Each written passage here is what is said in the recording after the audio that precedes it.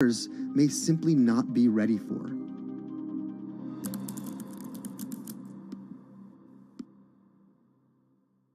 If your internet service doesn't have fast download and upload speeds, then you don't have high-speed harmony. You have... Americans on average pay about $70 a month for internet at home. But in rural areas, it could cost a lot more for a lot less service. So the pricing for a fixed wireless provider here can be something between $80 and $150 for about 25 megabits per second. However, gigabit service, which is 1,000 megabits per second and symmetrical, is running at about $119 a month or $130 a month. That's John Paul. He co-owns Spiral Fiber, an internet service provider here in Nevada County, California. And for the past 10 years, he's been trying to bring an affordable fiber optic network to town. It all started when he applied to be part of the pilot program for Google's fiber service. Across the country, civic boosters have been going to extremes, chanting, singing, Google in the morning, and marching, trying to get the search engine giant to look at their town. The internet these days is crucial to be in the world, to be a part of the world, and to be connected to your community. Google ultimately went with Kansas City, Missouri, which left Paul on a mission to get funding to lay out fiber optic networks for gigabit service. Over the next several years, he would attend conferences and pitch venture capitalists and apply for grants to make his vision come to life. One of the biggest roadblocks to building infrastructure for the internet here in the United States are the existing large providers. They have their land staked out. They would prefer that nobody come in and compete against them. In 2013, we applied for a grant. We went down and met with the commissioners at the California Public Utilities Commission. It was an arduous process to get funded, but we finally did against all odds. We got a $16 million grant, and then we went out to seek venture capital. Then, in March of 2020, the pandemic hit the world. Everybody got locked down, and everybody came home, and everybody started using the internet. And I remember seeing on one of the local fixed wireless providers' websites, they've said, hey, we know you're all staying home, but please don't use too much video, and please don't use too much bandwidth. And I thought, that doesn't work. The U.S. connectivity gap is far greater compared to countries that are considered its peers economically. Some developing nations actually have better internet than rural America, like in Kenya, which has a state-of-the-art fiber optic network fed in from their coastline. The American connectivity gap does largely affect rural areas that are either outside of service coverage or simply prohibitively expensive. This is Rebecca. She and her family moved to Nevada County just a couple miles down the road from David. They took for granted that high-speed internet would just exist in the area, and it's not something they even bothered to check on before buying their house. Turns out, all they got was dial-up. We wanted to move where we had a little more space, room for the kids to run around, just be out in the mountains a little bit more. Having come from a bigger city area where Wi-Fi is pretty readily available, we hadn't really considered that in our purchasing of the house, whether that would be an option or not. When school started, and now that we are remote learning with our children and we're doing everything from home, we didn't have the option to do that at our house. So every day when school would start, we'd have to pack the kids up and we'd go to my in-laws' home. They have a little cabin up in this area that does have Wi-Fi already. Rebecca's situation is the norm in rural America. According to data from the Federal Communications Commission, just 4% of urban Americans lack access to broadband internet. That's compared to almost 40% of people who live in rural areas. While that was the case, there were also racial and socioeconomic divides in terms of who had that access. In addition to that geographic difference, low-income African-American students, Latino students, and first-generation college students were more likely than others to have only one device at home that's shared among multiple siblings and or lack access to that actual connection. For most American towns, there's also a lack of competition, forcing internet prices up. And large providers like AT&T and Comcast aren't incentivized to expand service to these rural communities. This is how Xfinity makes life simple, easy, awesome. So in our area, we have a small imprint of Comcast, but they're not going to go out to the more rural areas. It's just not cost effective for them to do it as a large company. In order to lay fiber cable, you're actually physically digging trenches into the ground. And for internet service providers, they're primarily focused on maximizing their profits. And so the fewer customers you have, in any square mile and the more fiber you have to lay, that's just kind of harder to pencil out from a purely economic standpoint. AT&T released a statement on the matter, expressing the need and desire for government assistance to fund fiber optic expansion to areas deemed unprofitable. Comcast released a similar statement, encouraging more public-private collaboration on this effort. Federal agencies do offer grants to help communities build broadband networks, but many have argued that there's not enough flexibility on how to use these funds. The COVID-19 relief package passed by Congress in March and signed by President Donald Trump awarded $43.3 million to 51 projects on the East Coast alone. But it also stipulated that these projects needed to be up and running by December 30th. For contractors who plan projects months and years in advance, it's a scramble to rearrange their schedules to meet that deadline. So what we've been asking the federal government to consider is at least have, as long as the projects are getting started, knowing the projects are being put into place to expand both remote learning, working from home, and opportunities like that that are truly driven from COVID. We're moving as fast as we can regardless, but hopefully they'll give us some more time. Talking to John Paul, it's clear that he believes broadband is something that can transform a community and should be considered a public good. One of the first communities to come on in the United States with full-on gigabit service was Chattanooga, Tennessee. Now, they're a bigger city, but they're a city that was economically in a downturn. In the last 15 years, the city of Chattanooga has turned around in an amazing way. It's a nexus for young people to move to. It's a place where technology happens. It's not just about logging on to Zoom, to connect with your colleagues who might be in New York City. It's also your ability as a small business, operating in the town of Nevada City or wherever it may be to, quickly upload your payroll documents or something onto the cloud, or to quickly, swipe a customer's credit card. There's just some really basic business functions and mechanics that I think people in big cities really take for granted, and that are just going to be a much bigger challenge for small business owners in rural areas.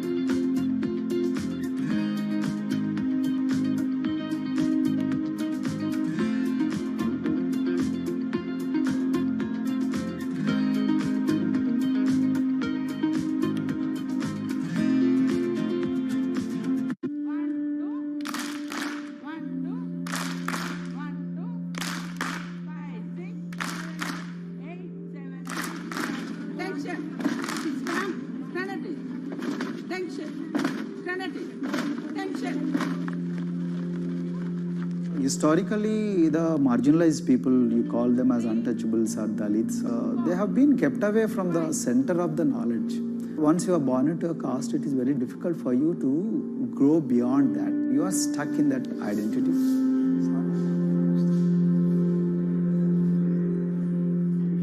I think education is the best way of liberating them. So that's how I chose to work in education sector.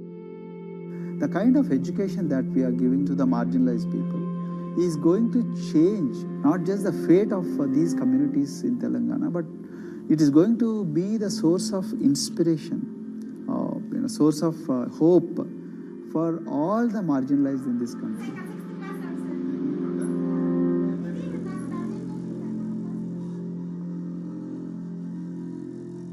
Greatest blight in India is the system of caste. For generations of Indians, the social code known as the caste system has defined how people earn a living and whom they marry.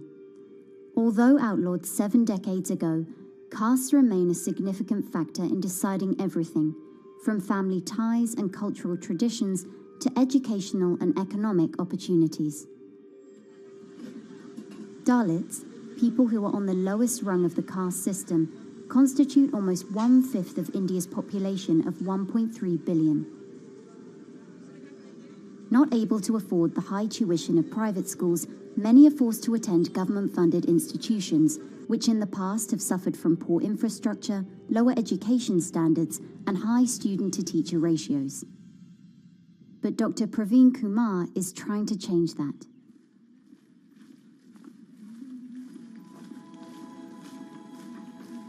I am currently working as head of Telangana Social Welfare Residential Schools. So totally above 400 schools I manage. These are all residential schools for the students who are historically marginalized but talented and then poor. My friend also Of them, 60% are girls and then 40% are boys, because girls are more marginalized among the marginalized. Their voices are always suppressed. My approach to improve the conditions in the schools has been put your eyes and ears on the ground always. Talk to the parents, talk to the teachers, talk to the students, stay in the schools and then understand their problems, their challenges, both in classrooms and then the corridors and the dorms. Then go to the dining halls and see what kind of food they are eating, and then go to their homes and then what kind of food they are getting and what kind of challenges the parents have. Very good. 9th class. One of the important changes that I brought in after I took over was to complete the transformation of mother tongue to English medium, because English medium, as I said, English is the language of emancipation, a language that connects you to the whole body of knowledge in the world. So we had to train a lot of teachers. refer to the dictionary also, okay, and find out the new meanings, as well as you're going to describe about. Hey, Ruchita, how are you? Hi, Sindhu. Fine, thank you. And how about you? I'm fine too. It's been a long. Identity is extremely important. There is a scientific evidence to prove that your sense of identity is extremely crucial to your growth as a successful human being in your life. If you accept an identity which is very humiliating, which reminds you of very painful past, I think that identity will not help you to grow. I'm not saying that you should forget your past. I'm not saying that, but that should not be the bubble in which you must live always.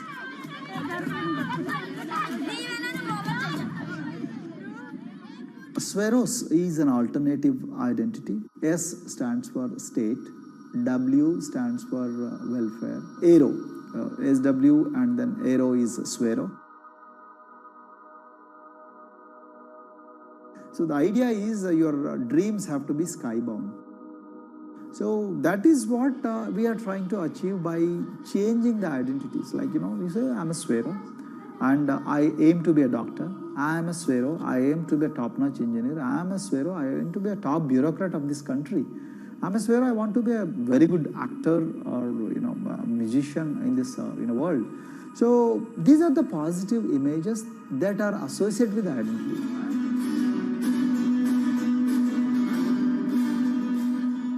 Just to give an example to you, in 2012, in our institution, we used to produce about 6 doctors per year.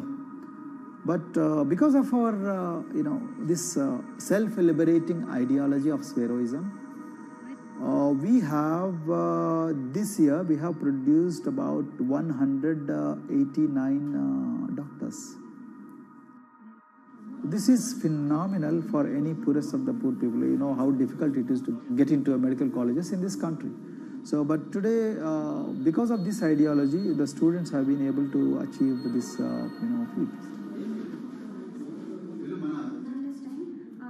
Pujita has been a farm laborer, and her parents themselves are agricultural laborers. And then this girl used to sell vegetables, but thanks to the residential education institutions, she came to the Gaulidoddi campus, and then she toiled very hard for 1 year, despite many problems. And today, I'm so happy to share with you that she has joined one of the prestigious medical colleges in the state of Telangana, Usmania Medical College, and then in future, she hopes to be a gynecologist.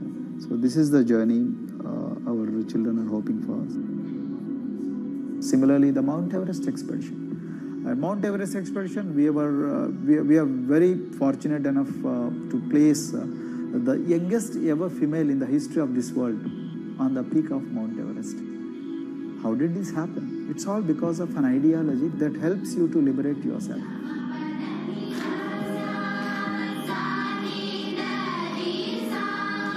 We brought a lot of extracurricular activities and most of them got institutionalized now. So for example, music.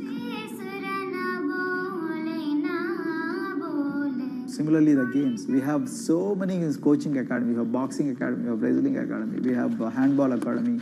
So we have, kabaddi, the traditional Indian sport. We have golf. We have introduced golf also. Like golf is generally played by so-called rich people, but today even poorest of the poor people also are being trained in golf in our schools. Wow. So our intention has been to give all 360 degrees, type of opportunities to the students, so that whoever is interested in whatever activity, they can go and then do it. Break the barriers, break the fence, at least mentally, because poor people have been programmed to be victims, programmed to be subjugated, programmed to be on the margins, always, programmed to feel inferior. We wanted to change on that. There are certain games which are exclusive to rich people. There are certain languages which are exclusive to middle class and upper middle class in this country. To put it in one word, the sole aim of introducing all these co-curricular activities is to break the stereotypes which are recklessly imposed on these people. Their stereotypes Dr. Kumar knows all too well. Born a Dalit, his grandparents were labourers and access to the village well was restricted. Dr. Kumar credits his parents' belief in the power of education with helping him realise his aspirations.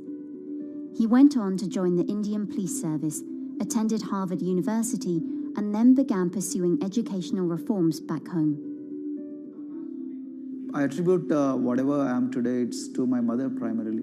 They educated me in the village, although there were no good schools. So then I stayed in social welfare hostels, the hostels which are managed by government for the poorest of the poor kids. I passed with reasonably good grades. Then I went to university and then I faced worst form of discrimination in the universities. Like there were, in those days I'm talking about, so the bathrooms and the toilets were exclusively meant for scheduled castes and scheduled tribes. We used to fight discrimination on one hand and then again, try to excel in academics, day in and day out. So that's how I came to education, because I deeply believe that education is the only important weapon that can really, place the poorest of the poor people from a very victimhood orbit to a prosperous orbit. I think in future, this is going to be a game changer for the marginalized in this country.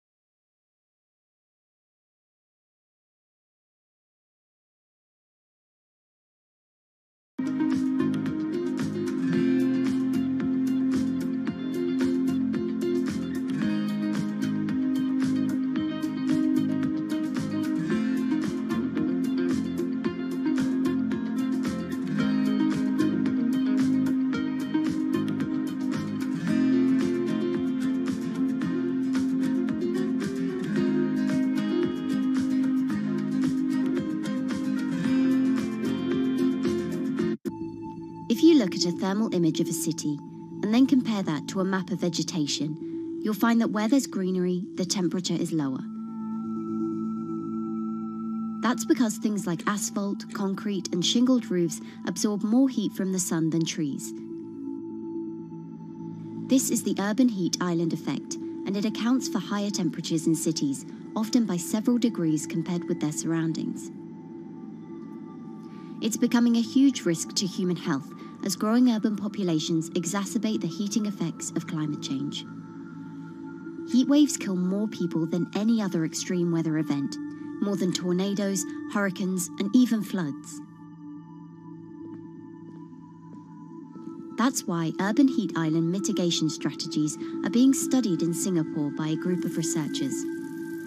The government-backed project called Cooling Singapore is now in the process of combining everything they've learned to create a digital tool that can help cities all over the world, starting with Singapore.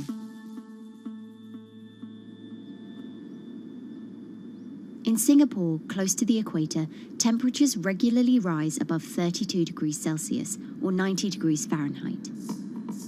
And the city structures only make it worse. And that is also the case for Singapore, which is basically a concrete jungle, more urbanized, more developed city. And even in Singapore, what you have is a situation whereby there's a temperature difference of 7 degrees Celsius between the more urbanized and the more rural areas. The government has taken drastic steps to keep temperatures down. This is Gardens by the Bay, an award-winning park, and inside this greenhouse is a pleasant 24 degrees. That's because the dome, along with 24 nearby towers full of thousands of people, is chilled by what's probably the world's largest underground district cooling system. It uses a large central plant that cools water and then pipes it into banks, residential towers, an exhibition centre, shopping malls, and the city's iconic Marina Bay Sands hotel and casino complex. So one of the biggest perks of using this system for the buildings is that they can save 40% in terms of electricity usage compared to your traditional air conditioners. And with Singapore relying on natural gas for most of its power, this new system means emission savings equivalent to removing 10,000 cars from the city's roads. That has big implications for the rest of the world. If things stay as they are, more than a third of the world's electricity could end up being used to cool buildings and vehicles by 2050. As the world gets hotter, gets warmer, there is a greater need for air conditioning and as well as refrigerators, for instance. And the more people are buying these household appliances, the more energy usage they use, and they release heat more, and that then exacerbates climate change. It's a vicious circle. And so since 2017, researchers at Cooling Singapore have been identifying design solutions that reduce our need for so much cool air in the first place. One thing many cities have in common, and that's the importance of vegetation. That's a very important measure to mitigate the urban heat because of the shading effect, of course, and the psychological effects of the vegetation, and also because of the possible evaporative cooling effect of the vegetation. Vegetation can be, of course, on the ground floor in form of trees and shrubs, and you can walk under them. This is the so-called canopy layer that the vegetation forms above us. But vegetation can also go up the facades of buildings, and it can go to the roof of the buildings. Luckily, Singapore has been striving for the garden city feel for quite some time. It was a vision initially introduced by then Prime Minister Lee Kuan Yew in 1967 to make life more pleasant for people. And today, Singapore is one of the world's greenest cities in terms of urban vegetation. Kampung Admiralty, a community centre that contains health facilities and social spaces, now provides more green space than the plot of land it was originally built on. It's topped by a roofscape of staggered terraces covered in local plants, which functions as a community park. And a village green in the centre that contains farm plots for residents to tend to. Park Royal on Pickering was designed as a hotel in a garden that doubled the green growing potential of its site. There's now 15,000 metres of sky gardens, reflecting pools, waterfalls, planter terraces and green walls. And the government has big plans as well. Singapore actually has a plan to plant 1 million trees and add more green spaces over the next 10 years. It is actually a mix of wanting to reduce the urban heat island effect, but on the other hand is also to get the people to be more connected to nature. But it's not enough. The city-state has still been warming twice as quickly as the world average over the past 6 decades. That's why Cooling Singapore has developed a catalogue of other potential heat mitigation measures. When you try to mitigate the urban heat island effect in a city or in any building, in a village as well, the first place to start is by shading of the windows. You have to keep areas clear so that the wind can move through it. Water of a certain depth can act as a very good thermal buffer. If you have to construct heavy buildings such as high-rises, at least you can make the surface, the facade, less heavy, and you can protect it from direct sun penetration. You have to make sure that no combustion engines will be in the city in the middle, in the medium to long-term range. So ideally, the electricity production is outside of the city, and you bring just the clean electricity into the city. You can at least minimize the use of energy in the city, and you can start to slowly convert the roofs, the facades of the city into production areas for renewable energy. In Singapore, unfortunately, this is a limited option, but in the long run, it could produce up to 20-25% of the energy, of the electricity needed in Singapore, if all the roofs and the areas in the buildings, on the facades would be used to do that. With so many different ideas, Cooling Singapore is also designing a virtual model of the city to test them out. It's called a Digital Urban Climate Twin, or DUCT, that will calculate how each element of the city's design will impact the urban heat island effect. That means we model not only the geometry of the buildings digitally, but also we model the transportation, the insulation, the temperature, the radiation coming from the sun, the weather, the local climate, the even very, very microclimate of the city, the water, the movement of people in the city.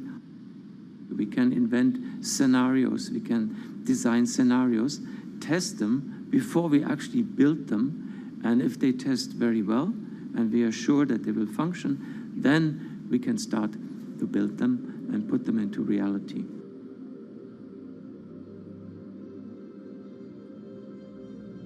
Singapore will be using this new tool to figure out which actions it should take next. And the model can be applied to any city, whether it needs to keep heat out or keep heat in, which will ultimately save energy, slow climate change, and improve our quality of life. So this is something that Singapore will be able to export, maybe even together with its city development systems that it already has. Singapore is one of the very few cities in the world that really combine this scientific approach with a very well-established urban redesign and urban design approach. Through its agencies and the combination of its agencies, it has achieved a lot in the past. If it keeps following the scientific path and the combination with the other knowledge in the city already, we think that it will be a very comfortable and very livable city in the future, even more than today.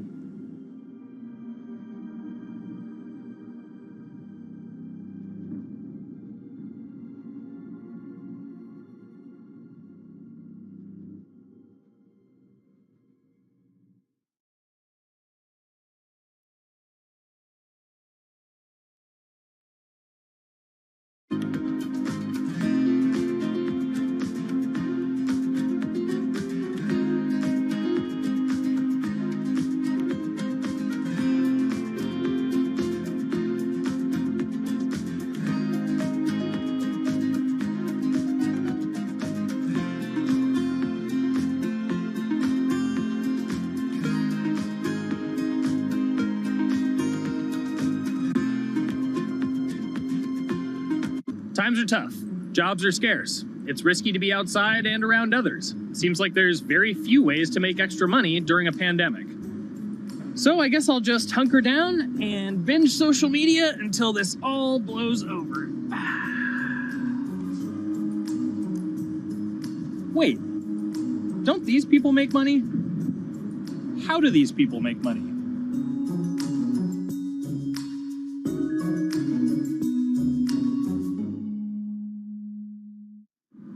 Streamers, YouTubers, Twitch stars.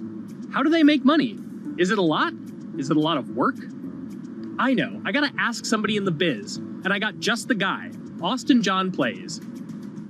This is your full-time job now, right? As of November of last year, yes. This was always just kind of like a side thing. Like, any money that I made from doing my videos and whatever else, I never touched that because I didn't really think of that as being like real money. And then it started coming in more and more. And then it was like I hit my first day that I broke $1,000 and I was like, this is actually going to be money.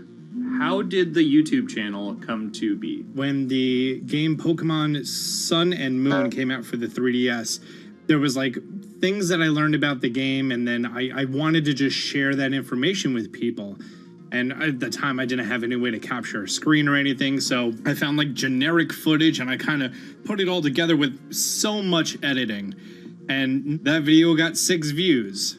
And then 2 days later, I made another one. And that one got 12 views. And then I just started pumping out more and more content, and people were like, this guy knows what he's talking about. It really just started building on top of itself. And then it was like, my channel really focuses on tips and tricks. So I play a straight 18 hours and I'll finish the game or get to about the 40-hour mark.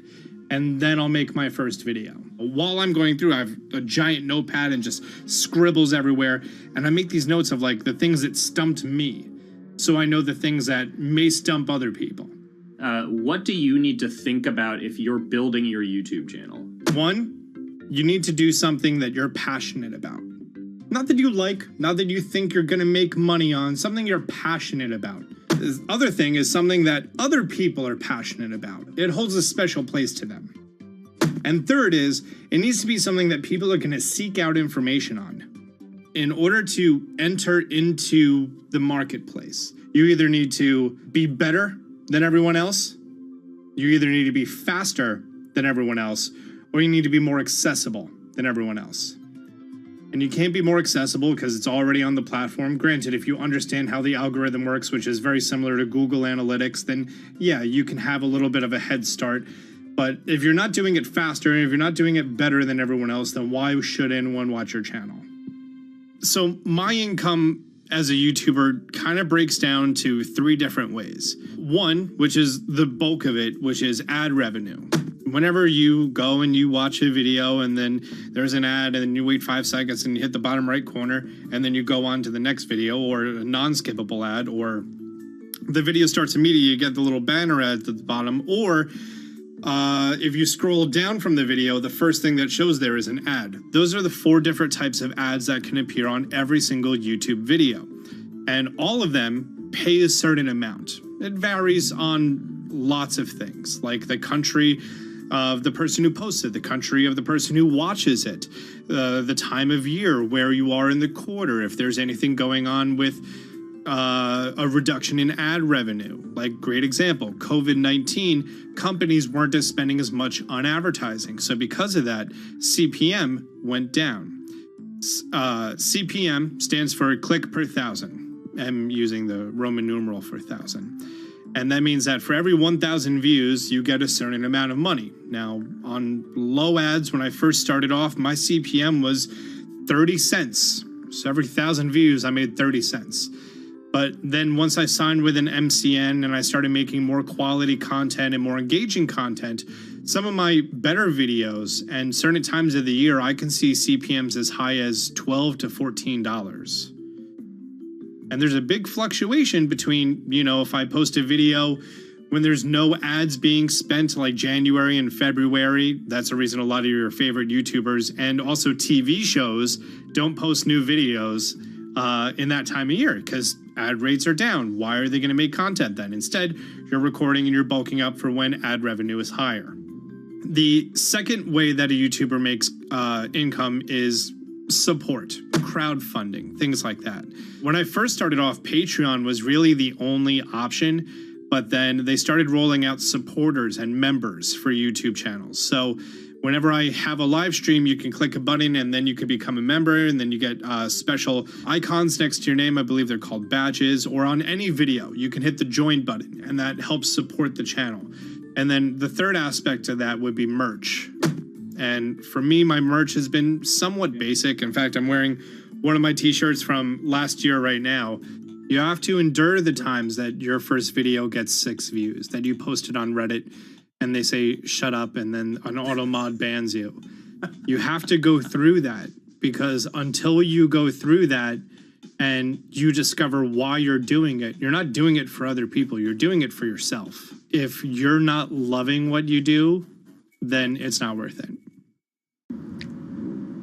Huh. So make a channel about something that I'm passionate about. Oh, sweet. I guess I can make the channel about that.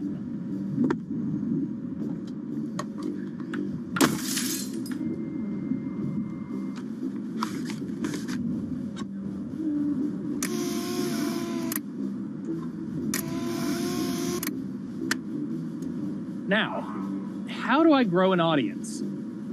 How do I get popular? It's all about diversification, right?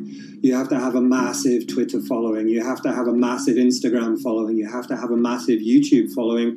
Of course, you have to be on Twitch, which is the key platform. But basically, any way you can get in front of your audience, you can engage with your audience, is going to drive those clicks, which ultimately drives the advertiser revenue that you get back from all of these platforms. It's me and Dan playing video games and talking in a funny manner over them. They're not just people who are good at games, they're actually people who are good at online engagement, online entertainment, first and foremost. You have the right to remain stylish. Anything you wear can and will be used against you in the court of fashion. The streamer is either very, very talented at the game. The best player in the game is generally going to draw a crowd because people like watching people who are very good. On the other hand, they're either very, very good or funny, charismatic, whatever it is on that side. Oh, no.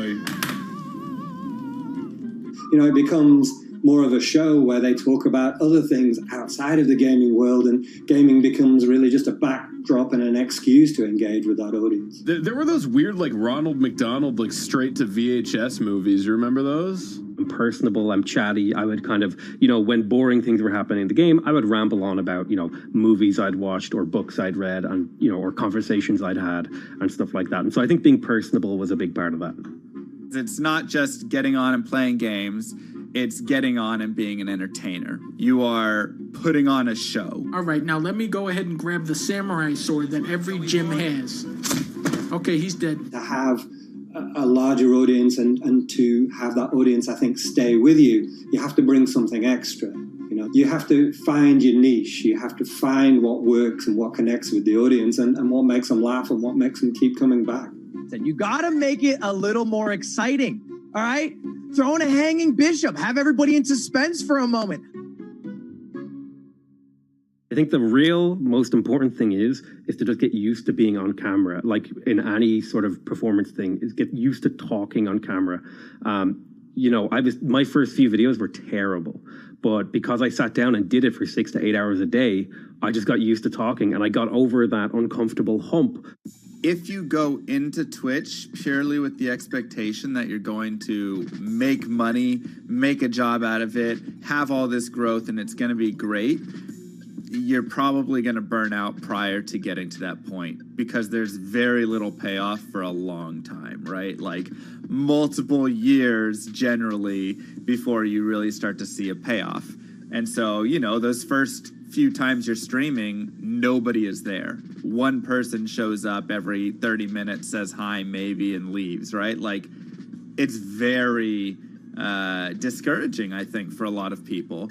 And so you have to be there just loving it. You have to love talking to yourself when nobody is around. You have to love just the game that you're playing, all of that stuff, because it takes a while. And I think a majority of people burn out prior to getting to the, profitable point of it. And there you have it. My very own YouTube, Twitch, Discord, and streaming channels all ready to go live. It's a veritable social media ecosystem just on the verge of thriving. So, don't forget to smash like and subscribe, and visit my Patreon for perks. Also, go to my merch page. And one last thing, stay cool, my friends.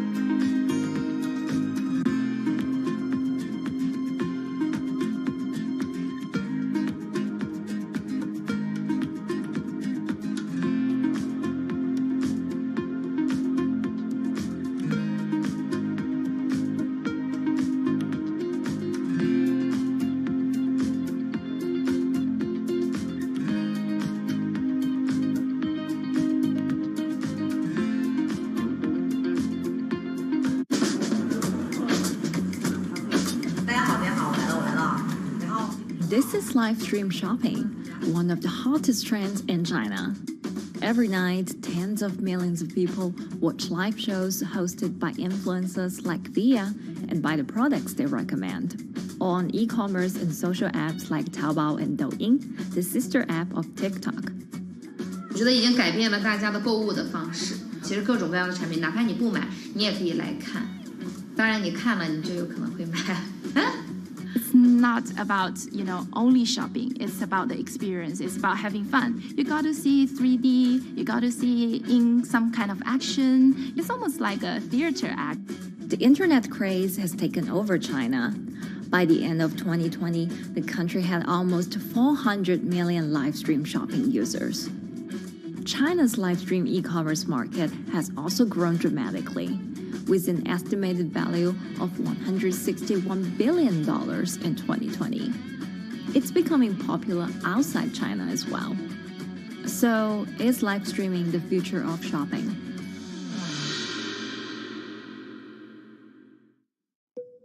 Live streaming is not a new thing. In China, it started in 2015 with the rollout of 4G.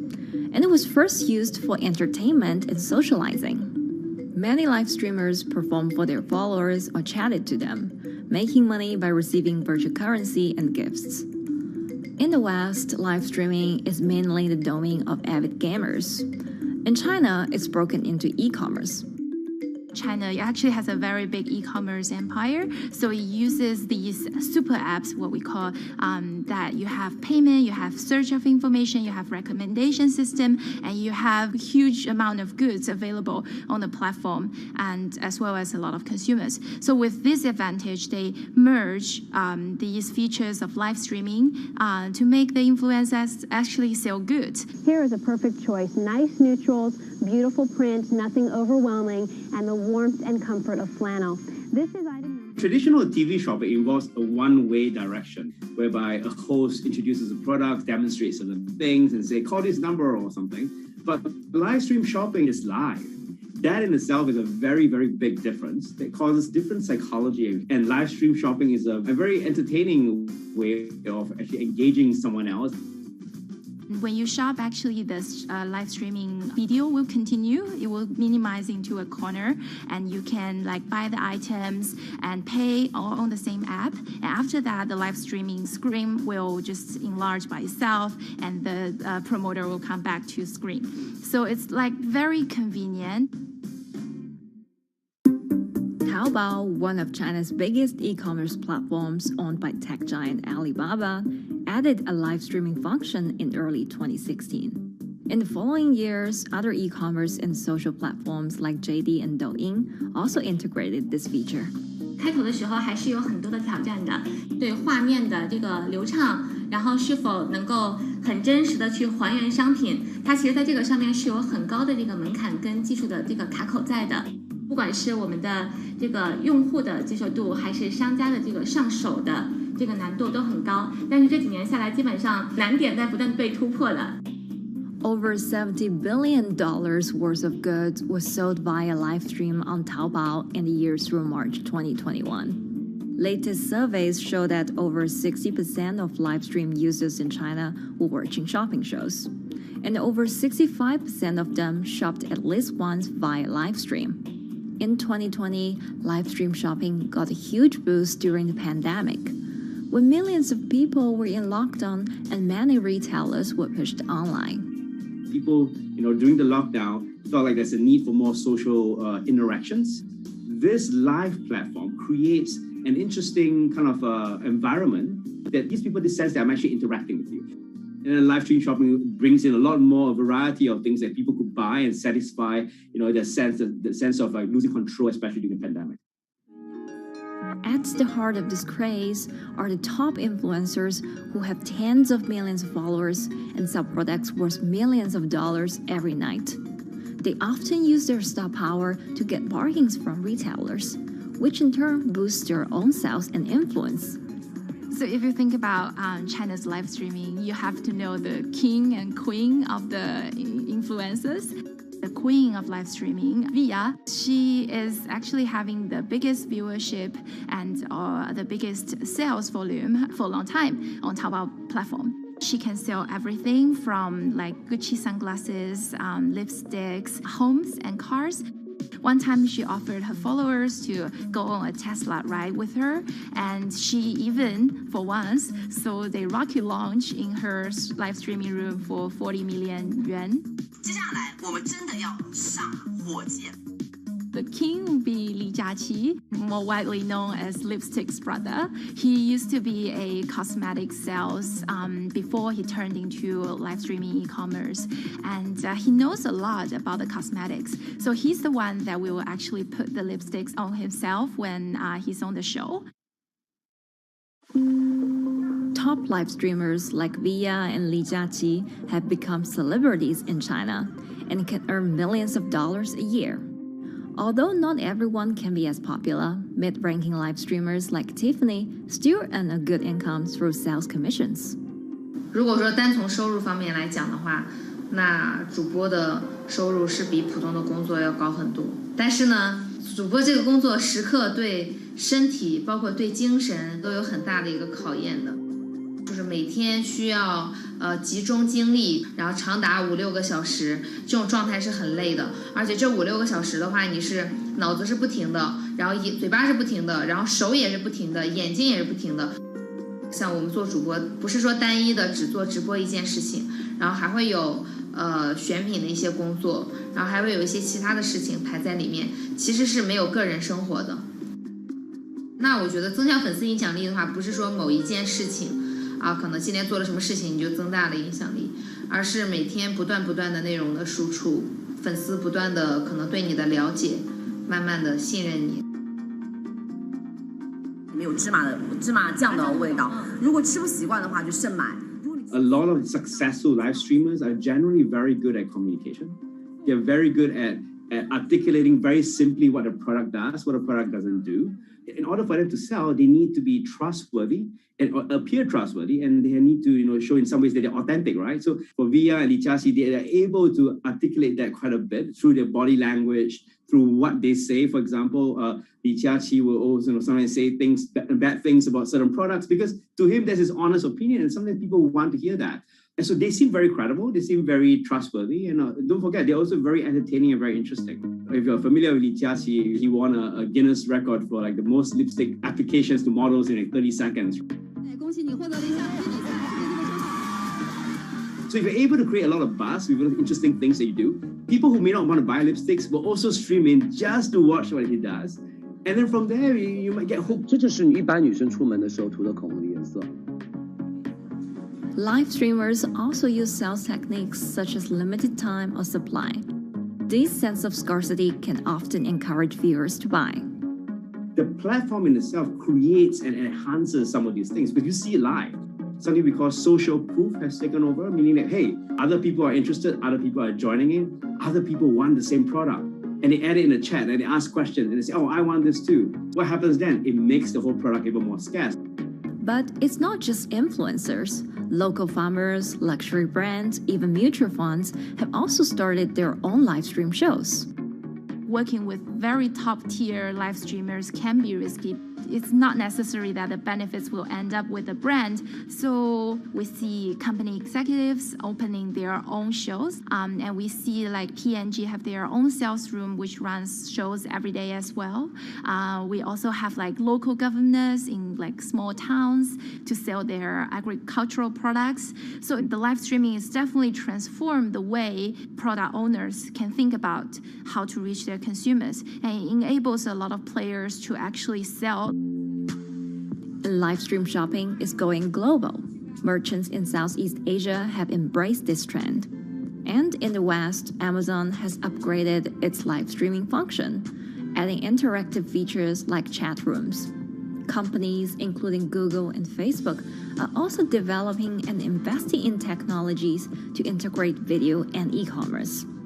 直播电商它其实已经开始成为主流，它未来的发展空间跟潜力都是巨大的。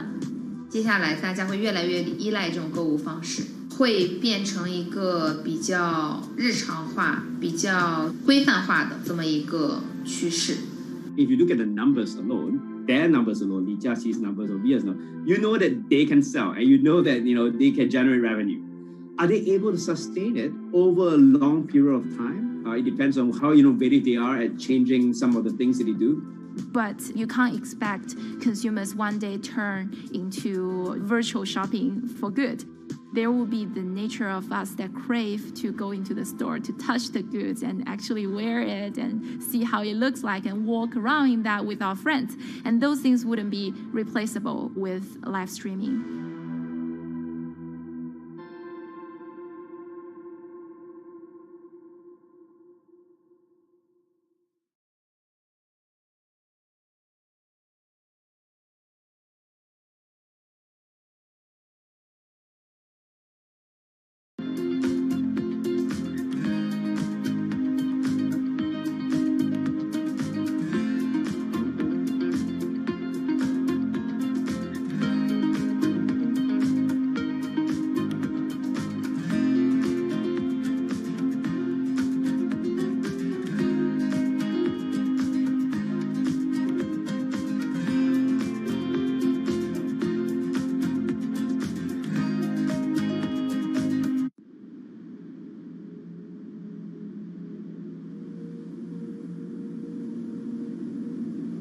You could imagine that the oceans are actually the largest battery.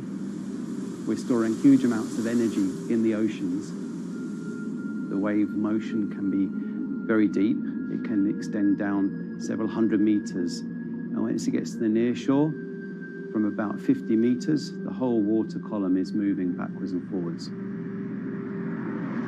As we search for ways to reduce our reliance on fossil fuels, some are looking to a largely untapped potential source of renewable energy. In theory, waves off the coast of the United States alone could generate over 2 trillion kilowatt hours of electricity a year, enough to power more than half of the country. Waves intensify and subside not as quickly as the wind, and that means that it can produce a smoother power generation curve. One of the potential advantages of wave energy is that it could act as a complementary source of power compared to other renewables on the grid if it were to be scaled up to commercial scale.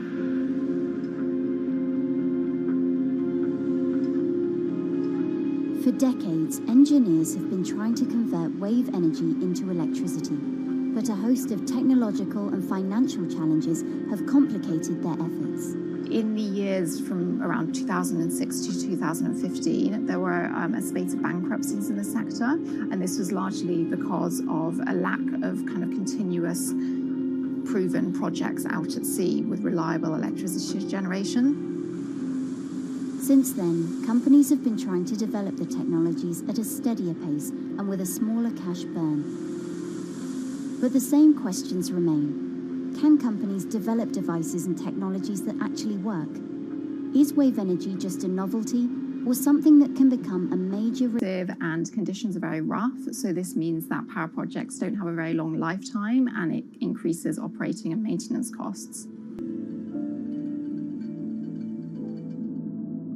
companies are focused on testing projects out at sea, proving their durability, trying to raise capital and bring down cost. The sector hasn't really converged around one single technology design, and companies are kind of undecided about which design works best.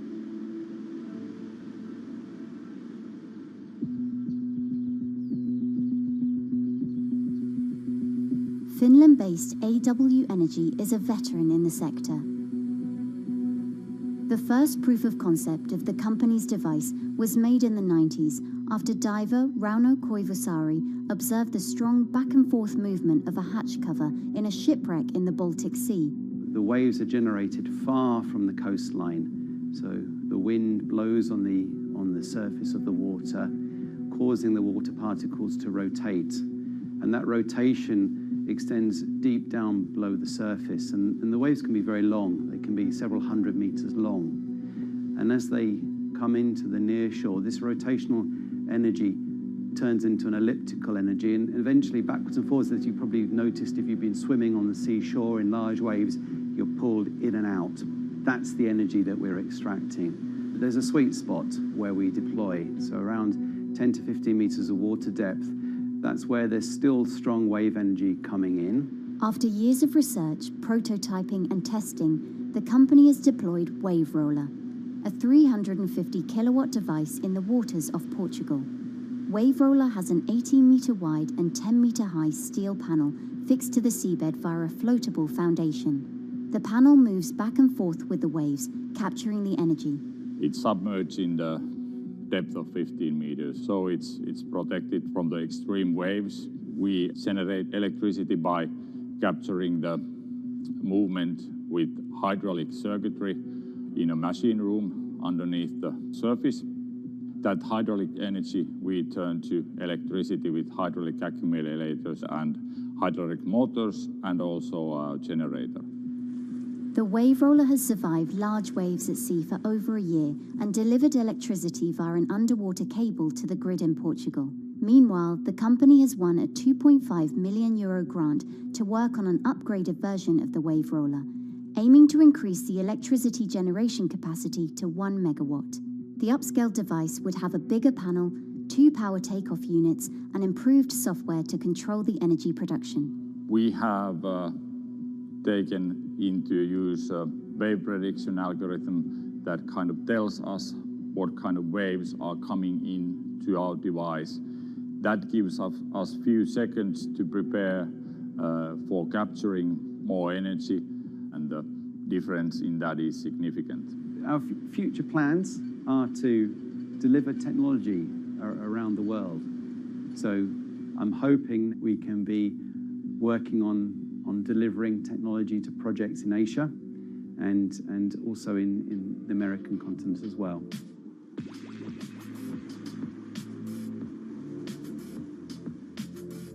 Meanwhile, Israeli company Eco Wave Power is taking a different approach to capturing the power of the ocean.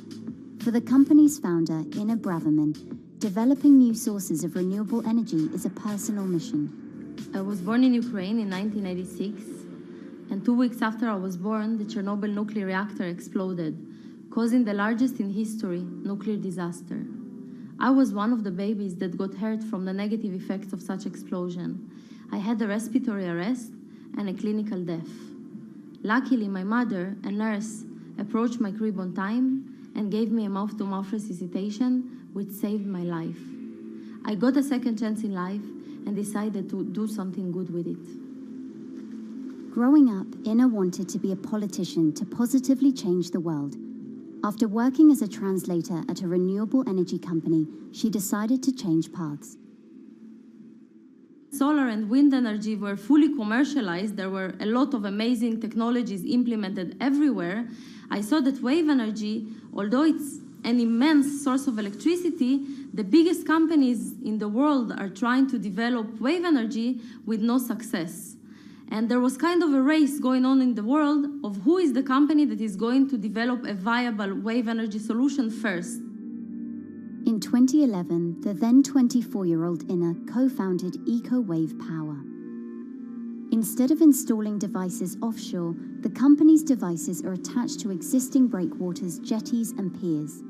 Our technology is very cost efficient, especially in comparison to the offshore technologies, because we don't need any ships, divers, underwater mooring or cables. We install on existing man-made structures, and all our expensive equipment, the generator, the hydraulic conversion unit, the automation, is located on land just like a regular power station. This is the EcoWave Power conversion unit that has been operating in Jaffa Port since 2014 until 2020. Here you can see how the technology works. Basically, the floaters are going up and down and pushing the hydro cylinders, which transmit biodegradable fluid into land-located accumulators. A pressure is being built. The higher the waves, the higher the pressure, which is used to turn the hydro motor, which is turning the generators. The whole system is controlled by a smart automation system, which you can see right here. And in case of upcoming storms, the system automatically raises the floater above the water level and keeps them in the upward position until the storm passes. The company has been operating a 100 kilowatt grid-connected device in Gibraltar since 2016, which is enough to power 100 households. Currently, Ina and her team are working on another 100 kilowatt project at the port of Jaffa in Tel Aviv. The project will be also the first time in the history of Israel that wave energy will officially connect to the electrical grid. And our goal going forward is to expand it to all suitable breakwaters in the city of Tel Aviv and to supply a significant part of the city's electricity needs. Today, engineers and entrepreneurs are still trying to crack wave energy. Globally, only a few hundred kilowatts of wave energy are deployed, compared with gigawatts of offshore wind. But the field has come a long way in recent years, and with the right engineering solutions, this new power source could eventually become competitive with more mature renewables like solar and wind. I would have a lot more confidence in the success of wave energy companies today as opposed to like 20 years ago. But in the next few years, or maybe the next couple of decades, it will be more likely to be used in remote locations like islands that are otherwise dependent on expensive diesel power, or out at sea on gas decommissioning rigs, or for powering underwater autonomous vehicles. So definitely, wave energy can compete with other renewable energy sources, but I personally believe that this is not a competition. In order to have a 100% renewable energy friendly world, we need all renewable energy sources to work together.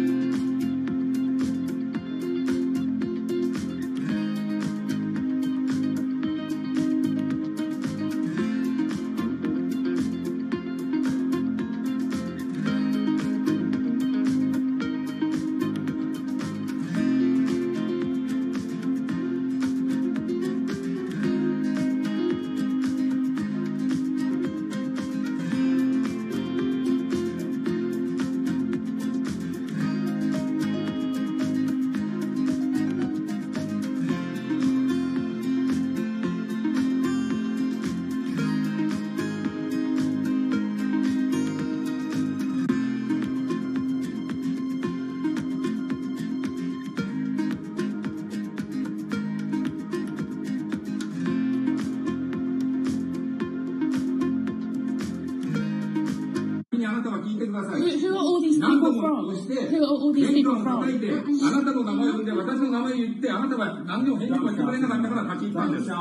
So can you please tell me? I'm not going to Please wait. You know, I've covered a lot of companies. I've covered a lot of Machiavellian companies where, you know, people play rough. I don't think I've ever seen anything on the scale of Nissan. He is making you, but you're like Vanessa. I mean, it's corrupt. The system is... One of the most dramatic elements was Ravinder Passi's home being raided by court officials in Yokohama. You scared my wife. You scared my children. I worked in Nissan for 16 years. So Rav Passi's journey into the darkest recesses of the Japanese corporate world started when he was the general counsel, the highest corporate lawyer position in the company. In the past few minutes, Nissan has revealed that its chairman has been arrested after allegations of serious misconduct. He was tasked with investigating Carlos Ghosn.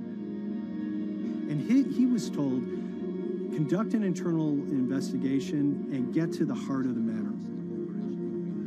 And then along the way, he started to notice serious conflicts of interest. He is one of the few people who knows an extreme amount of detail regarding the alleged crimes by Carlos Ghosn. And he's now ready to tell his own story on the record about some of the events that happened.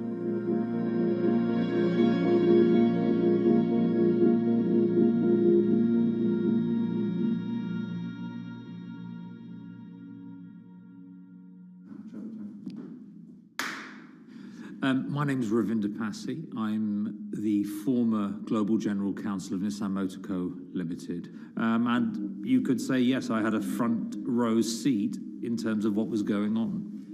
When Carlos Ghosn saved Nissan years ago, he was depicted in Japanese comic books as this hero, and now maybe we'll see comic books where he's the villain. In corporate Japan, Nissan was quite an unusual company. It was led for 2 decades by a non-Japanese executive. Well, Carlos Ghosn was a hero in the Japanese business world. If you had a global business celebrity in Japan and worldwide, it was definitely Carlos Ghosn. In a country with few foreigners at the top, he stood out. But over the years, he saved Nissan from bankruptcy, allied with Renault and Mitsubishi, and turned the alliance into one of the most competitive in the world. Yet as the years went on, you know, I think his ambitions changed a little bit. He started thinking about legacy plays, and one of them was to really tighten the alliance between Renault and Japan. And unbeknownst to him, there was a contingent of senior Nissan executives that were really felt threatened by that move.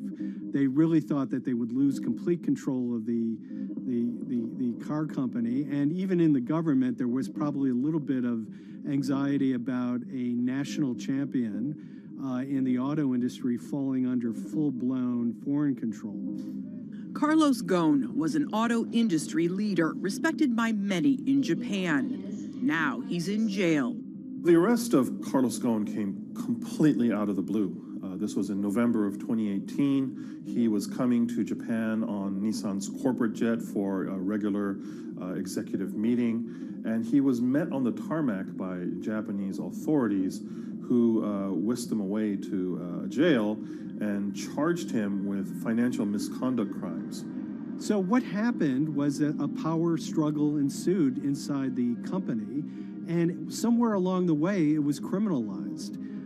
By that I mean that there were allegations leveled at Carlos Ghosn about the way he reported his pay to Japanese authorities, the way he handled money inside the company, that in other contexts might have been a board action, might have been handled internally.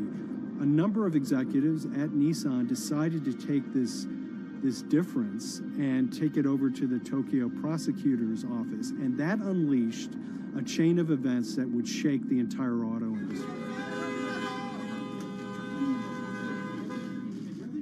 So after Carlos Ghosn was arrested, Nissan launched an internal investigation into the events that led up to his arrest. So Rav Passi was tasked with investigating Carlos Ghosn. And he was told, get to the heart of the matter, find out what Carlos Ghosn did wrong and bring it to our shareholders. It's really complicated because you had various things coming out of the weeds. 2018, the investigation has started, and we become aware of matters in terms of conflicts, actions by certain individuals that cause some concern because things might not quite be what they seem. So in our story, we really took a close look at Harinada and his role in Carlos Ghosn's downfall. Harinada is one of the most fascinating figures inside Nissan. He's also a lawyer. He's originally Malaysian. Hello, Mr. Hadi. And he had a meteoric rise through the company and became very, very close to Carlos Ghosn and other top figures. He had a front row seat at all the major strategic deliberations at the company. And when he discovered that Carlos Ghosn, as his final legacy play, was going to tighten the relationship between Renault and Nissan, he made a decision to go against Carlos Ghosn. And he became one of the key figures that decided that Carlos Ghosn had to go.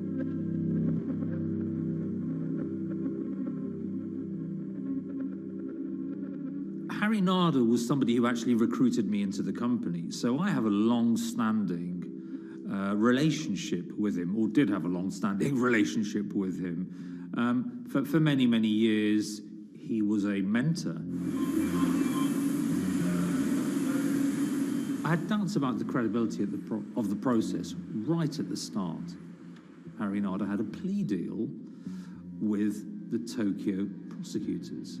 Now, that suggests he was intrinsically involved in some of the wrongdoing, or the allegations of wrongdoing, and it just didn't smell right, just doesn't sit right. So there was a basic conflict of interest. In other words, Harinada had to deliver results to Japanese prosecutors to avoid his own criminal liability, and he's accusing and leading the investigation of Carlos Ghosn. Some of the people who had been involved in the original alleged crimes were also looking into the affairs themselves. Ravinder Pasi began pointing out some of these conflict of interest issues. And the reason for that is essentially his concern was for the company. If the company's own investigation into itself was compromised, that could lead to a very weak position in various lawsuits that it was dealing with across the world. I had discussions with Harry, discussions with the statutory auditors about these conflicts, discussions with HR about some of these conflicts, because at that point, we reported into him. You know, at the time, everything was quite, as you can imagine, it was, we've got to do this, we've got to do that, we've got to move fast. But when you step back and look at some of these things, you just think, my God, what was going on here? Because me, members of my team, were being placed in immediate danger. Your chairman's been arrested, a representative director's been arrested. They both happen to be foreigners. And then now what we need to do, we're being instructed to do, is certain compliance professionals need to go into properties in Brazil, for example, and retrieve evidence. They've got to do it very carefully, because if they don't do it carefully, they're going to get convicted of criminal activities. And likewise, when a team of lawyers were commissioned to go to Lebanon, I mean, one of my immediate concerns was, why are lawyers from Nissan being sent to go to Lebanon to retrieve evidence? These are just lawyers, they're corporate lawyers from Nissan. You had revelations that a number of executives had benefited from share appreciation rights when they shouldn't have. I mean, you know, substantive amounts of money being taken by these guys when they weren't entitled to take them. And you do think, yes, how is this going to look later on? It's going to look quite concerning. So that triggered for me the sort of assessment that, well, I'm going to have to do something, because up until this point, I haven't put down on paper these conflicts and these issues.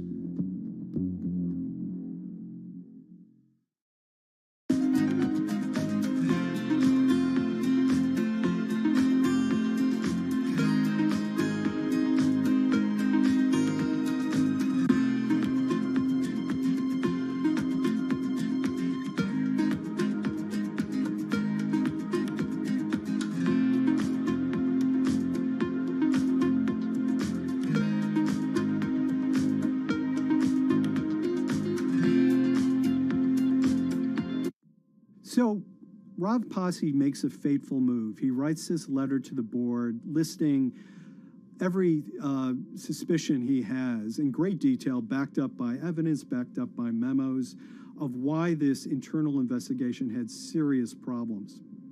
He sends the letter to the board, and it's crickets. He doesn't hear much of anything. Nothing happened thereafter. Nothing at all. Just like it just gone into a black box. And he began to suspect that there was a desire, even at the highest level within Nissan, to kind of sweep these conflicts of interest under the rug.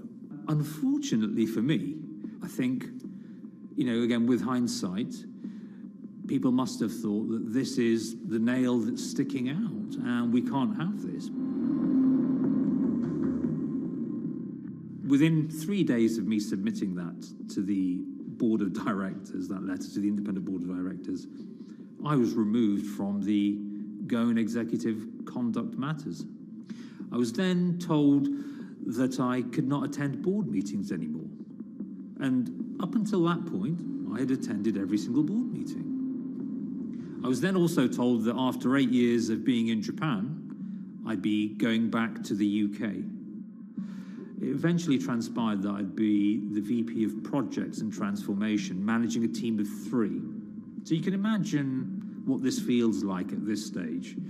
Almost an arbitrary removal from Japan, where I've lived for 8 years, had 3 children there, my family has grown up, and we've been settled there, having a few months earlier been promoted to vice president at a global level, to being almost demoted. So Pasi was essentially being reassigned to get him as far away from the internal investigation as possible, and also to a certain extent in retaliation to some of the issues that he brought up regarding the internal investigation and Harinada.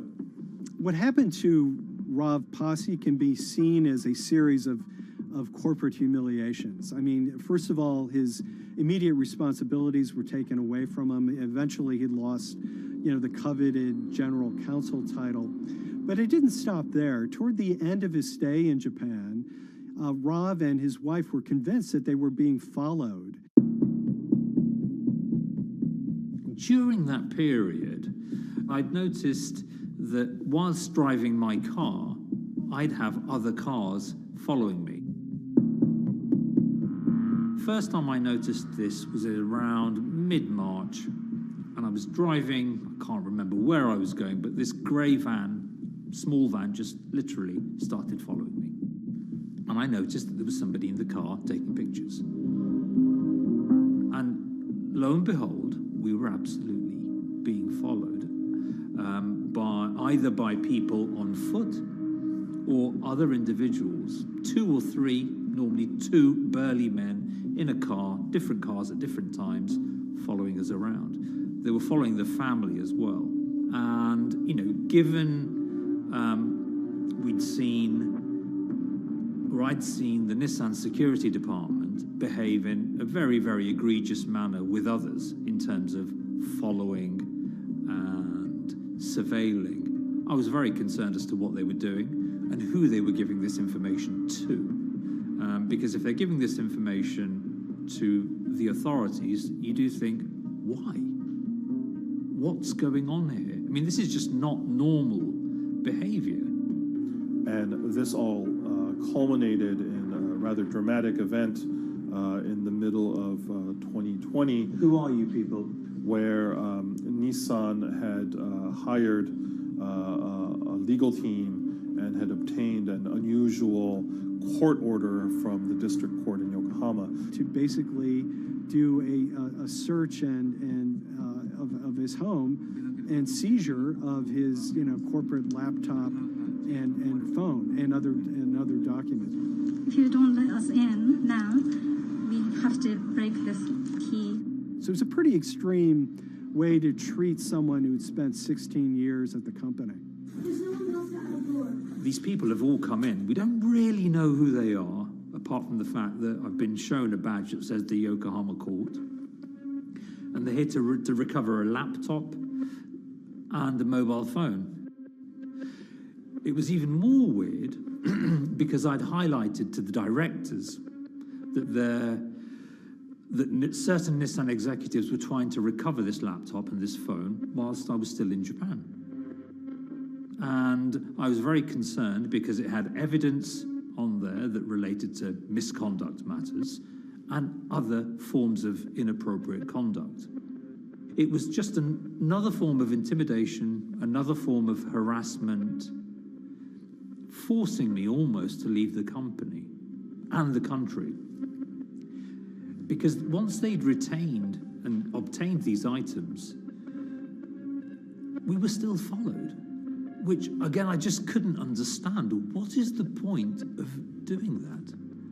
This isn't a car company. This is not the KGB.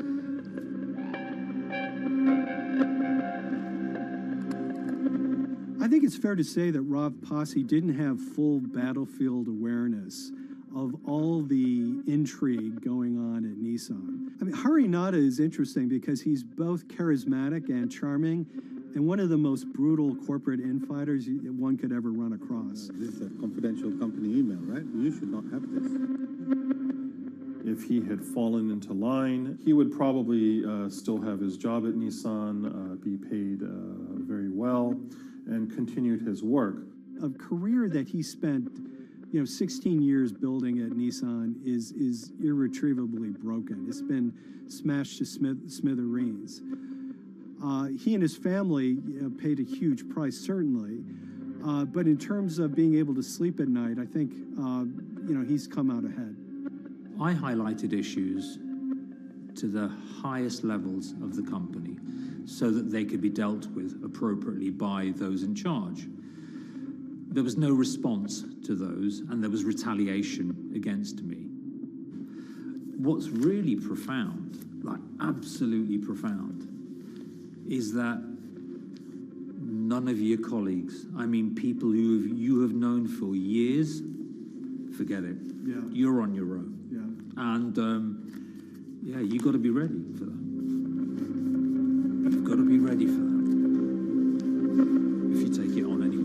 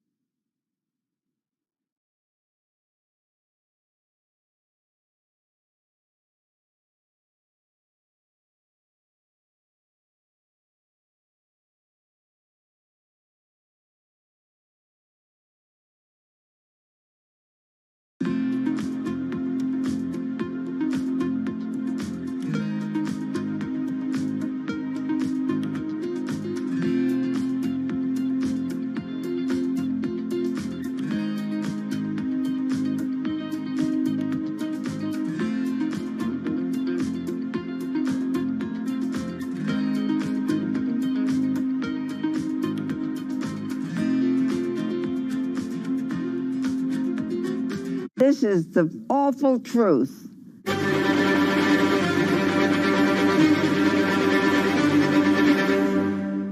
There's always someone in the family that's pushing it.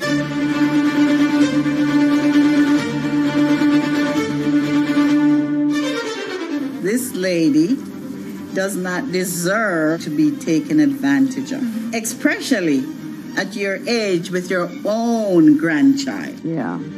My grandma is having to sue them. I'm testifying against them. Nobody's talking. They're one floor below right now. I get afraid to go on the elevator. It's sad that it had to devolve to this. It's like a soap opera It's a to very me. sad thing. It's a family feud. A family feud. Here's a family that, on paper, you would think has the wealth that so many people seek, yet at the end of the day, it seemed to sort of rip everybody apart.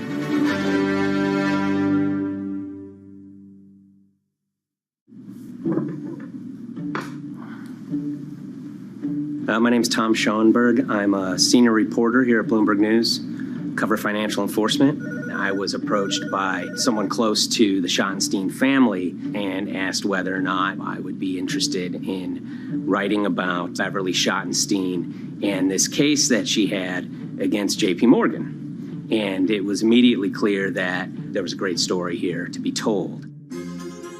So I started just, assembling all sorts of documents that the family made available to me. That included a diary that Beverly had begun writing when she started having suspicions about what was actually going on with her money. Beverly obtained her wealth from the Schottenstein kind of retail empire that has at times included Big Lots, Value City, American Eagle Outfitters, DSW Shoes. Beverly's husband died, and at which point they sold off their portion of the company, bringing them an enormous amount of wealth in around 1990. Estimates of her wealth were around $90 million.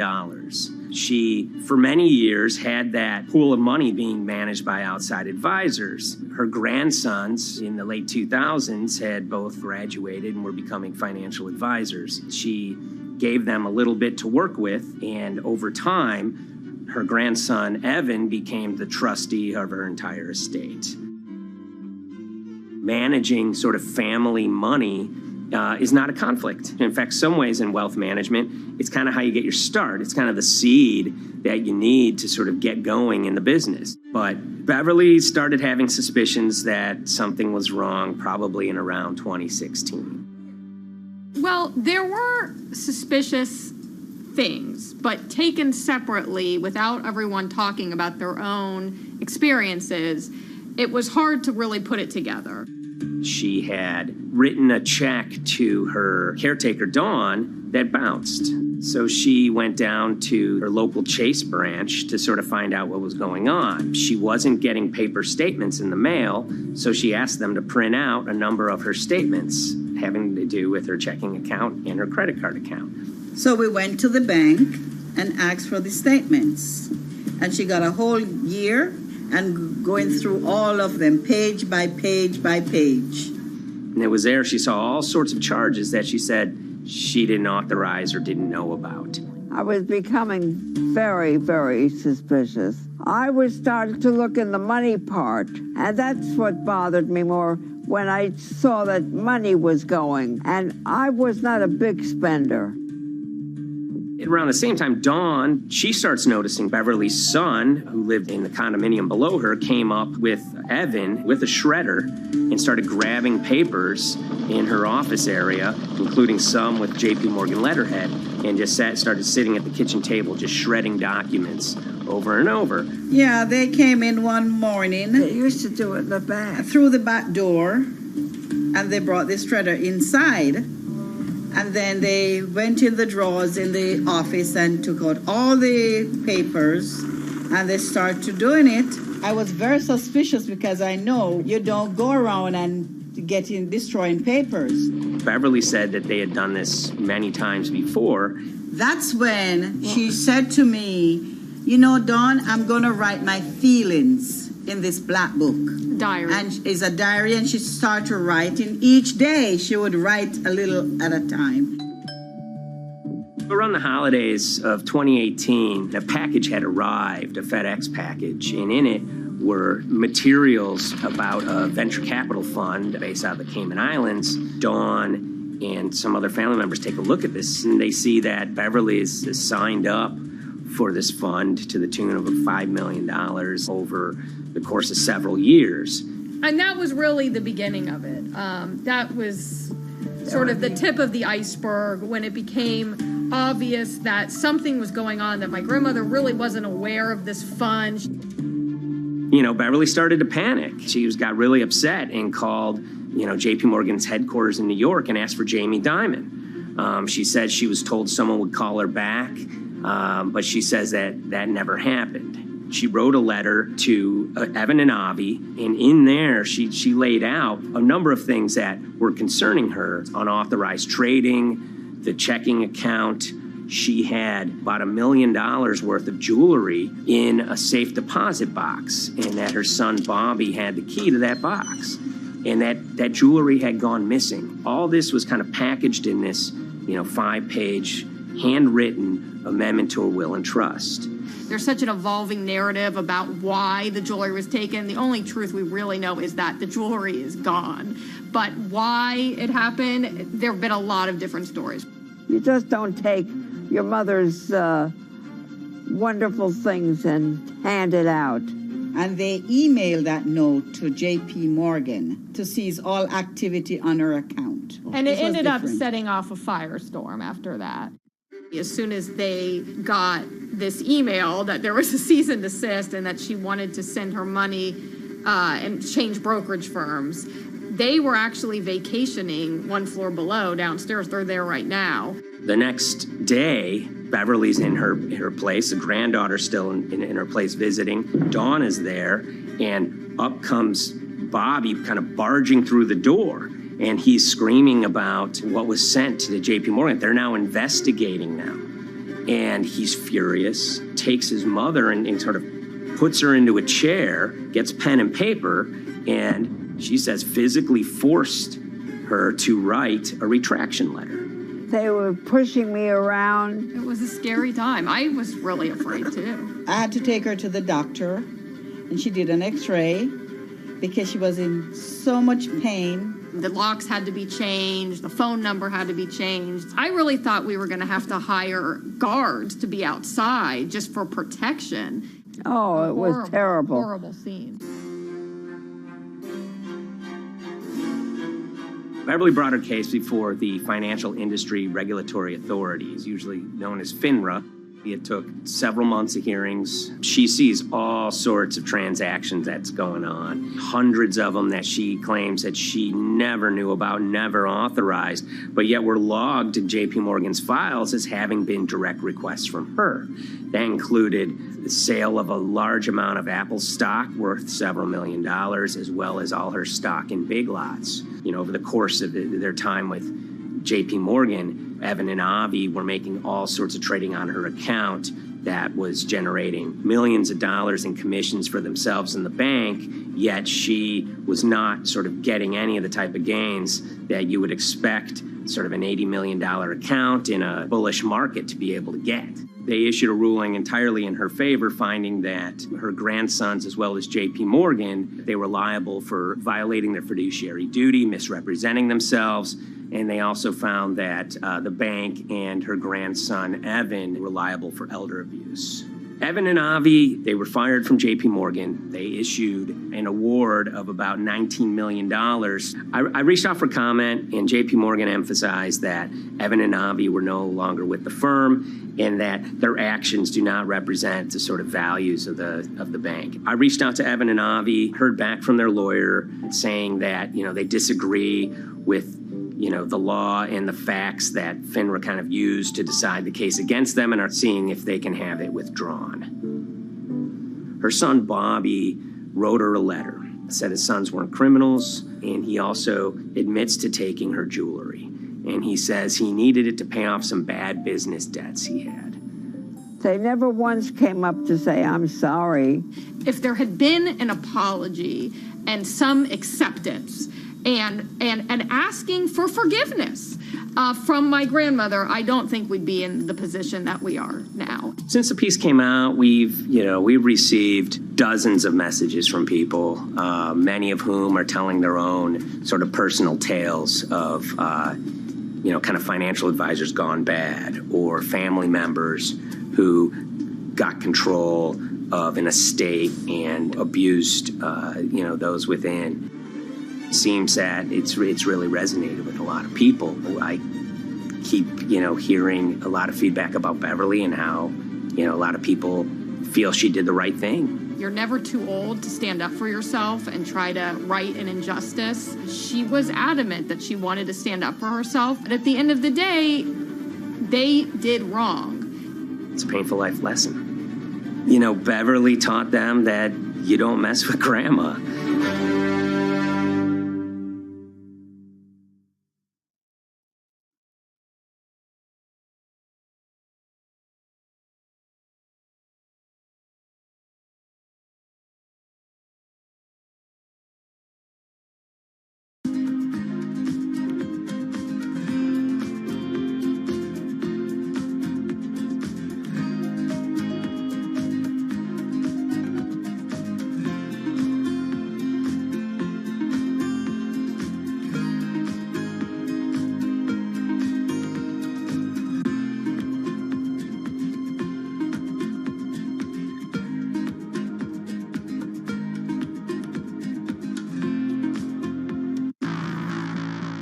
On April 20th, oil markets did something they never had before, and they crashed, went into negative territory and closed the day at minus $40. Meanwhile, in a place called Thaden Boyce in Essex, a group of 9 traders, led by a guy called Cuddles, made $660 million over the course of a couple of hours. The price of oil has collapsed to a record low.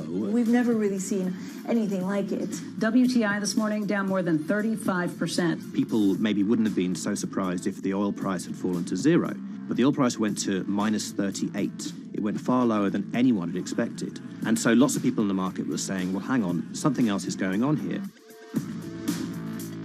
A couple of months later, I started to get wind through a kind of network of sources that a tiny firm in the outskirts of London had made a huge amount of money that day and potentially had some part to play in what happened.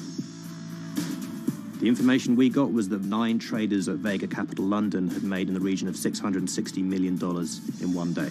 As a group, I think they made as much money in one day as Apple makes from its international sales in one day. I mean, it's an insane sum of money. Did they pull off a fantastic trade? Did they predict the way the market was moving and get it absolutely right? Or was there something else going on, and had they actually done something that breached market rules in a bid to sort of push the market? And that investigation is ongoing.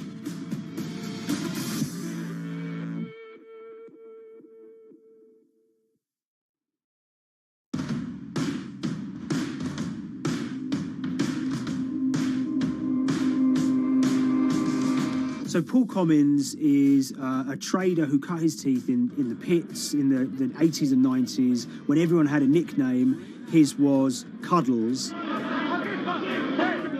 If you can imagine, that was a very sort of cutthroat type of world where people are doing, hundreds of thousands and millions of dollar trades by shouting at each other, giving hand signals, and then sort of scrawling on scraps of paper. The culture of the trading pits in London was very influenced by the working class guys who became traders there. They weren't like the city bankers that had gone before them. They weren't usually Oxford or Cambridge. They didn't wear Savile Row suits. They were ordinary working guys who happened to have a talent for trading. And a lot of them came from Essex. I think it was 400 traders in the pits, and Cuddles in his oil and gas pit was described to us as amongst the top 3.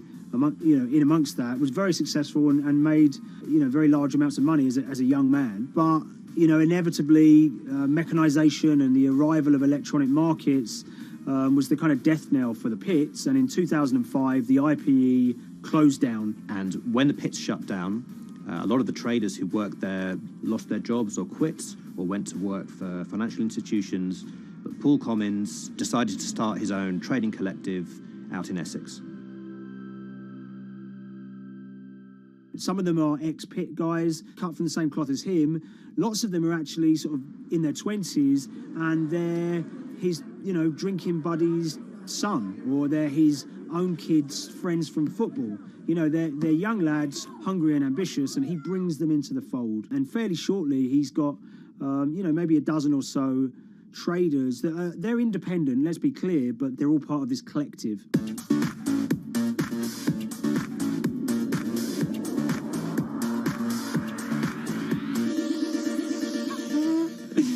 Yeah, I'll let Liam deal with Essex. I am from Essex, so I feel like I'm free to, to get into this. Sweet, as they say. If you were to ask someone in Britain how they would imagine a kind of Essex person, they would see someone who's maybe slightly flamboyant, with a sort of Cockney accent, a sort of Guy Ritchie-style accent. Not afraid to splash the cash, but it's probably pretty bright and has done well for themselves. Don't even make sense, does it? But, these guys, they drove around very nice Rolls Royces and Bentleys. They went to places like Marbella on holiday. Thaden Boyce is a very wealthy place. You have to have considerable income to be able to afford to live in that village. It's a really nice place to live, and it's 20 minutes tube ride away from the city. Earlier in the summer, we have this lead, which is that there's this tiny firm called Vega Capital London, and they were the biggest winners from the biggest oil crash in history. Anyone that covers markets is going to be surprised about that. You're thinking your BPs of the world or your Glencores, but it's this tiny firm. And one of the big challenges that we had was actually finding out who worked with Vega Capital. It wasn't immediately obvious, and at first we had absolutely no idea. If you go to the Vega Capital website, it says it's under construction. If you do basic online searching, it's very difficult to find anyone who's publicly connected to the company. So inevitably, we're incredibly curious at this point. Like, who the hell are these people? The more reporting we did, the more it became clear that this group were connected socially as well as professionally. They went to weddings together, they played golf together, they would go on holiday together. We found out that a number of them were members of the West Ham Supporters Club in London. A few of them started companies together, so you could see all the connections between them and start to see a distinct group emerging. And it really just was this kind of shock that, this wasn't just like a hedge fund or a firm you'd never heard of. This was actually a group of buddies who all had the same experience on this day and had all made a huge amount of money. So if you're an oil trader, there's a number of different ways you can trade, and probably the most popular is WTI futures contracts. And it's basically a contract that says, I'm going to buy 1,000 barrels of oil from you at this point in the future, or I'm going to sell 1,000 barrels of oil to you at this point in the future.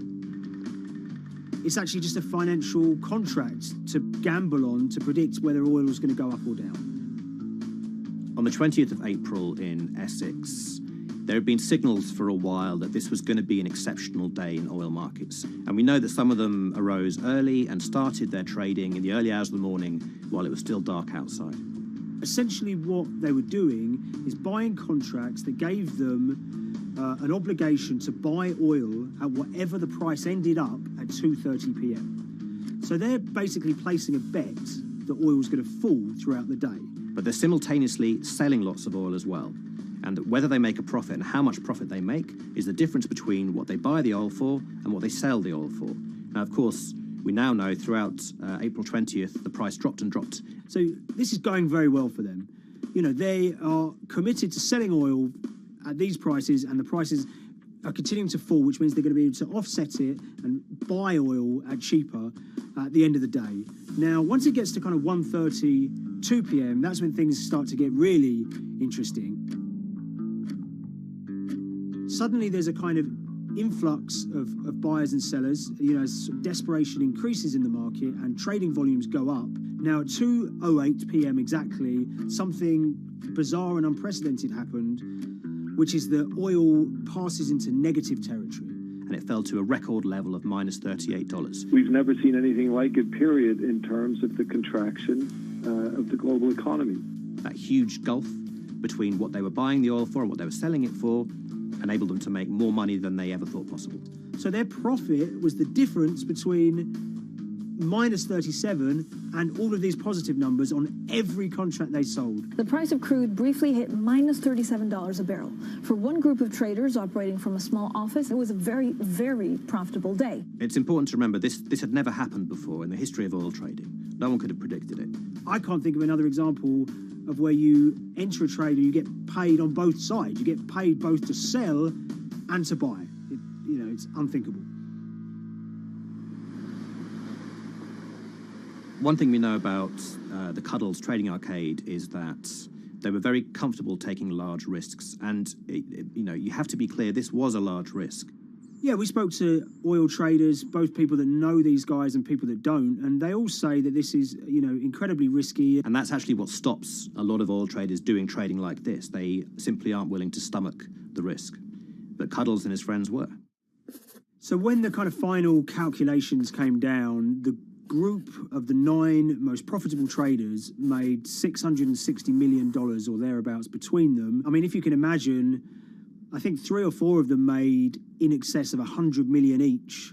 One of the astonishing things about this trade is that 2 of the individuals who made more than $100 million in a single day were in their 20s. One of them was 22 years old. Only a few years earlier, he'd been posting on his social media about doing teenage stuff with his mates in town and going to see girls and rap music. And here he is a few years later making $100 million in a single day's trading. When me and Liam discovered that, we couldn't believe it. We couldn't believe what we were seeing.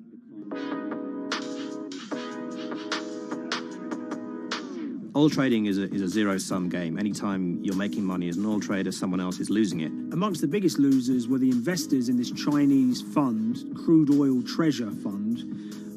There were thousands of them, and they lost everything. Lots of people had put their savings into oil funds. They lost money that day. Big banks and brokers who sort of stand in the middle of trading parties, they lost money that day. And another interesting thing is that oil-producing countries like Kuwait or Canada, they sell oil as an average of the WTI closing price over the preceding month.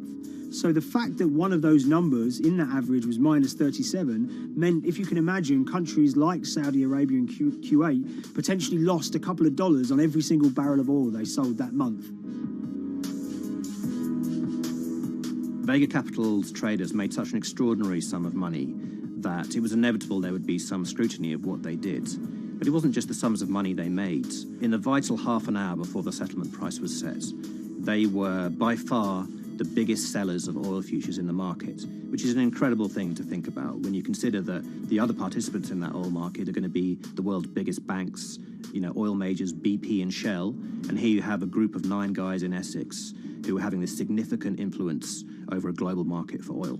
I mean, I think you have to assume that if these guys had made $7 million or $10 million, they probably would be celebrating in Essex right now. But the fact that they made closer to $700 million has meant that they are facing understandable scrutiny. We wrote individually to all the Vega traders who did exceptionally well that day, and we got a letter in response from a law firm representing the group. And the law firm was at pains to point out, number one, that they haven't been accused of any wrongdoing, that they all traded independently and separately, and they'd basically all made up their own minds that this was what was going to happen in oil markets based on publicly available knowledge, and decided to execute this trade. What I love about these stories is there's a real variance of opinion, and some people will look at what happened and think that must be dodgy. They all traded at the end of the day. They all made a huge amount of money while all these people lost. That's shocking. But lots of people say these guys are at acute disadvantage. They're in a market that's inhabited by, huge technology-driven funds and firms and oil giants that have got all the advantages in the world, and when you get a bunch of Essex geezers who essentially beat the market and find a way to make a huge amount of money, they should get a pat on the back, really, because that's the dream. Since this happened, a lot of the guys have stopped trading the monthly settlements that they'd done so well at in the past. Several of them have set up new companies. They've essentially gone very quiet. Any kind of social media presence they had has kind of closed down. By all accounts, they're, waiting this out. It's certainly too early to try and predict how the regulatory investigations are going to pan out. We just don't know. There's a number of potential outcomes for these guys. Potential punishments if there are any findings of manipulation against Vega or anyone affiliated with it might be you could be fined, you could be banned from trading, and in the most extreme cases there have even been criminal prosecutions in the past of people who have been found to have been manipulating the settlement and misconduct related to trade at settlement. There are other outcomes too. One obvious one is going to be that they're able to walk away from this life-changing trade with all the money that they made and celebrated as heroes in the trading community. That they'll go down as legends.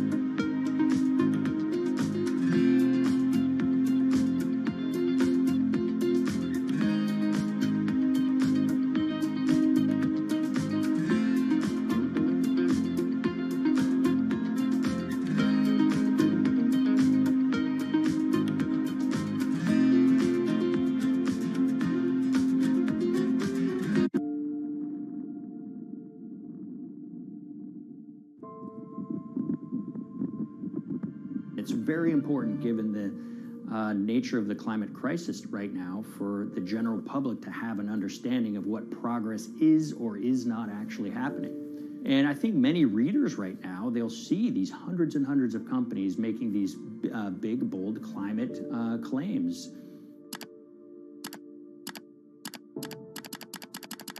And they would be forgiven to think that we're well on our way to meeting the emission reduction trajectory we need to be on. And the reality of the matter is we're just not on that trajectory. And a key reason for this sort of disconnect is the use of offsets that aren't doing what they claim to be doing. We have a massive potential for sort of willful blindness. We can convince ourselves of things regardless of what the facts are. And so that's what tends to happen in these cases. It's not that anybody is setting out to commit climate fraud. They sort of walk themselves into a situation and they convince themselves of one thing, and that allows them to convince themselves of another thing. But at the end of the day, they're doing something that makes no sense at all.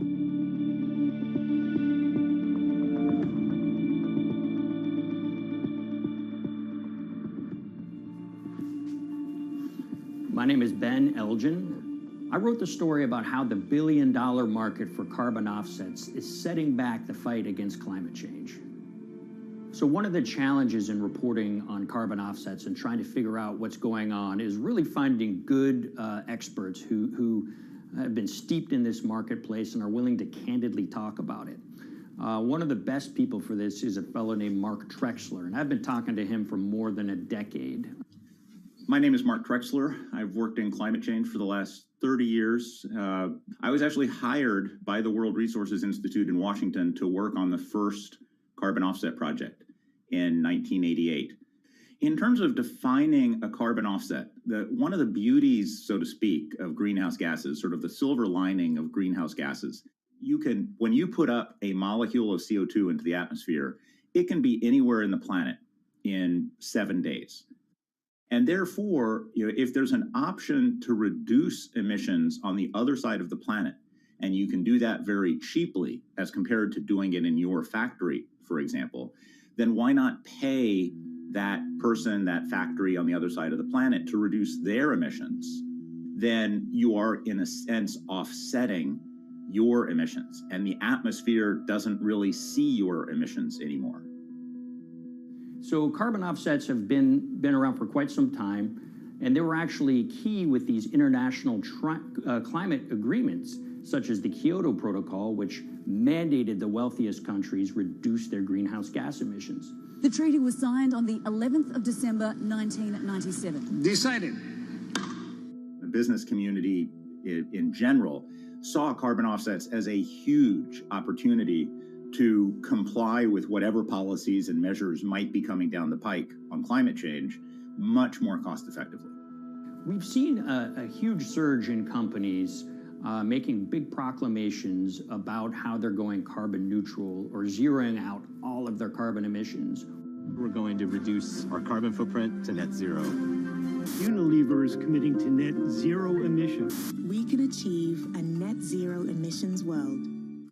We began looking at these corporate claims of dramatically reduced emissions, and we noticed so many of these companies were using carbon offsets to achieve these aims.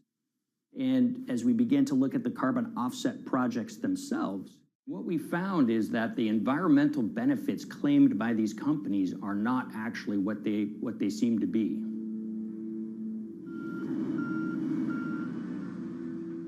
And as we sort of saw and spotted a number of these very aggressive carbon offset projects, which appeared to be generating inflated credits or bogus credits, we saw a number of them were associated with the Nature Conservancy.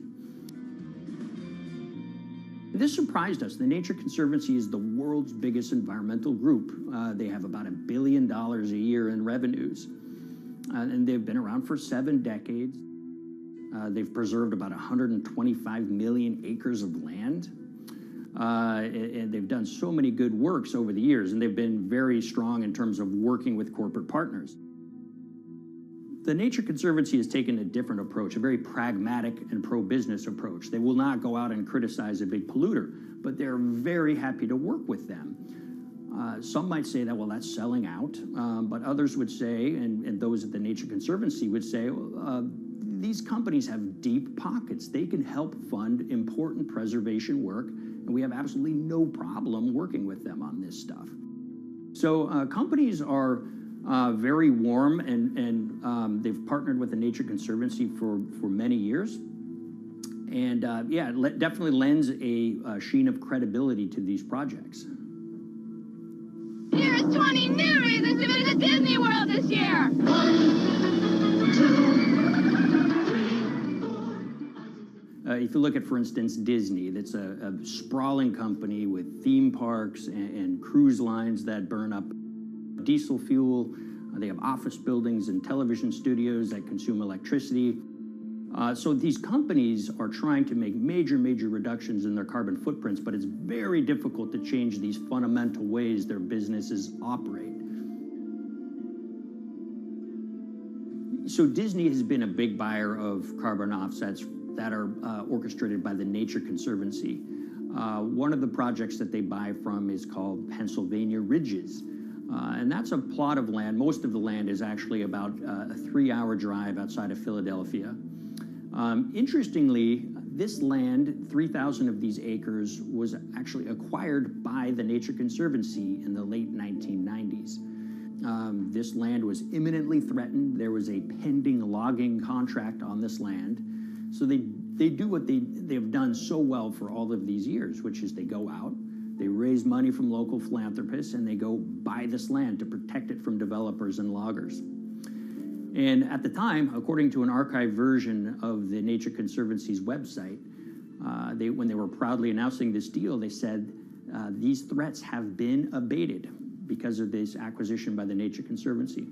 So it's really interesting now, fast forward 2 decades to earlier this year when they put forward this carbon project. And if you look through it, this land is a key part of that carbon project. And what they're now saying is this land is now, once again, imminently threatened. 72% of the trees are going to be cut within 5 years. Now, this is just astounding because this land is owned by the Nature Conservancy. They do not clear-cut land that they've bought through philanthropic donations. So this scenario that they've put forward to get carbon revenues is not really plausible. And what that means is when you have Disney coming in and buying these credits, when it eventually lowers its carbon footprint because of these credits, well, that won't be a credible or truthful claim by Disney.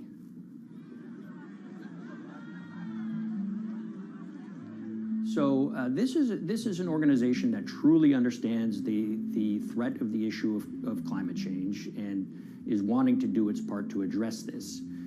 However, in this situation, it just appears their drive, which they've had for decades, to increase the amount of revenues that it can use for land preservation work.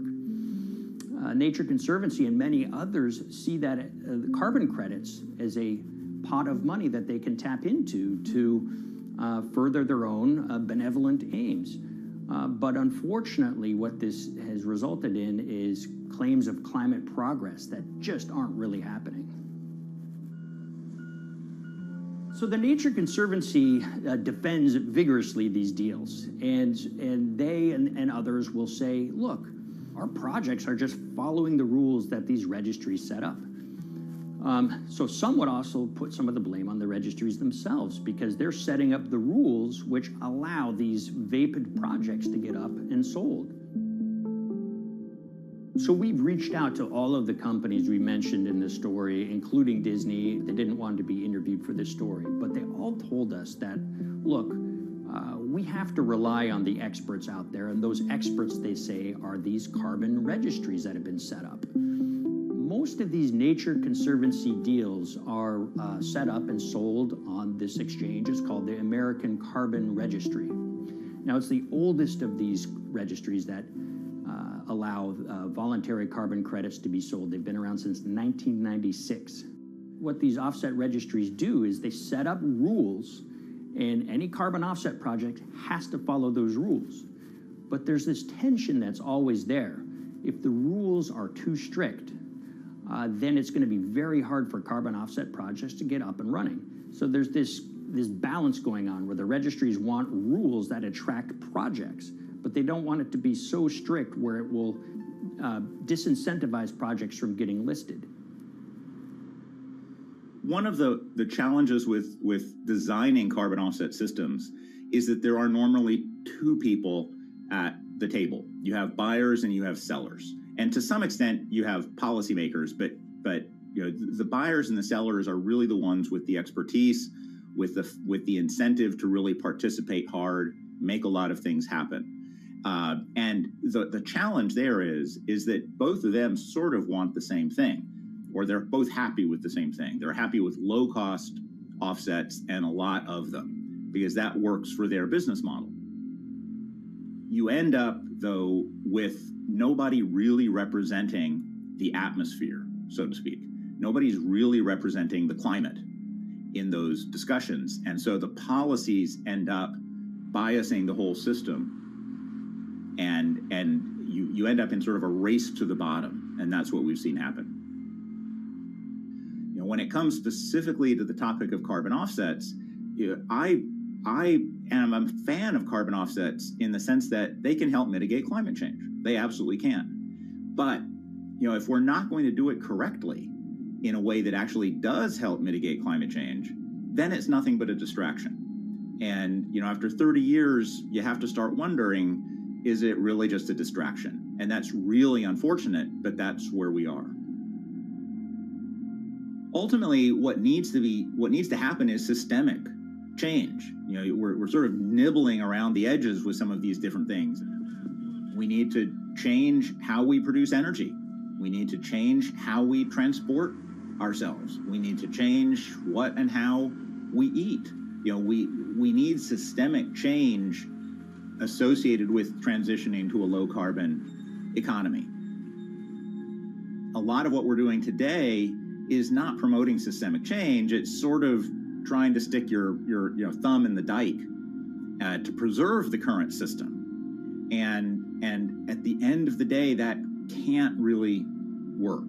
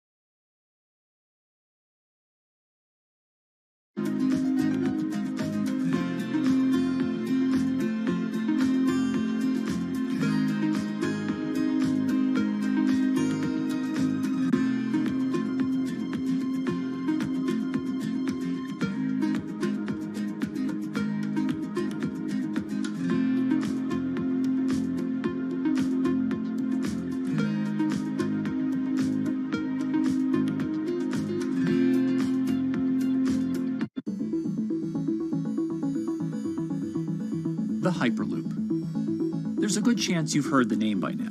This is the Hyperloop system. It can take people hundreds of miles in minutes. The Hyperloop, a series of tubes that would transport people in pods at ultra-high speeds over long distances. It's a remarkable new form of transportation that can whisk people from city to city in a flash. 29 minutes from New York to D.C., 30 minutes from L.A. to San Francisco. For years, we've been seeing these futuristic, utopian renderings of some cross between a spaceship and a monorail.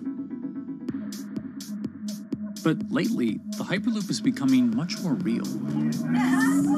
Yes. It was surreal to be even sitting inside a Hyperloop, and just even more incredible to actually be like riding down a track in something that was nothing more than a crazy idea 6 years before.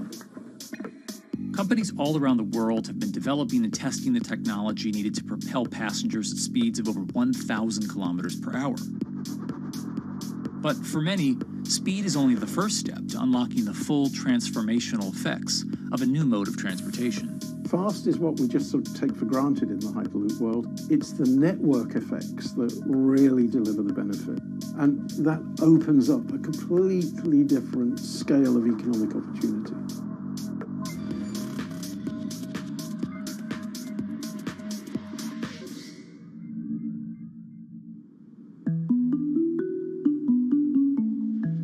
We've got planes, trains, automobiles, and boats all getting around Earth. But what if there was a fifth mode?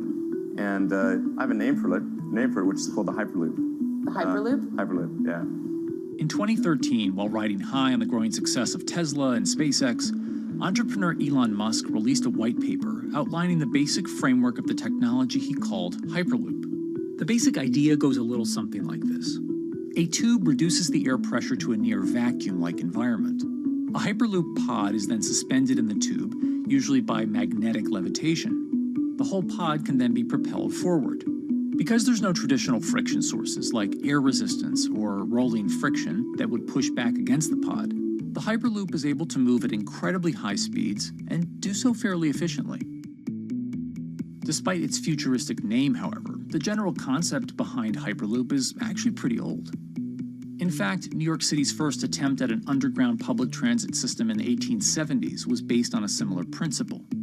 The pneumatic transit system was short-lived, however, only stretching one block and topping out at a rather leisurely 10 miles per hour.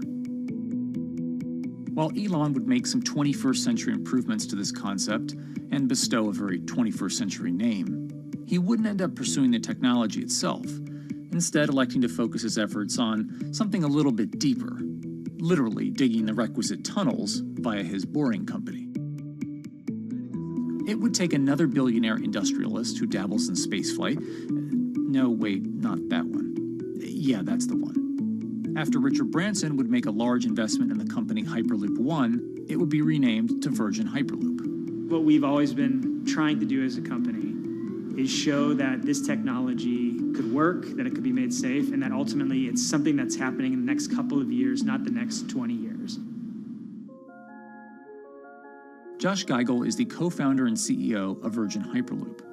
In a familiar tech startup story, he's seen the project go from a garage to a large-scale testing facility outside of Las Vegas.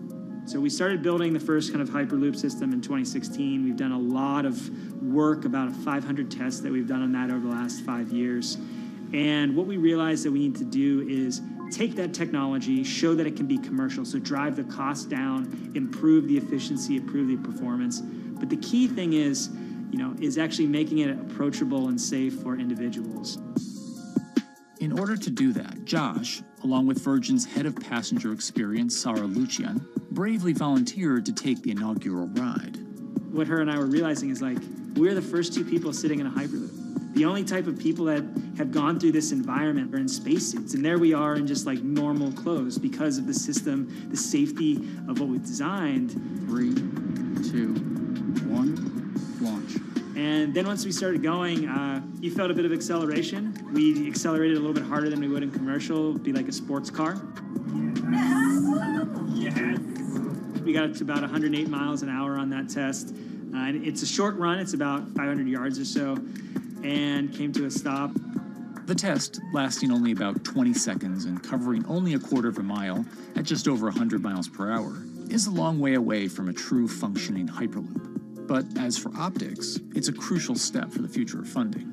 The number one question we got from investors or from project proponents or just people in general was like, is a Hyperloop safe? And what better way to show something is safe than by actually getting people on it?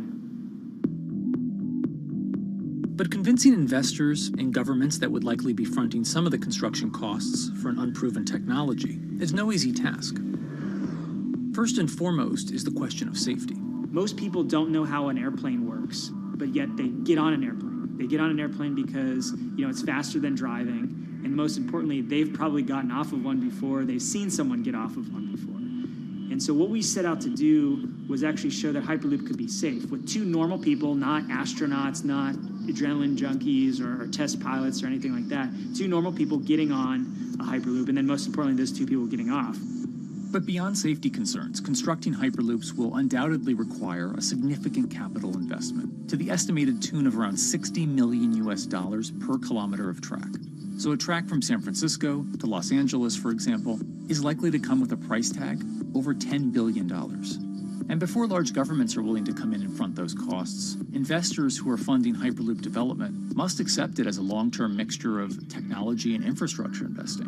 Investors that are used to short returns because you're developing apps or something to that effect, those aren't the investors that really get excited about Hyperloop. What you start to see is the people that are looking at platform technologies, right? So this idea that because the smartphone existed, Uber could exist, right? So who are like the Vanderbilts of this century? And that's the part where you're going to get a lot more no's than yeses. But those people that have the ability, the fortitude to stick it out, to see the game-changing platform here, those are the people that we're looking for. And since we've done that passenger test, there has been a lot of interest that's really, this is a lot sooner than I thought.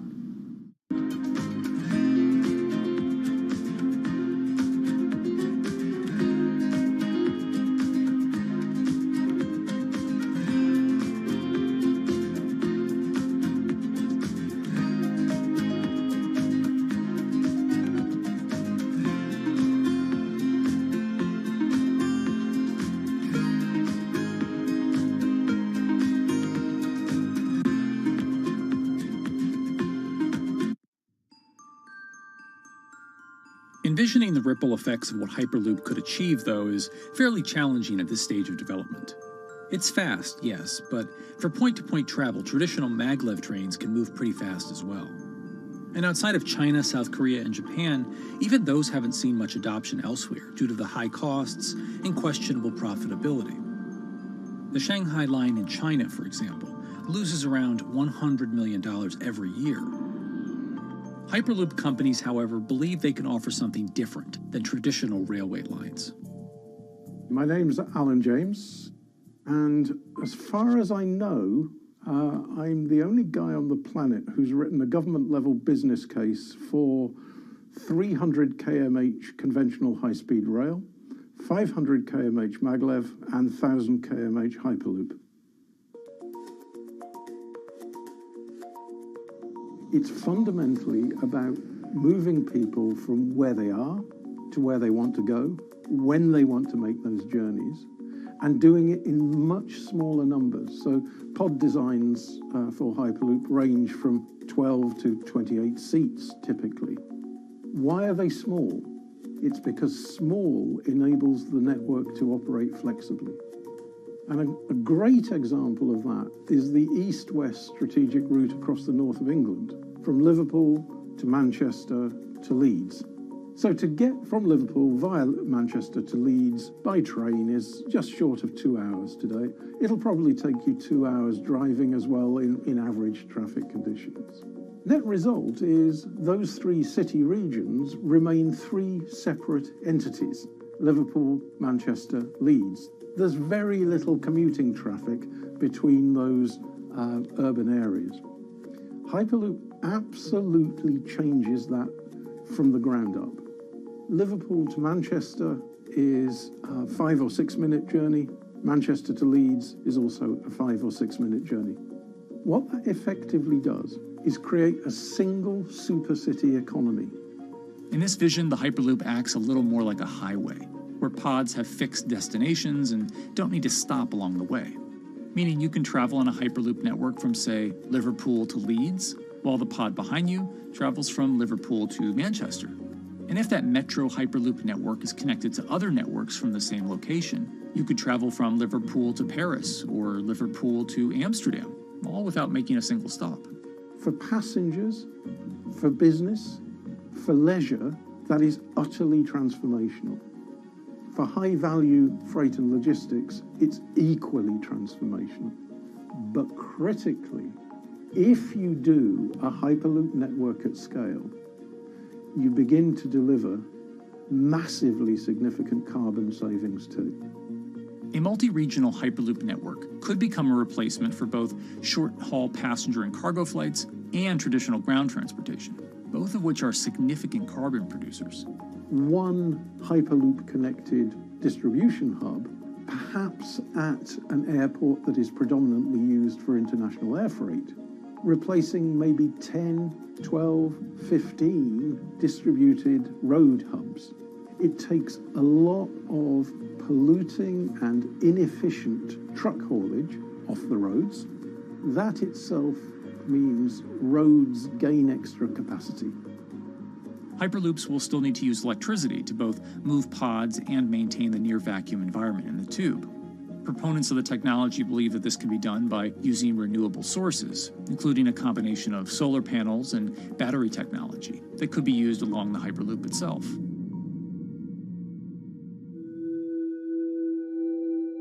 But even with all multipliers of time and carbon emission savings that a Hyperloop network may provide, the investment capital required to actually build such a network becomes even more economically and politically daunting.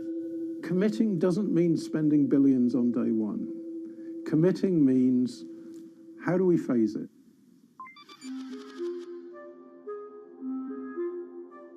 One company in the Netherlands is working to develop that technology, and perhaps more importantly, the international coalition needed to make the Hyperloop network a reality. So we are here in Europe's first full-scale Hyperloop test facility, where we can already prove every conceptual technology of the Hyperloop. This is Tim Houter, a co-founder and CEO of Hart Hyperloop, headquartered in the city of Delft. And while this testing tube might not seem as large as others, inside is a key technology to create the on- and off-ramp type infrastructure of a Hyperloop network. That is, a lane switch. That's something we can already test here. You can actually see it here, that the track is diverging from one track into two. That makes it possible to eventually split up the Hyperloop track in two sections. And in that sense, you can create a complete Hyperloop network that in the end will make it possible to travel, for example, over a whole continent. And take Europe, for example, with the same ease as you can now travel with a metro in a city. The nice thing about this magnetic levitation system that we've developed is that there's absolutely zero moving components in the track. So for example, if you have to do a lane switch, all you do is that the tube basically splits up, and statically the tracks also split up. And whenever the vehicle enters a switch, it either pulls itself to the right with its magnets, or it pulls itself to the left with its magnets.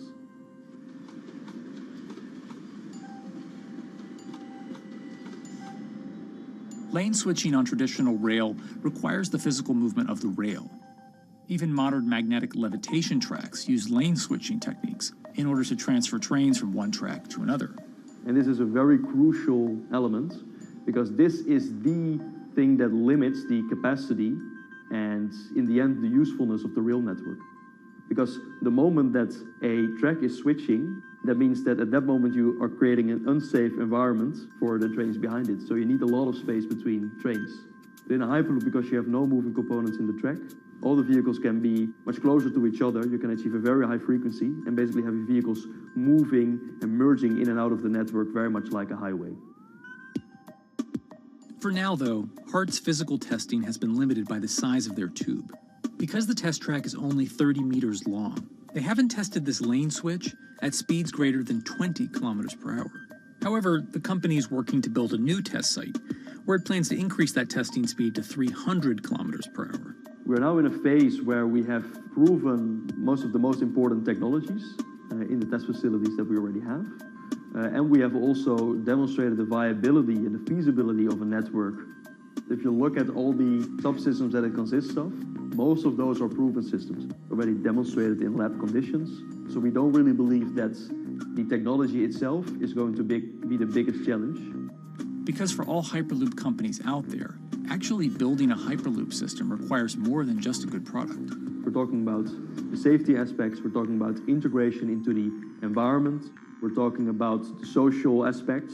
Do people feel comfortable traveling in such a system? So it's about all these different aspects, and the complexity is really getting all the different stakeholders that are relevant and that do need to contribute to bring this to market, to get them all following the same roadmap.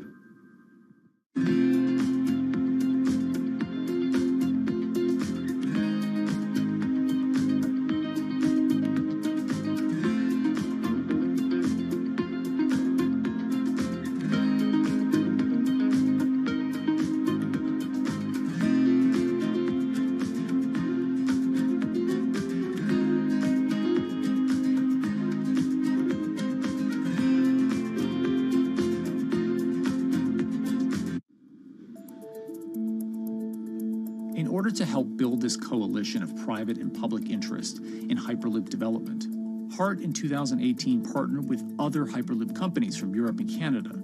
The goal was to define, establish, and standardize the framework to regulate Hyperloop systems.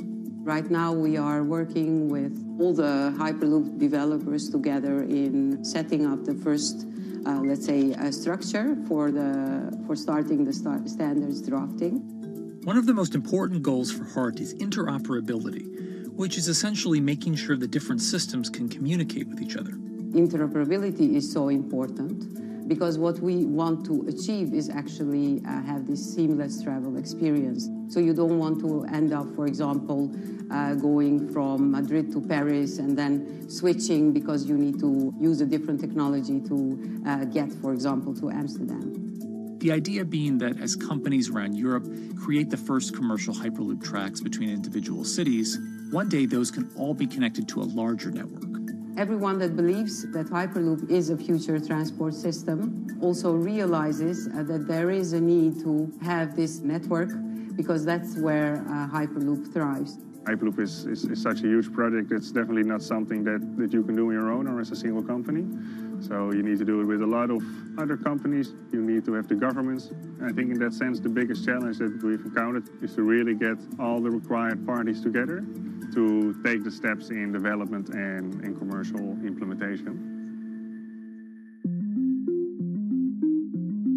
HART's next plan is to build the European Hyperloop Center, an open testing facility which will include a 2.6-kilometer test track. And the company hopes to test travel speeds there at up to 700 kilometers per hour.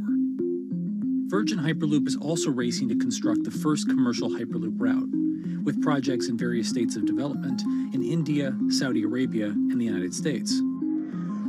Recently, the company announced plans to build a Hyperloop certification center in West Virginia, which will include a 6-mile-long test track. Proving the technology here will be crucial if Hyperloop networks can find a home among infrastructure investments that the Biden administration hopes to make. The idea that there's multiple Hyperloop companies, I think, is a redeeming aspect in the business. People really want to see something happen, so having multiple people move forward is good for that.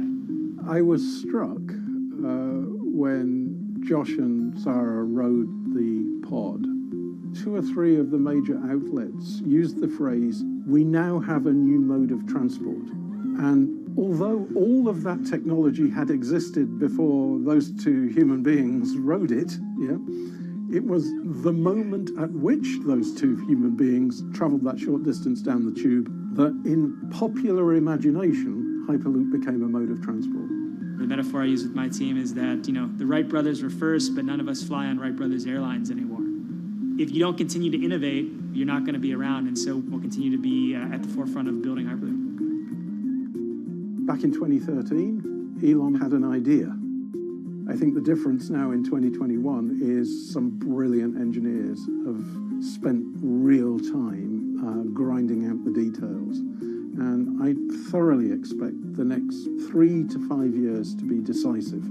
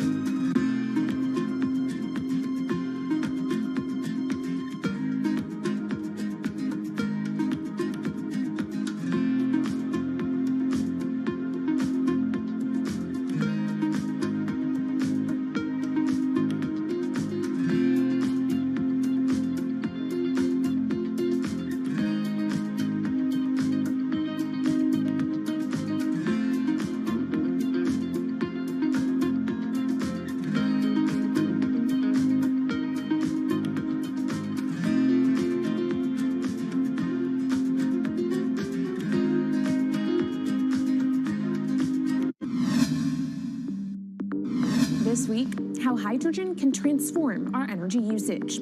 We'll look at why the universe's most abundant element could be a game changer in the climate revolution. Hydrogen technologies are not new. They are used in other sectors. We use them in space, on our rockets, and we don't need the laws of physics to change to be able to use hydrogen on our planes. From iron ore to green hydrogen, one of Australia's richest men tells us about his pivot to sustainable energy. Let's take action. It's practical, it's implementable. Let's do it now. Plus, the hydrogen revolution. We'll speak with the CEO of Italian utilities firm Snam about his new book and how green hydrogen could be competitive within 5 years. Costs are coming down and people are waking up to the fact that it's the only way to decarbonize certain sectors. From Bloomberg's global headquarters in New York, I'm Kaylee Lyons, and this is Bloomberg Green.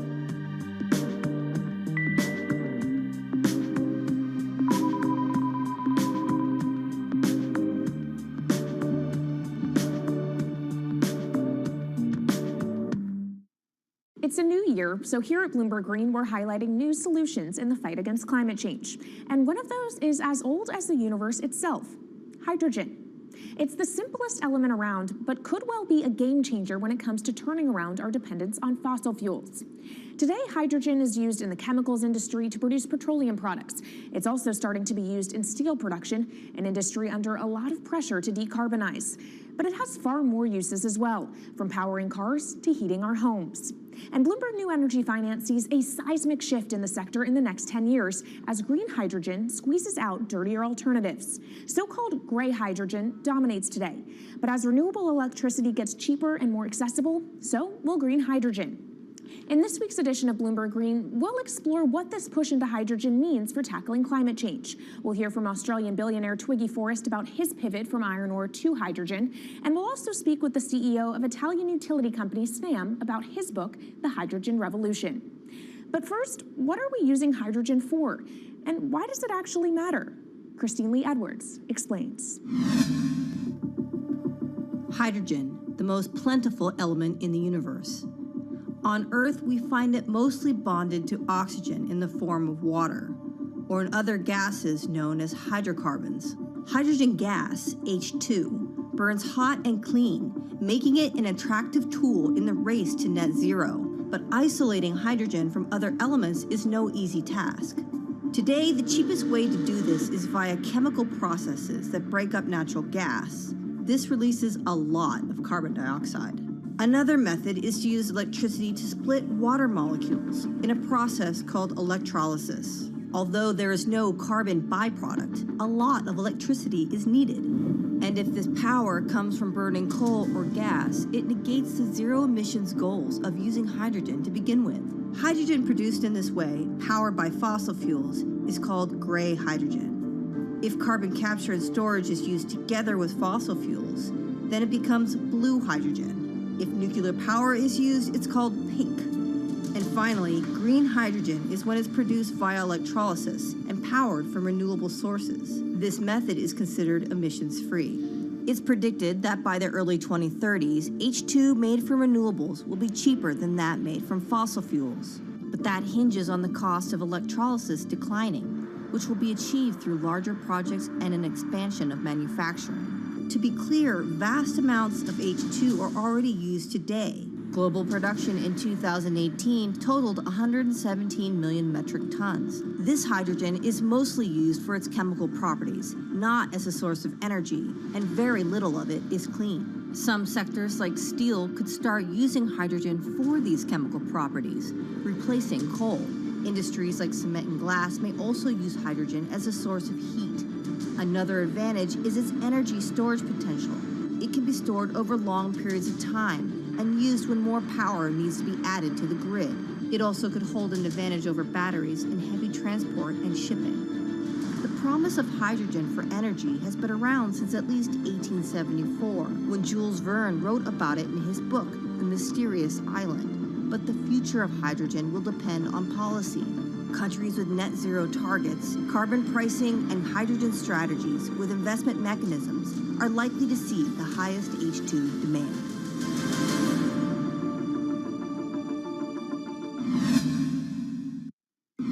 That was Bloomberg's Christine Lee Edwards explaining what hydrogen means for the energy transition. But how are businesses approaching the sector? Well, one of Australia's richest men is making a big play into hydrogen. Andrew Forrest, better known as Twiggy, made his fortune from iron ore, being the chairman, former CEO, and major shareholder in Fortescue Metals, one of the world's biggest miners. But after having made over $10 billion in profit from the metal in the last fiscal year, Twiggy wants to transform Fortescue into a clean energy company. He's been scouring the planet in search of investment opportunities in hydrogen and renewables. The firm plans to allocate up to 10% of its annual profits for green energy investments and is exploring projects across the globe, from Indonesia to Argentina. Francine Lacqua caught up with Twiggy Forrest. There's only one type of clean hydrogen, all the rest is dirty. Yeah. That is green. If you just say green hydrogen is clean, the rest is dirty, then you've actually nailed it. And, you know, anyone else who produces any other rubbish, any other argument, just look them there and say, why is global warming accelerating if anything you're saying is true? And then you'll know, actually, it's greenwashing. Yeah, but there's a lot of greenwashing because I keep on being told it's a transition. We can't just, make the transition at a click of a finger. So what are we doing wrong? What can we do better? I don't remember the personal computer having to transition the typewriter. I really don't remember that. I don't remember the smartphone having to transition the pocket calculator and the old landline. You know, its transition line is complete rubbish. The lie got put to it 2 days ago when JCB, a really loved British company, every right for the country to be part of JCB, and Fortescue, holding a bit of a similar reputation, fantastic track record, everyone's done super well from Fortescue, huge balance sheet, super strong. When those two companies got together and agreed a $79 billion US agreement per annum, right, then that's a real wake-up call to say, hang on, green hydrogen is obviously commercial now. You know, every other form of fossil fuel hydrogen, you know, it can compete with it on price, it can probably lose on price, but what we know, it is cooking the planet. And only green hydrogen zero methane, zero carbon in the supply chain. Don't worry about the molecules in the supply chain. But at the moment, we're not even phasing out coal, if you look at the G20 communique. So we have a long way to go to talk about only using green hydrogen. Yeah, so look, I have a call, which I'd like to make now, that the world should not fund any more coal-fired power stations, coal mining projects, ever. We should wind them down as quickly as possible because they are cooking the planet just like grey and blue hydrogen is cooking the planet. Yeah. You know, hydrogen, which is not made from renewable electricity, is releasing 10 to 16 times more carbon, let alone the methane, which is worse, than it is hydrogen. So we've just got to stop doing things which are self-harming under the guise of greenwashing. So why are leaders so slow? Even if you look at the appetite for ESG investments, they're growing exponentially, so are emissions. So where are we allocating capital? Okay, so take the recent G20. There's probably a reason why there wasn't strong action coming out of the G20 because people were not aware that major transactions between large companies were taking place now on green hydrogen, that actually this pollution-free all the way through the supply chain fuel was now being transacted at multi-billion-dollar scale. If they'd known that, I don't believe any sovereign leader or any energy minister or climate change minister could not take ultra seriously that green hydrogen is now here to stay. It's broken through. History has been made. It will never go back. Okay, what is the one thing that you would tell leaders today and business leaders? How do we transition faster than what we are now because we're at real risk of missing our targets? Oh, so that's really simple.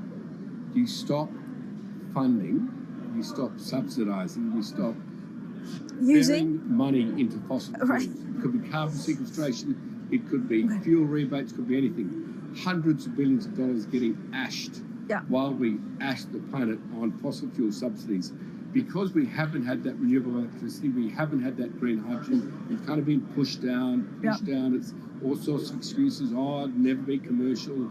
It'll never be supplied in the quantities we need it. You know, blah, blah, blah. Now we know, let's take action. It's practical.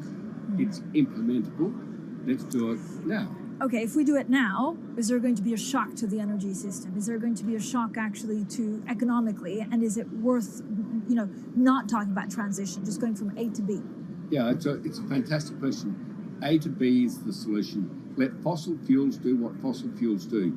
Just burn their coal, burn their oil, burn the gas. At least they're pumping up carbon and methane into the atmosphere honestly. Well, not that honest because they don't measure methane, which is 90 times worse than carbon. But at least the carbon is being done honestly. Encourage the green hydrogen sector to come in really fast. Okay, it's there. There's renewable power all over the world. We now know how to make electrolyzers much cheaper, like 25% of the original cost. We know how to do that now. We don't have an excuse to get into it. Does it need to be cheaper than oil and fossil fuel for it to be viable worldwide? Well, right now it is. Okay, so let's just swallow that bit of financial data. Right now it is cheaper, and it's getting more cheap. It's the only fuel you know of which is declining in value. You don't have enough of it, right, to power the world. Yes, that's only because we haven't had policies to support it. If we had policies to support it 5-10 years ago, it would be everywhere. You'd see the global warming budget start to come down. Now, we've got 5 or 10 years to make a huge difference. I need policy leaders all over the world to appreciate now, okay, big business is transacting with green hydrogen in multi-billion-dollar agreements. We now know it's here and it's here to stay. Let's spread it everywhere. Coming up on the program, the hydrogen revolution. We'll speak with the CEO of Italian utility firm Snam about his new book and why he thinks green hydrogen will be competitive in just 5 years. Plus, how are airlines working to become more sustainable? We'll look at how Airbus plans to step up in the climate fight. This is Bloomberg Green.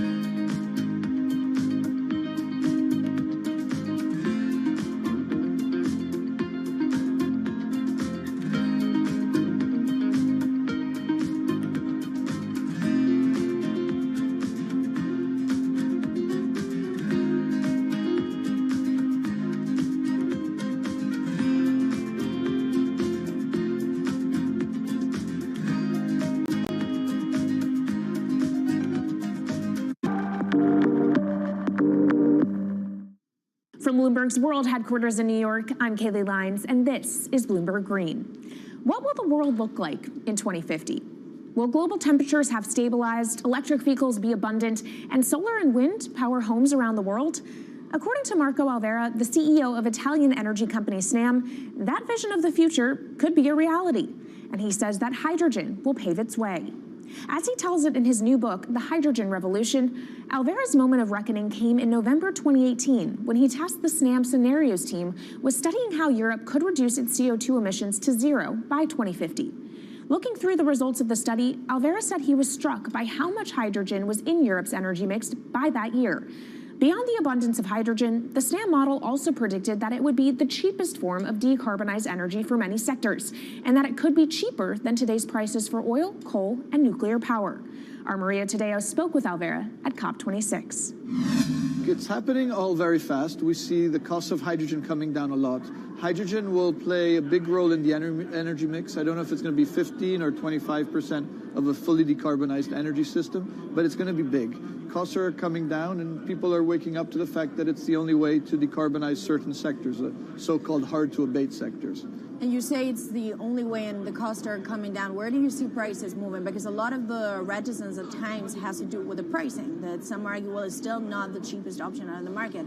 So when I was first working in hydrogen in 2004, it was costing $1,000 per megawatt hour. 2010, $600. Today, $100, and we see it going down to $50 in 5 years' time, and to going down to $25 per megawatt hour in the next 10 years or so, which is a quarter of where it is today. That's really because renewable energy, and we're talking green hydrogen here, renewable energy costs are falling, but the cost of making the electrolyzer, which is the kit that you use to convert solar or wind energy and water into hydrogen, the cost of this kit is falling a lot because it doesn't really exist on an industrial scale. So as we build up capacity, we industrialize it, we standardize it, and we squeeze costs out. That's really the cost trajectory. And for that, of course, you need demand, however, for governments and also institutions to kind of buy into this idea that it is the future and we want to invest and create infrastructure. What are they telling you? When you speak to governments, when you speak to officials, are they keen on this? They're very keen. So the Department of Energy shares our view in the States of getting to below $1 a kilo, which is $25 a megawatt hour.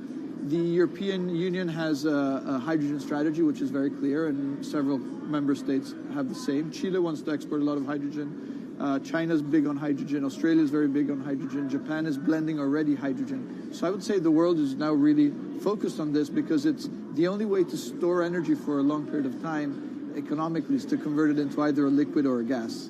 And of course, you talk about the price, but the other big component is the volume. You know, how big can you go? Where do you see that on a time scale? So wherever it's sunny or windy, you can produce very cheap hydrogen eventually. And so compared to oil and gas, which are concentrated in few parts of the world, it's going to be very democratic from that point of view. So every sunny place, every desert, every ocean wind can be turned into hydrogen that we can put on ships, in pipes, and really start trading it around the world. So it's going to happen a lot faster than a lot of people think. So, and when you say a lot faster, what is that in time? As I said, $50, which is essentially oil parity within 5 years. And then, depending on how quickly we ramp it up after that, we could get to $25, which is coal parity before the end of the decade. And in big scale. In big scale, because once you get to coal parity, that's the only way we're going to get China and India to stop burning new coal. We have businesses in China and in India, and I see a lot of hydrogen development, a lot of renewable development in both countries. The India announcement was incredibly strong on 2030. Some people were upset about the 2017 net zero deadline, but when it comes to 30, he announced a big, big commitment to get to 50% renewables. Were you surprised by it? I was surprised that they would make it so explicit, and even the net zero is a big thing for them. And so I think it will happen faster than 2070 because of the falling cost of renewable and hydrogen. India's burning 80 gigawatt of oil, of diesel, to keep the lights on. So there's an immediate opportunity there, and we're very interested in working in that country. And with regards to China, perhaps the fact that we haven't really seen them active, I guess the diplomats are working on this, but we haven't really seen the leadership. It's going to be technology, it's going to be industry. I think China has committed to a net zero, which is very important. At the G20, China was clearly behind the 1.5 degrees. So I think a lot has been achieved between the G20 and COP, and I think what's really important is to see in the coming years how quick. It's in our hands to make part of this happen in 5 years, or it could otherwise happen in 15, 20 years. It's about building the project. The capital is there. We saw how many trillions of dollars are already committed. What's missing is really the projects, and that's where companies like us step in. Marco Alvera, CEO of SNAM there, speaking with our Maria Tadeo. Let's turn now to the aviation industry. It's a big contributor to global greenhouse gas emissions, and it's under pressure to change that. In October, the International Air Transport Association, a trade body representing airlines, approved a target of achieving net zero emissions by 2050. To achieve that, many airlines in the US and Europe are looking to buy sustainable aviation fuel made from renewable sources like used vegetable oil. Initiatives like these are pushing plane makers to come up with some radical new aircraft that will eventually cater to our growing appetite for travel without hurting the environment. We took a look at how Airbus, the world's #2 aircraft manufacturer, is stepping up to the challenge. How long until we can fly emission-free? Airbus says it's more confident by the day it can be done by its 2035 target. Airbus's CEO spoke about its ambitions for hydrogen-powered planes at the company's summit in France. The physics works. Hydrogen technologies are not new. They are used in other sectors. We use them in space on our rockets, and we don't need the laws of physics to change to be able to use hydrogen on our planes. So every day we become more confident, but we think we need to have a plane, we need to have the right fuels, the hydrogen available in the right quantity at the right place at the right time, and we need the regulations to be ready. So we really need the work and the collaboration of many people around the globe to make it happen on time. But it could be a long wait until green passenger jets go mainstream. Larger aircraft with more than 150 seats are not expected to feature globally until about 2050. That means manufacturers and airlines today are under growing pressure to ramp up short-term innovations to cut their carbon. In the long term, meeting the ambitious plans for so-called green hydrogen means building a giant industry almost from scratch. To make that happen, British airline EasyJet is among those saying governments need to get involved and fast. Aviation's emissions over the last 3 decades leading up to the pandemic grew by about 80% to over 1 gigaton, and that's projected to double by 2050. According to Bloomberg NEF, about half of the airlines with the largest global market share have set net zero targets by that same date, nearly 3 decades away. Coming up, from blue sky projects to the bottom line. We'll speak with our Bloomberg NEF expert Meredith Annex and dig into their models about how hydrogen fits into the future energy mix. This is Bloomberg Green.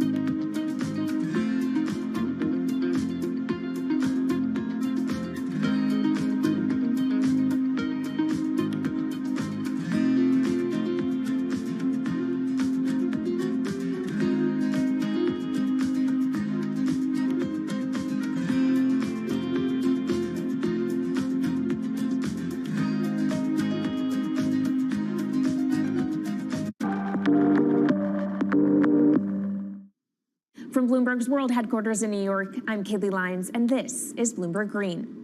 Now let's bring in Meredith Annex, our Bloomberg NEF hydrogen specialist, to talk more about how hydrogen could change the energy landscape.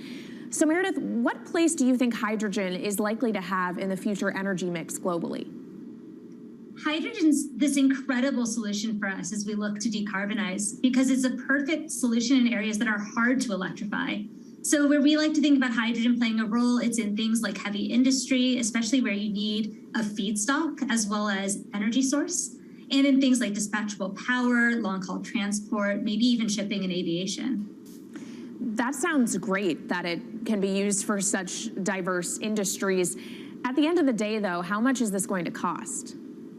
Well, that's the amazing thing about hydrogen, because depending on how you make it, it can actually see significant cost declines in the future. So when we're talking about clean hydrogen, we usually mean green hydrogen produced from renewable electricity. And in that case, your hydrogen is almost as cheap as the renewables that are used to make it. So if you're in a place with really good renewable resources, you'll be able to have cheaper hydrogen. But even in places with less good resources, we think that hydrogen can be cheaper than $1 per kilogram, which is the price of unabated hydrogen today, and around $8 per million BTUs for those who prefer to think in energy units. And that can be achieved anywhere in the world by 2050, we believe. All right, so let's talk about kind of the pros and cons list. I don't know where cost fits into that, but what are the advantages to hydrogen over other renewables, and then what are the drawbacks? Yeah, main advantage is the fact that hydrogen can serve roles that electrons struggle with. And that's things like seasonal storage, for instance, or just anything where you need storability, where electrons are harder to store, hydrogen is going to be easier. That also leads to a downside, though, because hydrogen is less energy dense than the usual things that we use for storable energy today, like coal or oil or natural gas. So you will need more volume of storage to handle the same amount of energy. Let's talk about the viability as well and how it may differ in different geographies. What is your view on that? Yeah, so for green hydrogen, again, from renewable electricity, really places with the best renewable resources, things like Latin America or the Middle East, even Southern Europe, have really, really good potential for producing hydrogen. And then when you're looking at blue hydrogen, which is produced from natural gas or coal with carbon capture and storage, we do see that becoming more expensive than green hydrogen in the future, especially as renewable electricity costs come down. But that can be a viable option in places like the US Gulf Coast or Russia, where you've got good geological storage for the carbon, as well as ample natural gas that's quite cheap. All right, great breakdown. Thank you so much to our Meredith Annex, our Bloomberg NEF hydrogen specialist. And of course, you can get more from the Bloomberg NEF team on the terminal and online. And they've recently done a podcast called Hydrogen 101 as part of its Switched On series. So from iron ore titans pivoting to cleaner energy to talk of a hydrogen revolution, that's it from this week's edition of Bloomberg Green. We'll be back next week with a deep dive into the state of electric vehicles. And you can keep the conversation going by following us on YouTube, Instagram, and Twitter @Climate. I'm Kaylee Lyons from Bloomberg's World Headquarters in New York, and this is Bloomberg Green.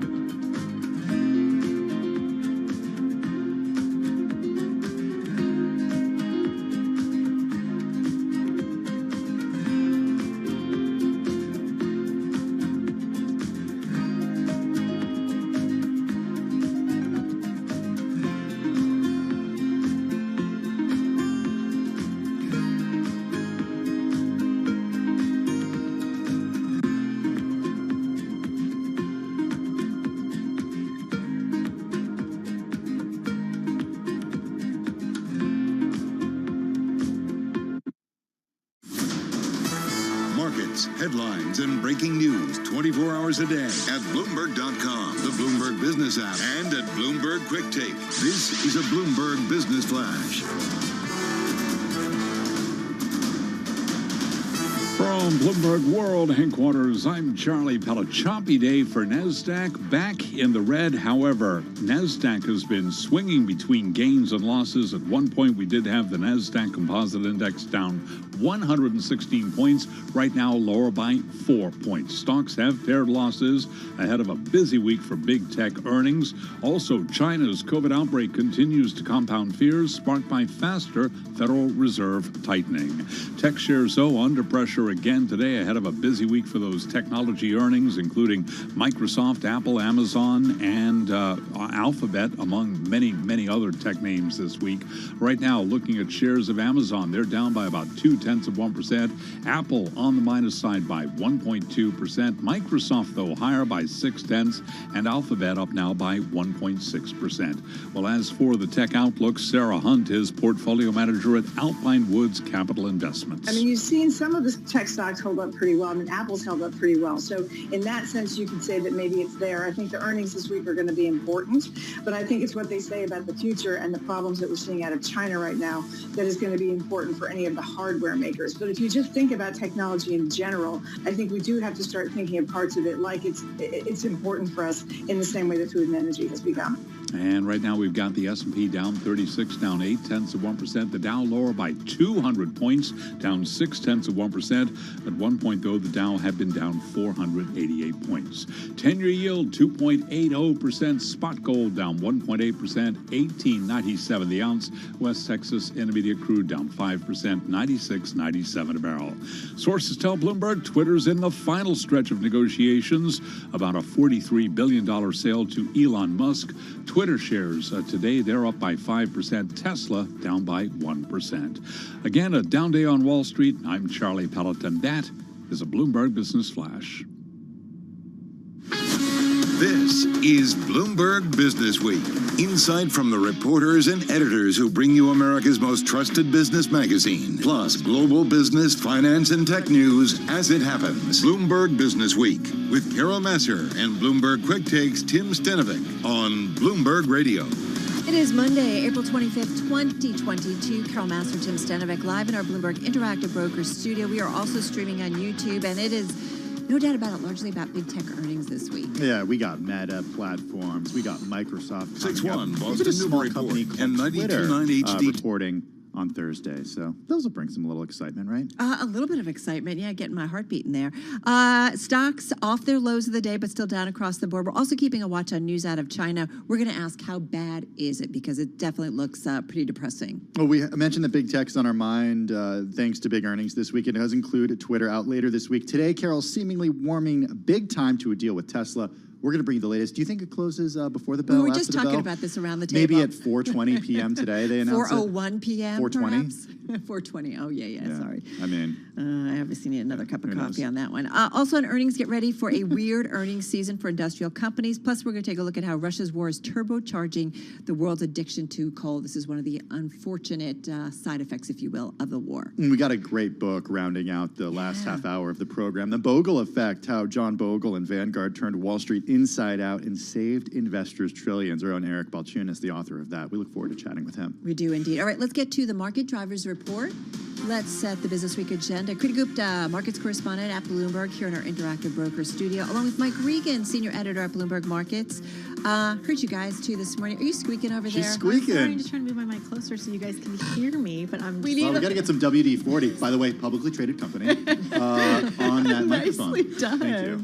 It's like the Tin Man. We need a little bit of oil here. All right, Kriti, let's kick it off because depending on when you did kind of a market check, you could be off our lows, at our worst point of the day. Yeah. We're kind of back and forth here. Yeah, but you know what? We're still looking at a near 1% loss in the S&P 500. What's interesting to me is that this time the sell-off is not led by tech at all. It's led by energy. And usually when you see a risk-off day like this, you think, oh, well, tech is leading the sell-off. Energy is the only sector in the green because this is how you play higher energy prices, higher in the inflation trade. Energy, in my view, has kind of been the new defensive play in the last couple of months.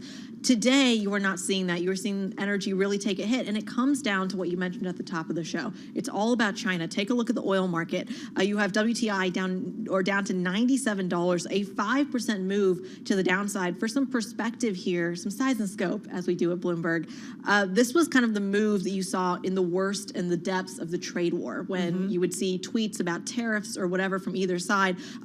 Oil would be the first thing that tanks, and it would be to the tune of about 5%. And once again, this really just comes down to COVID lockdowns and what this means for exports. This is not about the Chinese consumer. This is about getting the exports out to the rest of the world. Well, Mike Regan, come on in here, because we know that the lockdowns in China aren't going to last forever. And although we are concerned about what's happening in Shanghai spreading to other parts of the country, like Beijing, as we're seeing today, we know it's going to end at some point. We just don't know when. Why such a sharp reaction? Well, I think you get right to the heart of the issue is, when will these end? I mean, people have been preparing for China to open up for months now, and it just this COVID zero policy is they just can't quit it, and now they're testing people in Beijing, so the concern is that Beijing will go into some sort of lockdown, and I think really what's happening is you do see these massive drops in oil and metal prices, but that doesn't necessarily alleviate the inflation concern, because now everyone's worried about, well,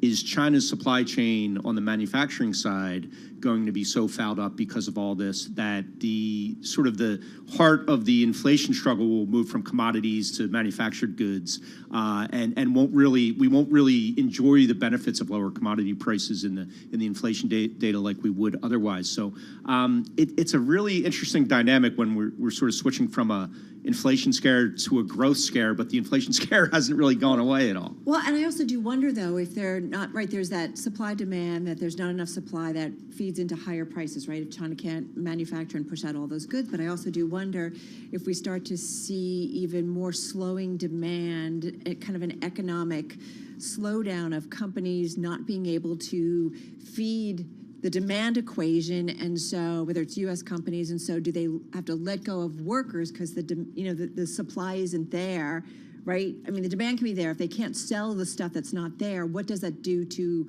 earnings growth, revenue growth, and then ultimately do companies start to kind of pull in and pull back? Right. Mike Wilson at Morgan Stanley kind of got into this issue a little bit, talking about, maybe inflation has peaked, but what's going to bring it down is slower economic growth, which means slower sales growth, slower earnings growth. So it's a careful what you wish for scenario if the Fed is doing everything it can, and it obviously is to calm inflation. Well, there's a flip side of that coin, which is that it's tightening financial conditions. It's creating a headwind to growth. The Fed has made it very clear that they believe tighter financial conditions, in other words, drops in stocks and turmoil across all asset higher markets, mortgages, is something they want right now. I mean, they want to use that as their tool to calm inflation. So, you don't fight the Fed when they're in a loosening environment. And I think people are coming to grips with the idea, well, don't fight them when they're tightening either. Hey, Creedy, we've got a ton of earnings, though, coming from S&P companies, S&P 500, as well as, of course, Dow components, from all different walks of life. The commentary we get from the C-suite could be really key in terms of investor psychology. Yeah, huge. And remember, this week is really where you have your big tech, which is your heavyweights, right? So this could make or break, essentially, the streak of declines you've seen in the last couple of weeks, especially when it comes to the NASDAQ. But right now, it doesn't seem like the NASDAQ is the real problem, right? It's coming down to energy prices. And this is going to kind of risk the same thing that you saw with tech, right? That you saw so much of tech be kind of the make or break trade that it became a question about valuations. The same thing is happening to energy right now, where energy is essentially making or breaking the market. To your point about the C-suite, I think we're going to hear a lot about supply chains. We're going to hear a lot about inflation again, the pre-war issues, especially for a lot of these tech companies that have circumvented those issues. We're going to talk with our Brooke Sutherland about industrial companies and earnings, and specifically if companies... Share buybacks? Right. If that's what CEOs want to do with their cash, that's very telling about how they feel about the outlook. All right, guys, Creedy's going to be back a little bit later on with her chart of the day. Markets correspondent at Bloomberg, and of course, Mike Regan, senior editor of Bloomberg Markets. Great to have them both here in our Interactive Broker studio. Might I just say Netflix is also down for a fourth day in a row, another 4.5%. Ouch. It still hasn't bottomed out. Someone said to me, what, just because they didn't make their subscriber number? I'm like, yeah, it was a big deal. Let's go to Washington, D.C. now for a check the latest world and national news with Nancy Lyons. Hey, Nance. Thanks, Tim. A judge says Donald Trump is in contempt of court for failing to turn over records in New York's probe into asset valuations at his real estate company. Today's ruling, which includes a $10,000 a day fine until the former president produces the documents, came after a hearing in which Trump's attorney argued there were no other records beyond what had already been turned over.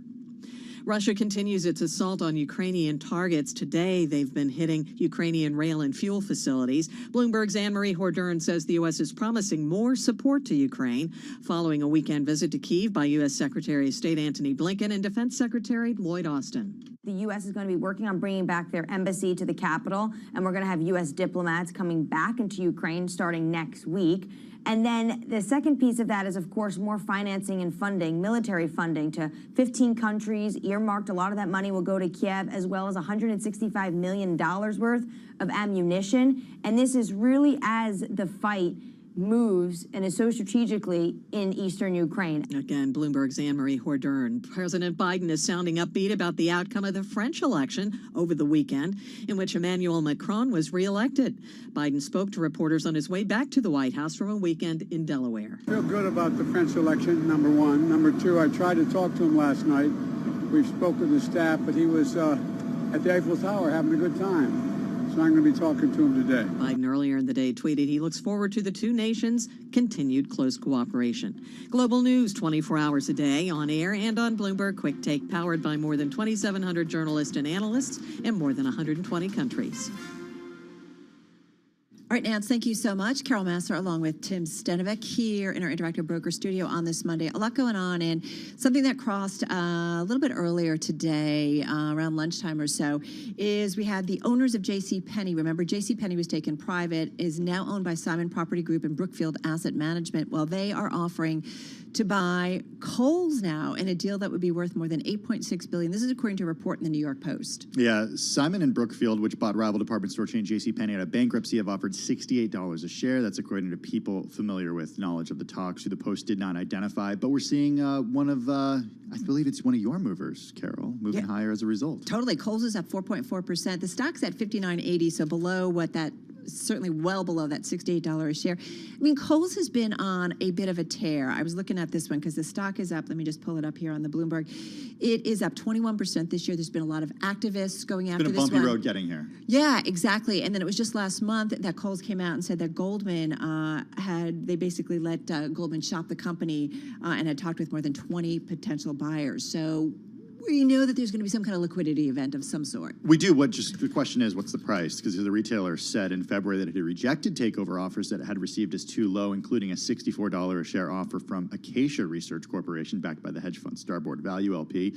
The stock hasn't traded above $65, Carol, in almost 3 years. Yeah, it's below 60 right now as we speak. So you do wonder, the story over the last 5 years easily, right, has been about we're overstored. We have so many things, and retail going through a lot of disruption, and you're smiling. Why? I'm smiling because I go back to Twitter and Elon Musk's bid for Twitter. It still hasn't hit $54.50 a share. And typically when we see a company make an offer or an individual make an offer for a company, if investors are optimistic that the deal's going to go through, you're going to at least see the shares rise to that point. We're not seeing that in Kohl's today, and we haven't seen that in Twitter in weeks. Right. Well, so then this just shows you there's some trepidation among investors. But it's interesting. I mean, like we said, Simon Property and Brookfield, I mean, this is where you find retail communities. So they look like they're trying to kind of have some more control over who's maybe in some of their properties. This is Bloomberg.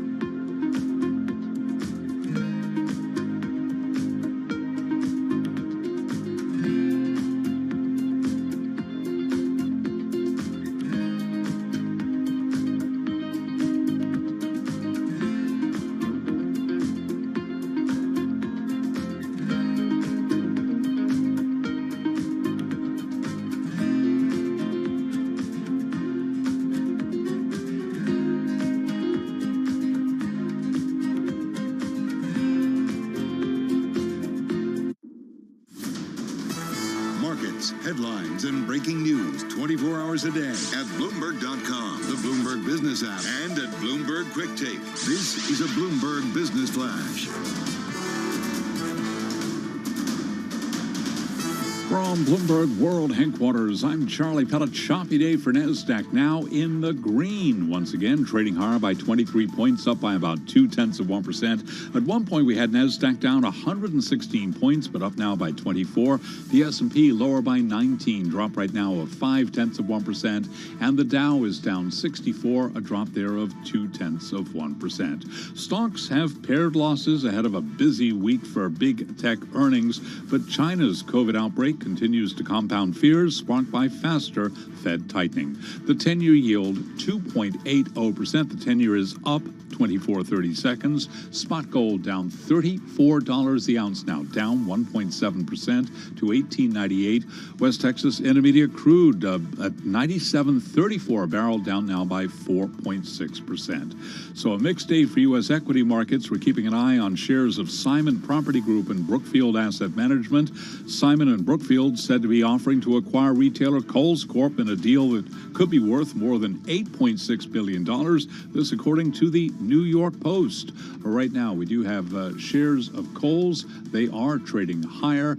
Kohl's shares today, they are advancing now by just about 5%. Again, recapping, U.S. stocks, they are trading a lower. S&P down 17, drop now of 0.4%. I'm Charlie Pellet. That is a Bloomberg Business Flash. All right, Charlie, thank you so much. Well, we are in the thick of earnings season, and we've talked a lot that this week it is largely about big tech, but let's not forget some of the big old industrial companies are going to be out with their results. And according to our Brooks Sutherland, it's going to be a weird earnings season for those industrial companies. Brooke Sutherland is Deals and Industrials columnist for Bloomberg Opinion. She has a story that we're talking about today. It's featured in the upcoming issue of Bloomberg Business Week magazine, but you can read it already. You can do that on the Bloomberg terminal, also at Bloomberg.com/businessweek. Also with us now, Joel Weber, editor at Bloomberg Business Week. He's with us in the Bloomberg Interactive Broker studio.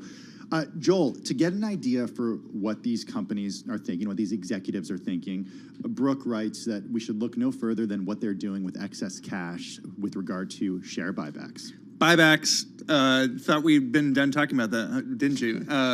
But Brooke, it seems like not every CEO is doing this, but the ones at industrial companies that you cover are still buying back shares, right? Why?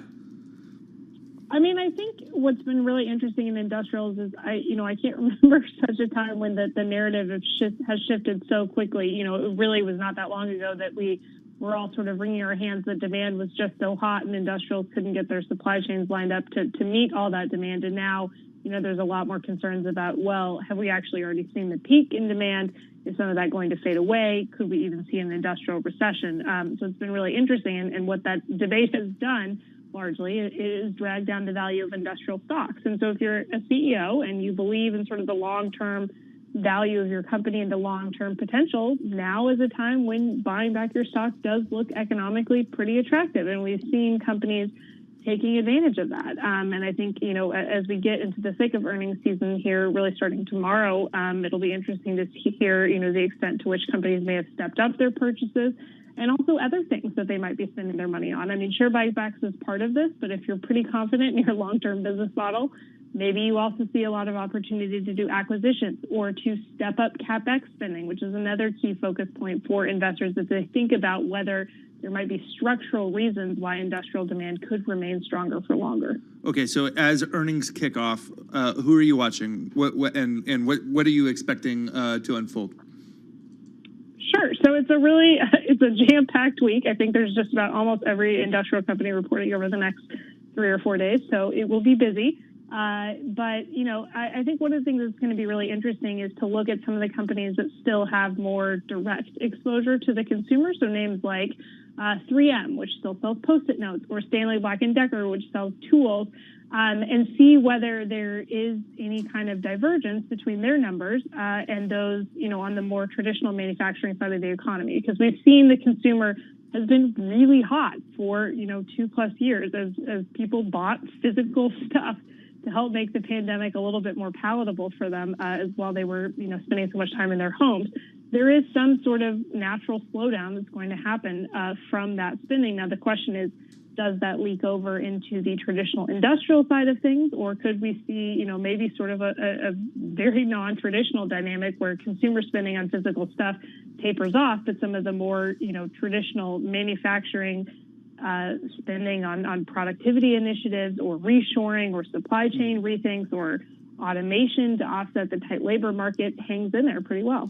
Hey, Brooke, when you think about and write about and report about share buybacks rather than potentially maybe companies going for takeovers, does any of this have to do with the regulatory backdrop that we're seeing right now? Because we've had you on the program with regard to specific deals, and you've talked about regulatory hurdles and challenges that some companies have faced. Sure. I mean, I think not all deals are created equal as far as the regulatory situation goes. I think some are going to raise more red flags than others. And so, we've seen attempted consolidation in the airline space. That's one that's always going to draw a lot of attention because most people don't have the best opinion of the airlines when it comes to the travel experience. And so, that tends to get people's, radar up a little bit.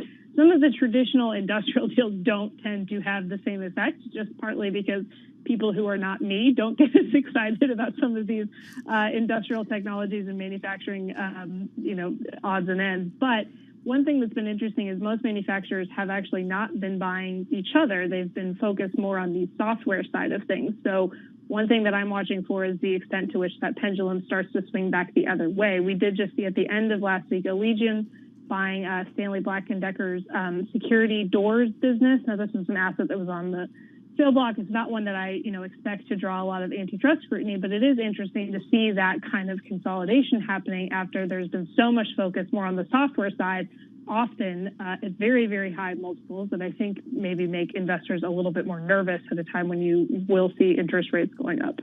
I just got to say, Brooke, you talking and getting into the nitty-gritty of industrials is so much a part of your charm. We love, love, love doing it with you. Hey, real quickly, buybacks versus doing deals. What's a stronger sign by an executive in a C-suite of the economic outlook? Isn't it doing deals? And just got about 20, 25 seconds. Potentially. I think it depends on the kind of deal. If sometimes companies do deals because they don't have any other options for growing. They've run out of better ideas. And so when you see these big splashy deals, I think you often have to take a somewhat critical eye to them.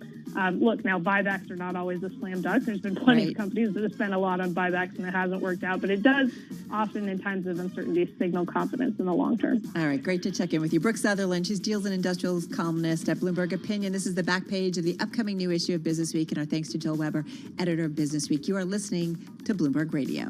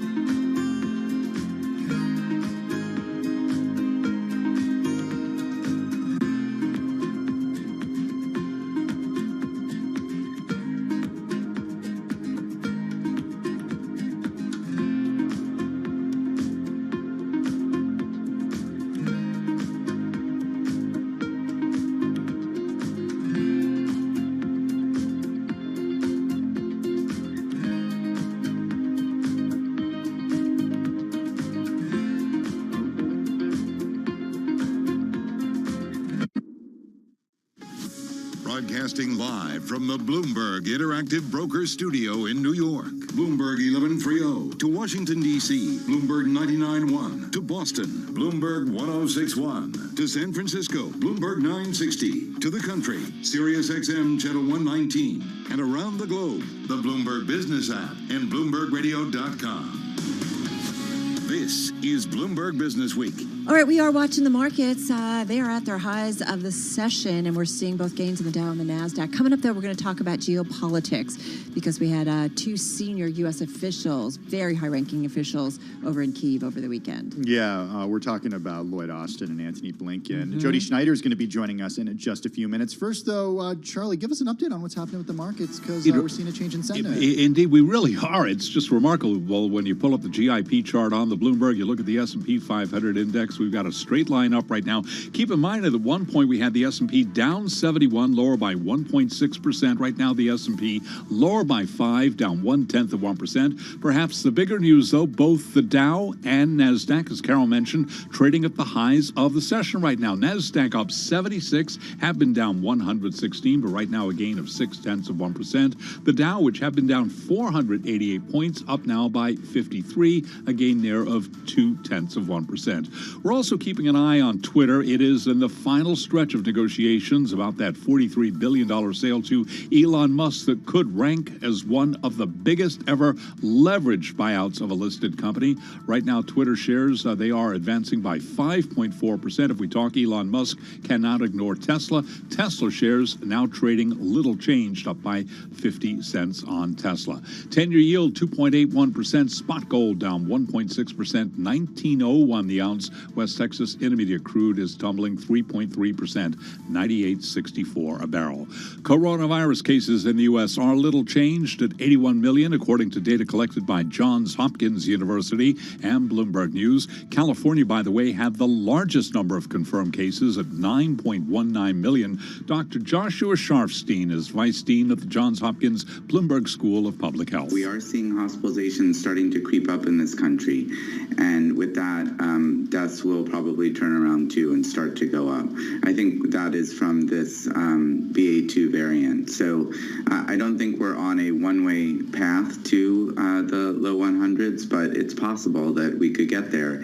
A lot depends on the virus and a lot depends on us. Dr. Sharfstein with the Johns Hopkins Bloomberg School of Public Health, which is supported by Michael R. Bloomberg, founder of Bloomberg LP and Bloomberg Philanthropies. Briefly checking the vaccine stocks, mixed picture, 1% gain right now for Pfizer. Its German partner BioNTech, its shares surging. The ADR is surging 6.9%.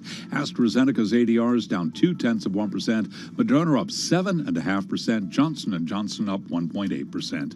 And that is a Bloomberg Business Flash. It is indeed. All right, Charlie, thanks so much. Well, the U.S. has announced additional military aid for Ukraine. This after U.S. Secretary of State Antony Blinken and Lloyd Austin, the U.S.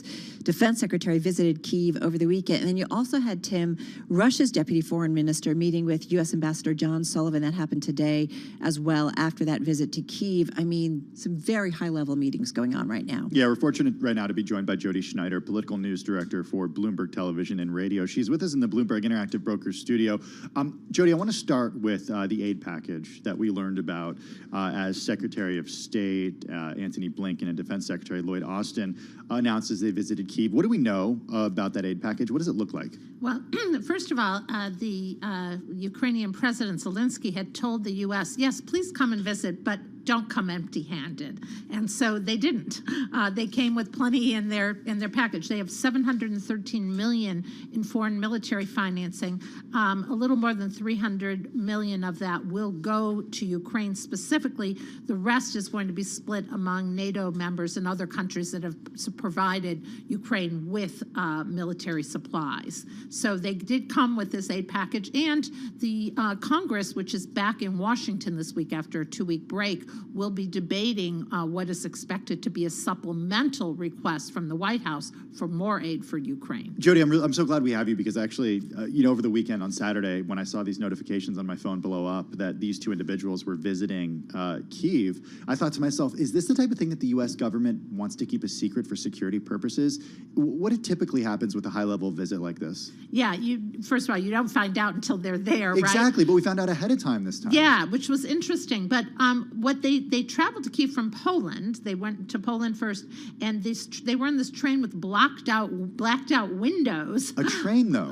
Yeah, so I guess that's supposed to keep you safer if you're on a train rather than a plane. You know where a train is going, though, I know. right? It's not like a train has a steering wheel and can go any other way. And Russian forces are pounding the eastern part of Ukraine. It's not like, there was some ceasefire. So, but it was important for the U.S. to show this. NATO officials have gone, other countries have been there. The U.S., of course, has been supporting Ukraine with all kinds of aid and blocking, oil imports and all kinds of other things, all the sanctions. But this was important in terms of showing up. And this is something the Ukrainian president, had said he wanted to see. And the U.S. is trying to show that it is not just a member of NATO and not just supporting other NATO countries in this effort, but right there with them. Well, no doubt, you can imagine the security sweep right for this corridor to make sure that it was safe for these officials. So we're now in our third month, Jody. I think safe to say in the first couple of days, couple of weeks, we really thought this was going to be, quickly wrapped up. Obviously, that's not the case. Is it possible? What are you guys hearing from U.S. officials about how this proceeds, in the next coming months? Is it going to be more of the same? Like we providing aid to NATO and Ukraine specifically, and this war continues to go on? Yeah, we're hearing from, military types that watch this and analysts that this could be a long war, that this, because Russia is shifting its focus as it experiences some losses, that it will go to another part of the country, and Ukraine has been able to withstand this so far.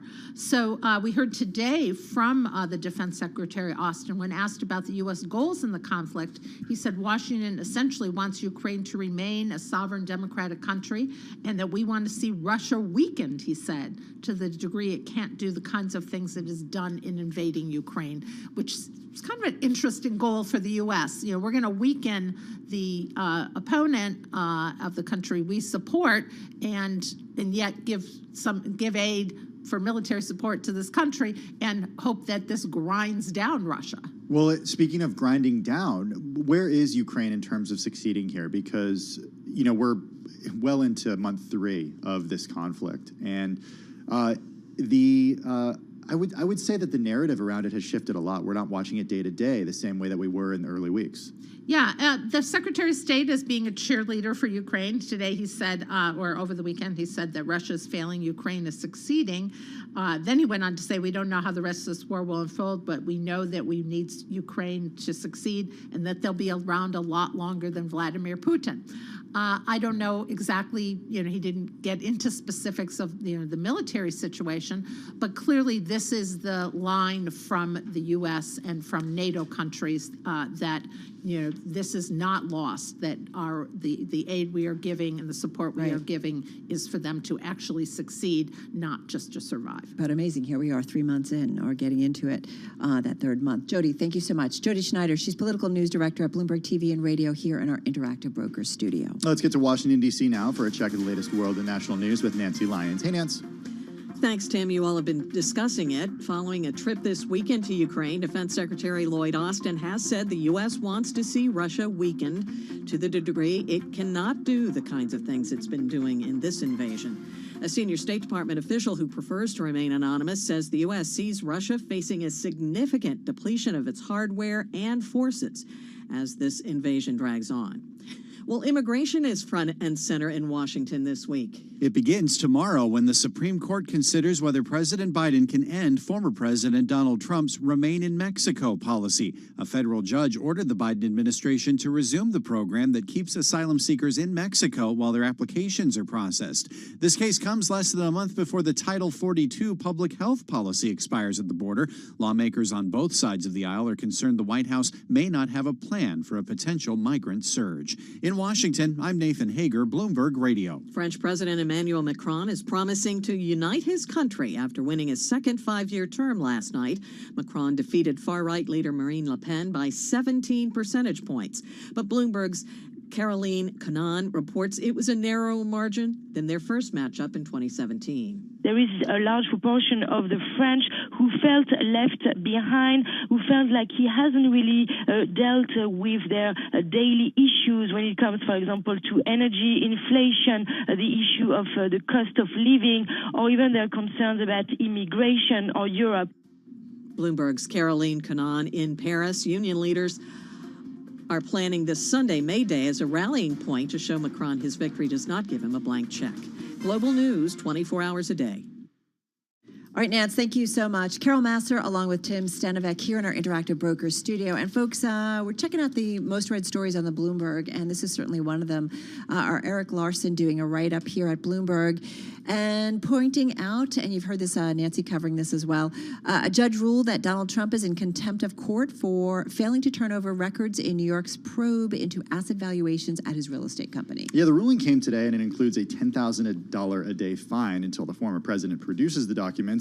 And it came after a hearing in which Trump's lawyer argued that there were no records beyond what her client has already given to New York Attorney General Letitia James. Carol, during the hearing, a lawyer for James told the court that New York is likely to bring an enforcement action against Trump's company, quote, in the near future. The state had asked that Trump be held in contempt and incur the fine for missing a March 31st deadline to respond to subpoenas for records. So this has been going on for some time, and the back and forth. And basically, this is an investigation into whether the Trump organization used fraudulent asset valuations to get better terms on loans and insurance coverage, as well as millions of dollars in tax refunds for donated land. Trump and two of his adult children are fighting a separate battle with James over whether they should be forced to sit for sworn deposition. So, I mean, this has to go with, do you value the property, lower for when it comes to what you pay in taxes, or higher in terms of when you want to access either loans to help service them or buy them? Well, James has said that the investigation, Carol, has already uncovered, quote, significant evidence that misleading valuations on some of Trump's biggest properties have been used in financial statements relied upon by banks and insurers. So getting at exactly what you were talking about. I mean, basically, if there's a value that it applies to whatever you do with that property, you can't have one value if you're looking to do one thing. For insurance purposes, perhaps. Right. Or tax purposes. Exactly, right? The value is the value. So it's interesting that, that's just kind of how it works. But anyway, this investigation has been going on for some time. And so we are waiting to see, but again, that court ruling that Donald Trump is ultimately in contempt of court for failing to turn over those records. So the clock is kind of ticking and the fines are going to start adding up. You're listening to Bloomberg Business Week on Bloomberg Radio.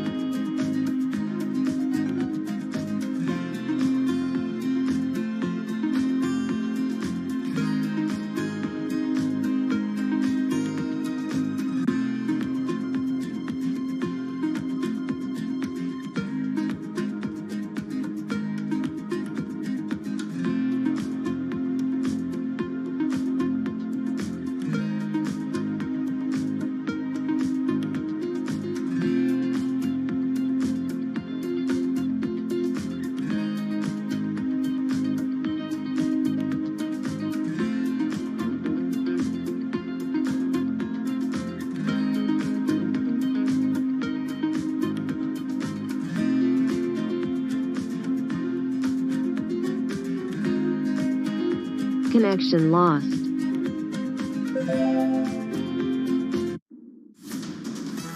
Markets, headlines, and breaking news 24 hours a day at Bloomberg.com, the Bloomberg Business app, and at Bloomberg Quick Take. This is a Bloomberg Business Flash.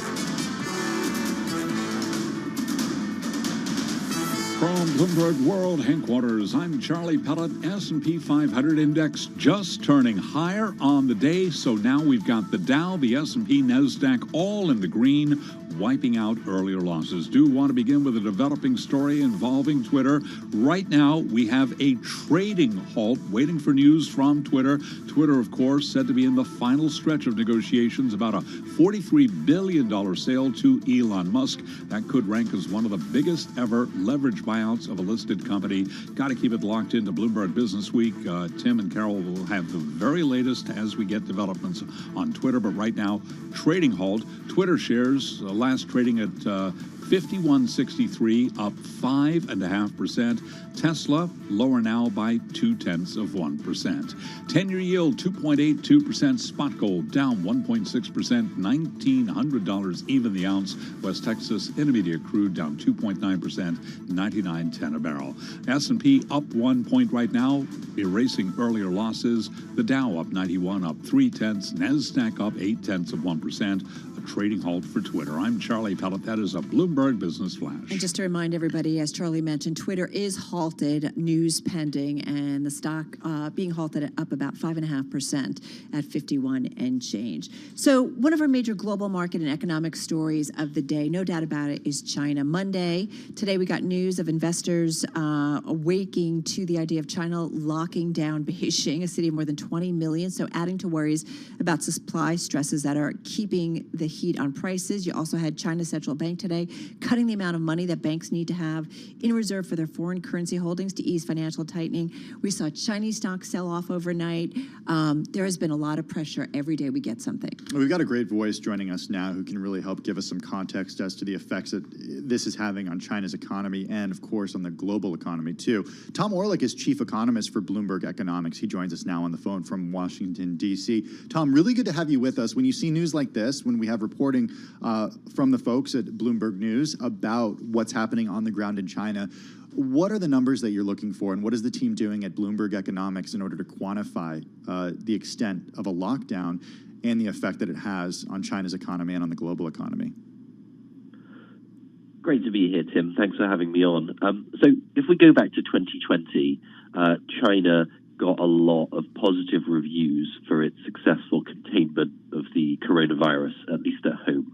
But fast forward to where we are in 2022, and what we're discovering is that no government anywhere in the world has the perfect response to this virus, and Omicron appears to be eluding even the draconian controls which Xi Jinping and his government have put in place.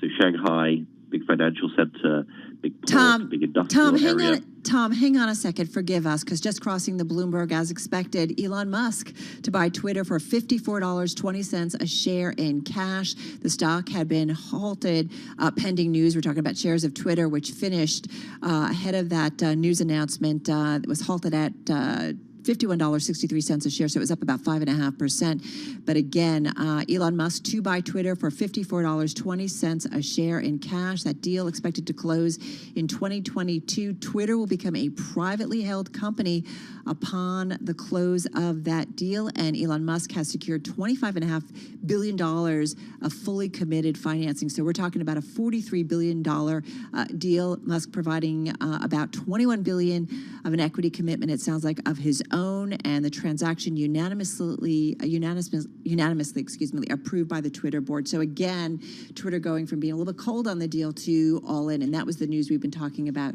all day today. Yeah, so still waiting to see who are the other people financing it and what it means for Twitter shareholders in terms of, people like Jack Dorsey, who still owns part of Twitter. Does he continue to own part of Twitter, or is he completely bought out of Twitter? Yeah, it's a really interesting. Fox News saying Trump will not return to Twitter regardless of the Musk purchase. But again, that's a Fox News report. Twitter deal has no financing conditions. So again, the shares are halted, shares of Twitter. So we will talk about them as soon as they resume trading. We're getting back to Twitter's one of our big stories. in terms of business news. They also, let me just put one more thing. They do plan to release their first quarter results April 28th, but they will not hold a call. So just putting that out there. The other story, though, this big macro story is about what's going on in China. We're talking with Tom Orlik, chief economist at Bloomberg Economics, still with us from Washington. Forgive us, Tom. So go ahead, talk about more about, what is going on in China and how bad is it really? No problem, Carol. So Shanghai, one of the world's biggest ports, biggest financial centers, biggest industrial zones, is locked down. And the news we have overnight is that everyone in Beijing is now being required to report for a COVID test. The fear then is that this isn't just going to be a Shanghai lockdown. Today it's a Shanghai lockdown, tomorrow it's a Beijing lockdown, the day after tomorrow maybe we have the similar story in other major cities. If that happens, we go from expectations of a Chinese economy growing 4 or 5% this year to a Chinese economy maybe growing just 1 or 2% this year. And that's a big shock for China and a big shock for the rest of the world as well. Tom, at what point does this become that they decide it is not worth it to continue with a COVID zero policy? I mean, it is possible, Tim. If Omicron genuinely cannot be controlled, even with the type of draconian measures which China is willing to move into place, it's possible that they will accelerate a process of controlled opening. My view, though, is that is quite unlikely for 2 reasons. The first reason is that China has missed an opportunity to get the effective mRNA vaccines, which they need to prevent Omicron infections causing serious symptoms and death for a few unlucky people. The second reason is to do with Chinese politics. China doesn't have elections, but it does have politics, and this year is a crucial year for that. Xi Jinping looking for a 3rd term as president and general secretary of the Communist Party. His tolerance and the government's tolerance for taking big risks, for rolling the dice on COVID opening ahead of that decision, which we expect in the fall, probably quite limited. I'm wondering what it means from the perspective of just political appetite, not among politicians, but among the citizens of China. I mean, we've all read reports about what it's like there, the difficulty it is getting basic goods and services, the way that entire buildings have had to band together to buy bread and get basic necessities because of these lockdowns, and this was particularly in Shanghai. What is the appetite on the ground for people to actually deal with this type of thing? I mean, politically, it's very difficult. Yeah, I think that's right. So if we look at Xi Jinping's rule in China, it's really been characterized by a crackdown on dissent, right? If you go back to the China of the early 2000s, there was civil society, there was debate, there were lawyers who represented workers who'd been unfairly kicked out of their jobs, there were feminist activists. All of those people have been silenced during the Xi Jinping regime. And so what's remarkable right now is that these dissenting voices are springing up again. And there's a willingness, not just from kind of a tiny group of activists, but from Chinese people in Shanghai and Beijing more broadly, to voice dissenting views on China's social network, not Twitter, of course. Elon Musk won't be having any influence there, but on China's WeChat and Weibo networks. Now, is this just going to be a moment of intense dissatisfaction and then the government will get COVID numbers back down again and will open up again and the moment will pass? Or is this the beginning of something more serious with more serious political ramifications? I think we'll have to wait and see. All right, we're going to leave it on that note. Tom Orlik, thank you so much. Chief economist at Bloomberg Economics on the phone from Washington, D.C. Certainly one of our major macro stories on this Monday. Well, we do want to remind everybody that right now our top business story, no doubt about it, is Twitter. Elon Musk will buy the company and will take it private. It is a $54.20 a share deal in cash, and this was the same price that Elon offered when he first made the offer back in, was it early March? No, it was April. Yeah, early April, just a few weeks ago. So just a few weeks ago. So $54.20 a share. That total value transaction at about $44 billion, making it a privately held company. It is expected to close in 2020. Musk securing $25.5 billion of fully committed financing. And this has been the tricky part, Tim, that everybody's been speculating. This is a massive deal, even for somebody who's the world's richest man that's out there, finding the financing to help make this deal happen. Yeah, he has about $3 billion in cash as of last check. So much of his wealth is tied up in shares of SpaceX, a privately held company, and then also, of course, in shares of Tesla. Transaction terms and financing, which has been unanimously approved by the Twitter board of directors, is expected to close in 2022, as you mentioned, Carol, but it is subject to the approval of Twitter stockholders, the receipt of applicable regulatory approvals, and the satisfaction of other customary closing conditions. But the board, who seemed to be cold, all of a sudden getting very warm to the deal, and that's been the story we've been really reporting all day. Hey, let's get some smart analysis from Bloomberg Intelligence senior technology analyst Mandeep Singh on the phone in Toronto. So here we have it. Are you surprised that Elon got this through the finish line, Mandeep?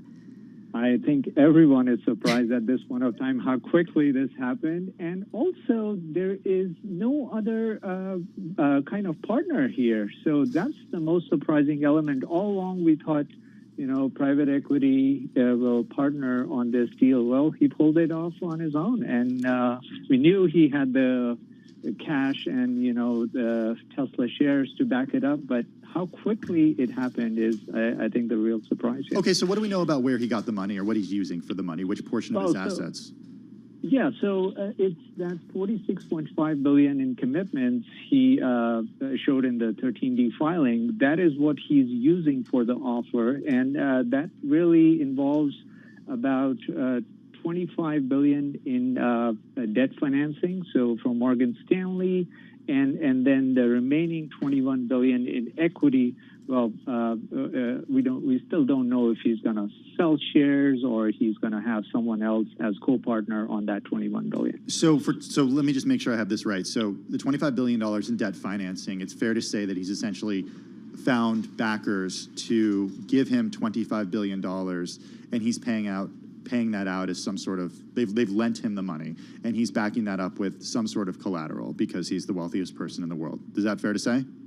Correct. And look, Twitter already has $5 billion in debt. So right now we are looking to add more debt to Twitter. So clearly, the debt to equity ratio will be much higher in this case, and Twitter has to service that debt on an ongoing basis, but as a private company. All right, so there's the financial intricacies of getting a deal done, and Mandeep's certainly working through that. But then there's also the question of, okay, what is a Twitter under Elon Musk? For that, let's also bring in Bloomberg Businessweek features editor Max Chafkin on the phone in our New York City bureau. So what is it that Elon brings to the table by taking Twitter private here, Max? Well, I mean, a few things. One is, of course, he's, an unconventional, very creative, very smart business person who's had a lot of success and had a lot of success in, in unusual ways, of course. Has been, integral to the creation of this enormous car company, Tesla, founded a large defense contractor, SpaceX, has numerous other ventures. And so, yeah, he has that going for him. He's also, of course, somebody who understands how Twitter works. I mean, he's a very, very enthusiastic Twitter user, probably too enthusiastic for the desire of some of his investors, but it is what it is. Of course, there are downsides here for Twitter as a business. I mean, Musk has, by my count, this will be like his fifth job where he's effectively running a company if he runs Twitter, and of course Tesla especially is a much bigger, more significant company. So you wonder how this kind of all fits into that picture. Well, looking at shares of Tesla right now, and shareholders have been sending it all over, but down about 1.5% on the day today, so not moving too significantly, especially when we look out at the wider moves across the market. Max, I'm wondering about... But going down, I'm going to say, as this news has come across, we're seeing the stock move down to about 1.6%. So not quite at its lows, but definitely taking a leg down. Hey, Max, what about employees at Twitter? Because we have seen reporting around concern among employees at Twitter about working for a company that is no longer publicly held, but is instead owned by Elon Musk, somebody who perhaps doesn't have the values that some of the employees share. Yeah, absolutely, and that's going to be a pretty big issue here. Musk, as part of his campaign to buy Twitter, has sort of seemed to drift, towards the right. He's been sort of signaling and tweeting about the woke mind virus. That was his take on Netflix, and has tweeted in the past, sort of complaints about Twitter's San Francisco employees, and of course those employees are pretty left leaning, and Twitter as a company is probably more left leaning than Elon Musk is. So if his plan here is to sort of bring Twitter to a more to sort of a more free speech friendly approach, that's the approach that of course Donald Trump and many of his allies on the right are going to be enthusiastic about. That's something that many Twitter employees are probably going to potentially have problems with, or at least be a point of possible contention. All right, we're talking with Bloomberg Businessweek features editor Max Chafkin on the phone in our New York City bureau. Still with us too, Bloomberg Intelligence senior tech analyst Mandeep Singh on the phone from Toronto, talking about Elon Musk making the offer official and will buy Twitter for $54.20 a share in cash. So not only making the offer, we knew that a couple of weeks ago, but actually the deal is now getting done. Hey, Mandeep, so do we need to think about this, that Elon is going to own this company, take it private, do a couple of things, and then spin it out in a few years? I think it may take a while to turn this around, simply because there are no easy fixes when it comes to the business model. And whatever he has suggested so far isn't like, you can just turn this on and, suddenly Twitter will be a high growth company. So the value is further out. And look, I think there is a lot to be done on the cost side.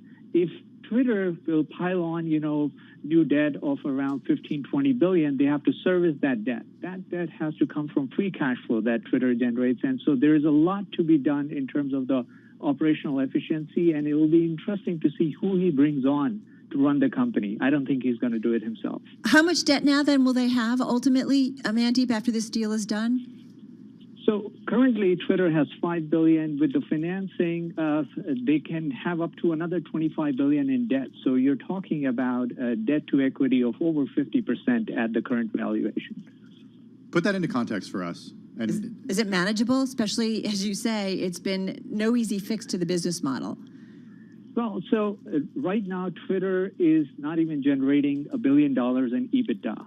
And, if you have to service the debt, it really has to come from that EBITDA. So if the interest payments were to go over $1 billion, that EBITDA number has to at least double. It has to be, 1.5 to 2 billion to service those interest payments. And so that is where I think you need to cut the costs. And we know Twitter had a bloated cost structure. Guess what? It's all the more important if it piles on all this new debt.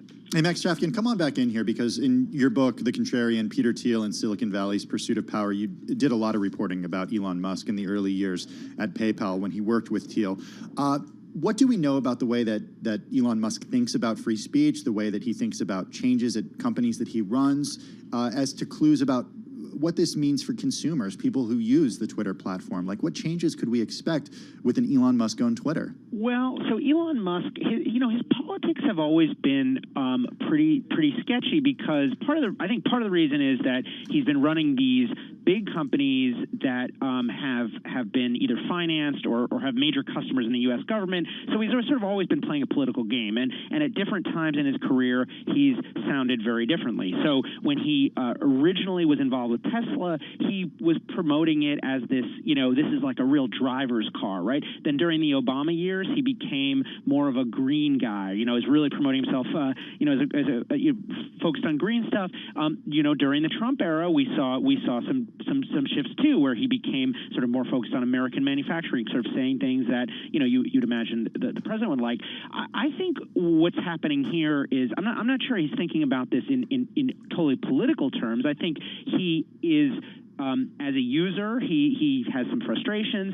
I also think he has sort of figured out that on the right, this is a great way to get people excited, and we've seen over the last month or so, as this drama has played out, Elon Musk has been kind of a hero on sort of right-wing talk radio. And if you go on Twitter right now, you'll see it's, people are really, really excited about this on the right. And that, of course, there's political implications there, because it could cause, former President Trump to get his account back, but also could mean, car sales for Elon Musk's company Tesla, which of course just opened this factory in Austin, Texas. Is probably dying to sell some cars and trucks to red staters. So I think from a political standpoint, that is more at play than some kind of like deep ideological goal. I think it's interesting for a guy who is or seemingly so public. I've actually been watching Elon Musk's Twitter feed for him to make some kind of comment, but the last one was 2 hours ago.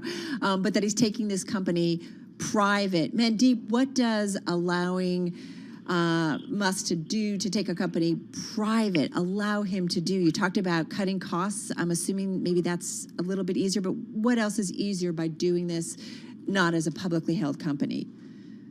I mean, really kind of turning this company around in a way where you don't have to think about the next quarter or the next 2-3 quarters, and really transformation. And look, this is high risk. There aren't many tech companies that have a second act. And this is a very competitive space. There are a lot of companies in the ads business. So I think monetization is tough, but Twitter has the engagement, and there aren't many platforms with this kind of engagement. So that is what is going for them. In terms of monetization, it remains to be seen, and that's where he needs a good partner. I think he's going to bring somebody from the private equity side to really, run the company. He won't do it himself here. That's interesting, Max. I want to get your take on this because Elon Musk is somebody who's shunned physical things. He's talked about, he's made comments about money in the past. Selling homes. Yeah, he doesn't even have a home right now, he says. And he lives a lot of his life on the road. I'm wondering if the money conversation about this and Twitter making money is different because it's Elon Musk we're talking about. Go ahead, Carol. I just want to point out the Twitter CEO making some comments saying that the Twitter CEO to address employees at 2 p.m. Pacific time, so that's 5 p.m. Wall Street time, saying in a memo that Chairman Taylor will join that meeting, and the Twitter CEO in this memo to employees saying, quote, "I know this is a significant change." Max, come on in here. Does it make sense that Musk would, obviously it's a business and he is a businessman and he has created many businesses and been the CEO of many businesses. But do we have to look at it in the context of maybe this is something that transcends the idea of profit and loss for him? It's more ideological, it's more philosophical, it's less of a company that needs to make money? Well, I think, our colleague Brad Stone wrote a newsletter on this morning, and I think he brought up a good analogy, which is, basically rich guy buying a major media company, right? Which sometimes happens, and which, Jeff Bezos buying the Washington Post or Rupert Murdoch, buying, the Wall Street Journal or something like that. And of course, it can be both, right? It can be both a financial thing and also and also play for influence. And I'm sure that's kind of how Musk sees it. Now, just on the question of management, I do think the right move for Elon Musk would be to bring in an outsider, but just want to point out, like, that isn't his track record, right? He's really struggled bringing in outsiders to run his companies. I think given all of his responsibilities, that would be the kind of like sober-minded thing to do. I'm not totally sure that's where Elon Musk's head is, though. So I think it sort of remains to be seen. All right, really appreciate it. That's Bloomberg Business Week features editor Max Chafkin joining us on the phone in our New York City bureau. Bloomberg Intelligence senior tech analyst Mandeep Singh staying with us. We want to bring into the conversation Bloomberg News senior executive editor of Global Tech Brad Stone on the phone from San Francisco. And Max Chafkin was just talking about your story, Brad, on the Bloomberg terminal about how Twitter brings Elon Musk to this whole other status by becoming now a media mogul, a big-time media mogul. Weigh in on Elon doing this deal. Hang on a sec. We have some tech problems, but as soon as we can, we will bring in Brad Stone to talk about his story. But this is a big part of it. And Mandeep, what do you think about this? We do see billionaires often want to play in the media world as well. Jeff Bezos with Amazon and others. He's, betting big on, turning this around, and he has a lot, in terms of just proving that he can run another type of business. I just think, he's passionate about the product, and the other social media companies should be thankful that he's not as addicted as he is to Twitter. There is that aspect that he is so hooked onto the platform that he doesn't care about the money, but at the same time, you know, we've seen time and again, he can turn around a business. He has turned around Tesla. So nobody can bet against him that, you know, he won't be able to pull this off. Hey, Mandeep, we're seeing shares of Twitter start to trade again. They're higher by 6.2%, trading at $52 a share. What sticks out to me is this is still shy of $54.20. That shows that investors are expressing some skepticism here. Why are shares not trading at $54.20 right now? Well, we also know he does change his mind, although in this case, I don't think he's going to change his mind, you know, now that the deal is announced. But he does have a tendency, and you can go back and look at his track record, you know. He can be contradictory in some ways. So, look, that is not the only reason, but for him to do this just on his own without any partners, not that it's not credible, it's just a little surprising to the market. And the price is moving up. So from the first time he announced the deal to now, we've seen, obviously, the price is much closer to the deal price now. All right, we're talking with Mandeep Singh, of course, of our Bloomberg Intelligence team. He's Senior Technology Analyst. And let's just recap our top business story at this hour. We have been reporting all day that there were expectations that Elon Musk would finally get across the finish line a deal to take Twitter private. Well, indeed, just moments ago, he is doing that, agreeing to buy Twitter for $44 billion, using one of the biggest leveraged buyout deals in history to take private a 16-year-old social networking platform that has become, as you know, a hub of public discourse and a flashpoint in the debate over online free speech. As we know, in terms of the share price, Tim, it stayed at $54.20 a share, and that's what the share price is. Yeah, but right now, shares trading at $51.75 right now. The company's CEO, Parag Agrawal, set to address employees at 2 p.m. Pacific time, 5 p.m. Wall Street time. We'll, of course, bring you the latest as that meeting gets underway. We know the CEO said in a memo that the chairman will join the meeting, Chairman Taylor. The Twitter CEO saying, quote, "I know this is a significant change," end quote. We also saw shares of other social media companies, Carol, rise in the wake of this. We saw shares of Meta and Pinterest move higher as the Twitter deal has lifted other names in social. That price, by the way, 38% more than the stock's close on April 1st, which was the last business day before Musk disclosed that significant stake in the company. Remember, passive stake? We didn't think much was going to happen. Yeah, passive. Kathy Wood, ARK Investment, she was on our air that day, and she's like, doesn't sound so passive. And she was right on that one. Let's bring in Bloomberg News Deals team leader, Leanna Baker. She is in our Bloomberg Interactive Brokers studio here in New York City. So he got it across the finish line. How did he do it? Because it did feel like it was going to be touch and go.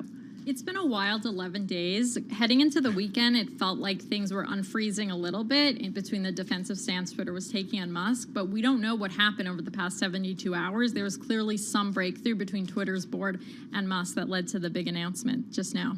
Okay, what do we know about the latest when it comes to financing here? We know that $25 billion in debt financing. The company, as Mandeep shared with us, has already $5 billion in debt right now. What do we know about where Elon Musk is getting the money, who's providing it, and the portion of it that's coming from, you know, his own money? The biggest amount of debt is coming from Morgan Stanley. They're going to lend about $5.5 billion, but there's a whole host of Wall Street banks, about a dozen, that have signed on, some really big names like Citi, Barclays, Bank of America. So almost every bank that wasn't involved on the Twitter side is lending the money for this. Do we know the terms of this? So we've seen the commitment letters. You might remember last week when it all became public, they, put out information, but we don't know the exact makeup of the debt, just who is sort of backstopping it and who will be in charge of syndicating it. Does it feel like that there's a lot of hands in it just because maybe people are just, like, does that say to you that nobody really wanted a ton of exposure, but nobody wanted to be maybe left out? And listen, Elon is the world's richest man. You cannot deny the market cap of Tesla. You cannot deny what kind of future business he might have and how he used that in leverage. But it is interesting, like in terms of the amount, Morgan Stanley being the most with $5.5 billion, does that seem like a little that nobody really wanted to be all in on this? I think having so many banks was sort of a show of support for the bid, and it's actually a good thing. I don't think one bank would want to do the whole thing, but some names like Bank of America and Barclays, who were listed in the press release as advisors, you could see they're kind of getting a little credit for stepping up and not just being in one of the loans, but two. There's two loans. One's just a margin loan against his shares of Tesla, but the other one is more traditional debt. And so some banks are taking on a lot of exposure to him. Okay. What about the other portion of the funding here? So the $20 billion in equity, it's a great question. Where is it going to come from? Musk, we've read, only has $3 billion cash in his pocket. Are there ways he could get more cash? Or is he vetting different partners to bring in on the equity? We've reported that he has started talks with partners, and I was a bit surprised not to see any partners listed in the press release. Right. But I'm sure they're there. We would love to report who they are. Some names to think about that people are talking about are Silver Lake, which is on the board. They own a big stake in Twitter. Could they roll their stake? That's a line of inquiry. Thoma Bravo is another question. They've been, since this story broke, just a name that keeps popping up as potentially being interested. So it's complicated, it's intricate, and there's some secrecy. It's like typical Elon Musk, it feels like. Hey, we want to bring in Brad Stone, who is Bloomberg News Senior Executive Editor of Global Technology. He is on the phone from San Francisco. He's got a story out today about how Twitter would elevate Elon Musk to a new media mogul status. There is something, right, Brad, about billionaires and media companies. There certainly is. Most recently, of course, Jeff Bezos in the Washington Post. Remarkable, though. Bezos, paid $250 million for the Post. Elon paying $44 billion for Twitter. What struck me and what I wrote about this morning is how, to me, this isn't really just a financial takeover of Twitter. This is a political takeover. He's coming in with a very strong ideology about how should we even say it? It's a free speech orientation, which sounds, of course, laudable, but what does it mean? It really means most likely bringing back some of the sort of sideline voices since the last presidential election. He's promising to do more to, fight bots, to authenticate all users. But of course, there's a lot there. How do you keep out the QAnon conspiracy theorists, the fraudsters, who, of course, some of these restrictions were put in place to protect against in the first place? But the other thing is, there's also the regulatory part of that too, right? Where regulators have been increasingly asking or demanding, especially if you go over in Europe, that social media kind of step up and have more oversight, especially if they are considered a news, organization or media organization. That's right. And Elon's orientation certainly does kind of fly in the face of what is some of the more recent conventional wisdom about moderating these platforms. But, he's coming in. There's not going to be a lot of traditional regulatory or antitrust oversight of this deal. This is not somebody who's been particularly involved in social media. I do think, the SEC might take a look at it. Of course, Elon's normal foil, who's going to look at the timing of the bid and of course, how Elon is financing it, which, we don't quite yet know. Is there at all a tricky dance that Elon Musk has to do with this in terms of inviting people back on who have been banned, but at the same time not alienating current users, or the type of users that Twitter has that are sort of power users of the platform going to stick with it regardless? Right. And let's just be pointed here, because this is what I'm writing about in the morning newsletter. Does he let Donald Trump back on the platform? And if he does, will there be any kind of, maybe left-wing rebellion? I don't think so. The thing about Trump's kind of content was that, like a traffic accident, sort of hard to look away from. But, I do think that, he's going to have to be cognizant of the unintended consequences of, free speech is a laudable goal. But again, you end up, it's on a spectrum with spam and pornography and anti-vaccine misinformation. And what happens when you have a more tolerant attitude? How do you protect against all that stuff flooding back in the platform, which will be the real turnoff to Twitter's users? So we haven't heard much from Elon about how he plans to do all this. It'll be interesting to watch.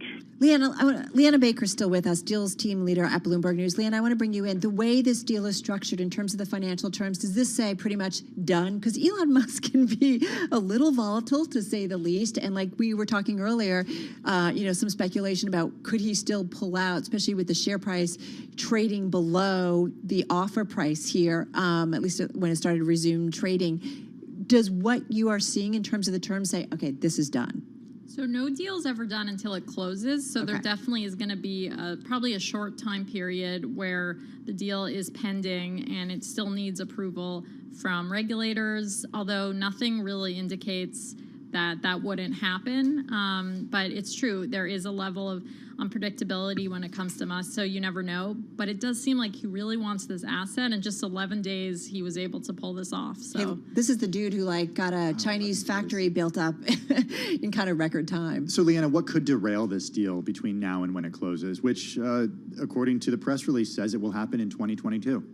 So, as we just discussed, it could be Musk walking away for whatever reason. Who knows? Hard to predict. There's always a potential for another bidder to come in, although we don't have the reporting to back that up. In fact, it doesn't seem like there is a white knight that's going to swoop in.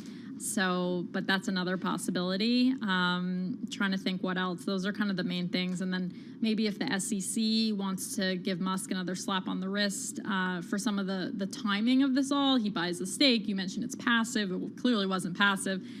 Does that slow things down? So there's a few things that could still derail it, but it seems like this train is full steam ahead. Brad Stone, come on in back here, because I am thinking about, this is an individual who, when he goes into a space, look what he did to the EV space, despite so many naysayers for so long. And I do think we talk about technology, innovation now disrupting itself all over again. And I do think about kind of what Musk can do. And you talk about this being, a political move as much as a financial one. But I do think about what he might be doing to now take social media to a whole other area and kind of a redo, if you will. Yeah, it's absolutely true, right? He's the richest person in the world for a reason. I do wonder personally where he's going to find the kind of upward limit on his own time and resources. I mean, he's, Tesla, SpaceX, Neuralink, the Boring Company, and, let's not forget to mention, 7 kids right now. I mean, it's extraordinary. And the great irony is that the big complaint from activist shareholders like Elliott was that Jack Dorsey had 2 jobs. And Elon has how many? So, yes, he's extraordinarily resourceful and innovative, and yet, I thought at the beginning of this that this was a play a little bit for the attention, but now the proverbial dog has caught the car, and so we're going to see what he does with it. But I wouldn't bet against him, right, Brad? Well, certainly not. I mean, the short sellers who have bet against Tesla over the past couple of years have paid dearly. And he doesn't have to worry about short sellers when it comes to taking a company private, or activists, of course, if he's the sole owner, Carol. Yeah, exactly. All right. Of course, Brad Stone, Bloomberg News Senior Executive Editor of Global Technology. Still with us is Lana Baker. She's deals team leader at Bloomberg News. And joining the conversation is also Bloomberg News technology reporter Kurt Wagner. Kurt, we do want to bring you into the conversation. We've had a few minutes to digest it. We've had a couple of weeks to digest whether or not this would happen and the implications of it. What's your key thought right now, top of mind? I'm pretty surprised. Obviously, we've been talking about it. It's Elon Musk. He's the world's richest man.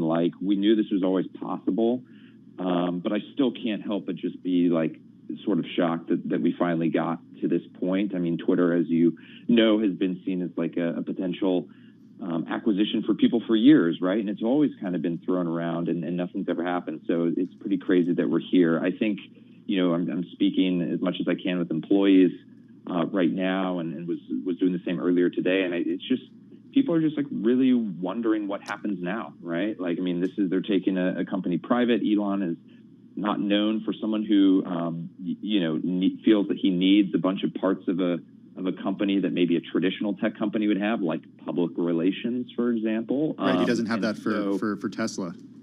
Yeah, these are the kinds of things that, if you're working at a company like this now, suddenly you're going, is my job secure? Are the things that I'm working on even going to exist next week? And so there's just a lot of unknowns at the moment. And for me, as someone who's covered this company for close to 8 years, I'm just pretty shocked that we finally got here. Yeah, I think you're not the only one who's shocked right now, Kurt, even people who haven't been covering the company as closely. The share's still trading at below that $54.20 right now, at $52 a share. I want to go back to something that you mentioned, Kurt, the employees and the reporting that you've done about employees. Give us some context here on the way that employees have spoken publicly, or at least based on your reporting to you, about how they felt ahead of time of a potential Elon Musk taking this company private. Yeah, I think most of what has come out in the public has been employees who are unhappy, right? They're outspoken. They don't see Elon as someone who necessarily aligns with the things that matter to them, the values that they have. But there's a lot of people who are also really excited about this, to be frank. And, he's clearly someone who's built some world-changing technologies and world-changing companies. I think this is a new chapter for Twitter in many ways, and I think there's people who are excited about that, right? This idea that maybe Twitter can finally be unlocked in a way that some people feel it hasn't been able to be. So similar to those of us on the outside, I mean, I always get this question like, oh, what do employees think? And it's funny because they think a lot of the same things we do. They sit around and scroll the timeline just like we do. That's what they've been doing all morning, right? They didn't have any inside information that we didn't have. So it's a mix. Some people are excited about this, and some people are probably going to quit their jobs over this. Somebody on Twitter, can we reset now that he's won the whole game? I mean, it really has been a crazy couple of weeks. Leanna Baker, you talk with folks in the M&A space.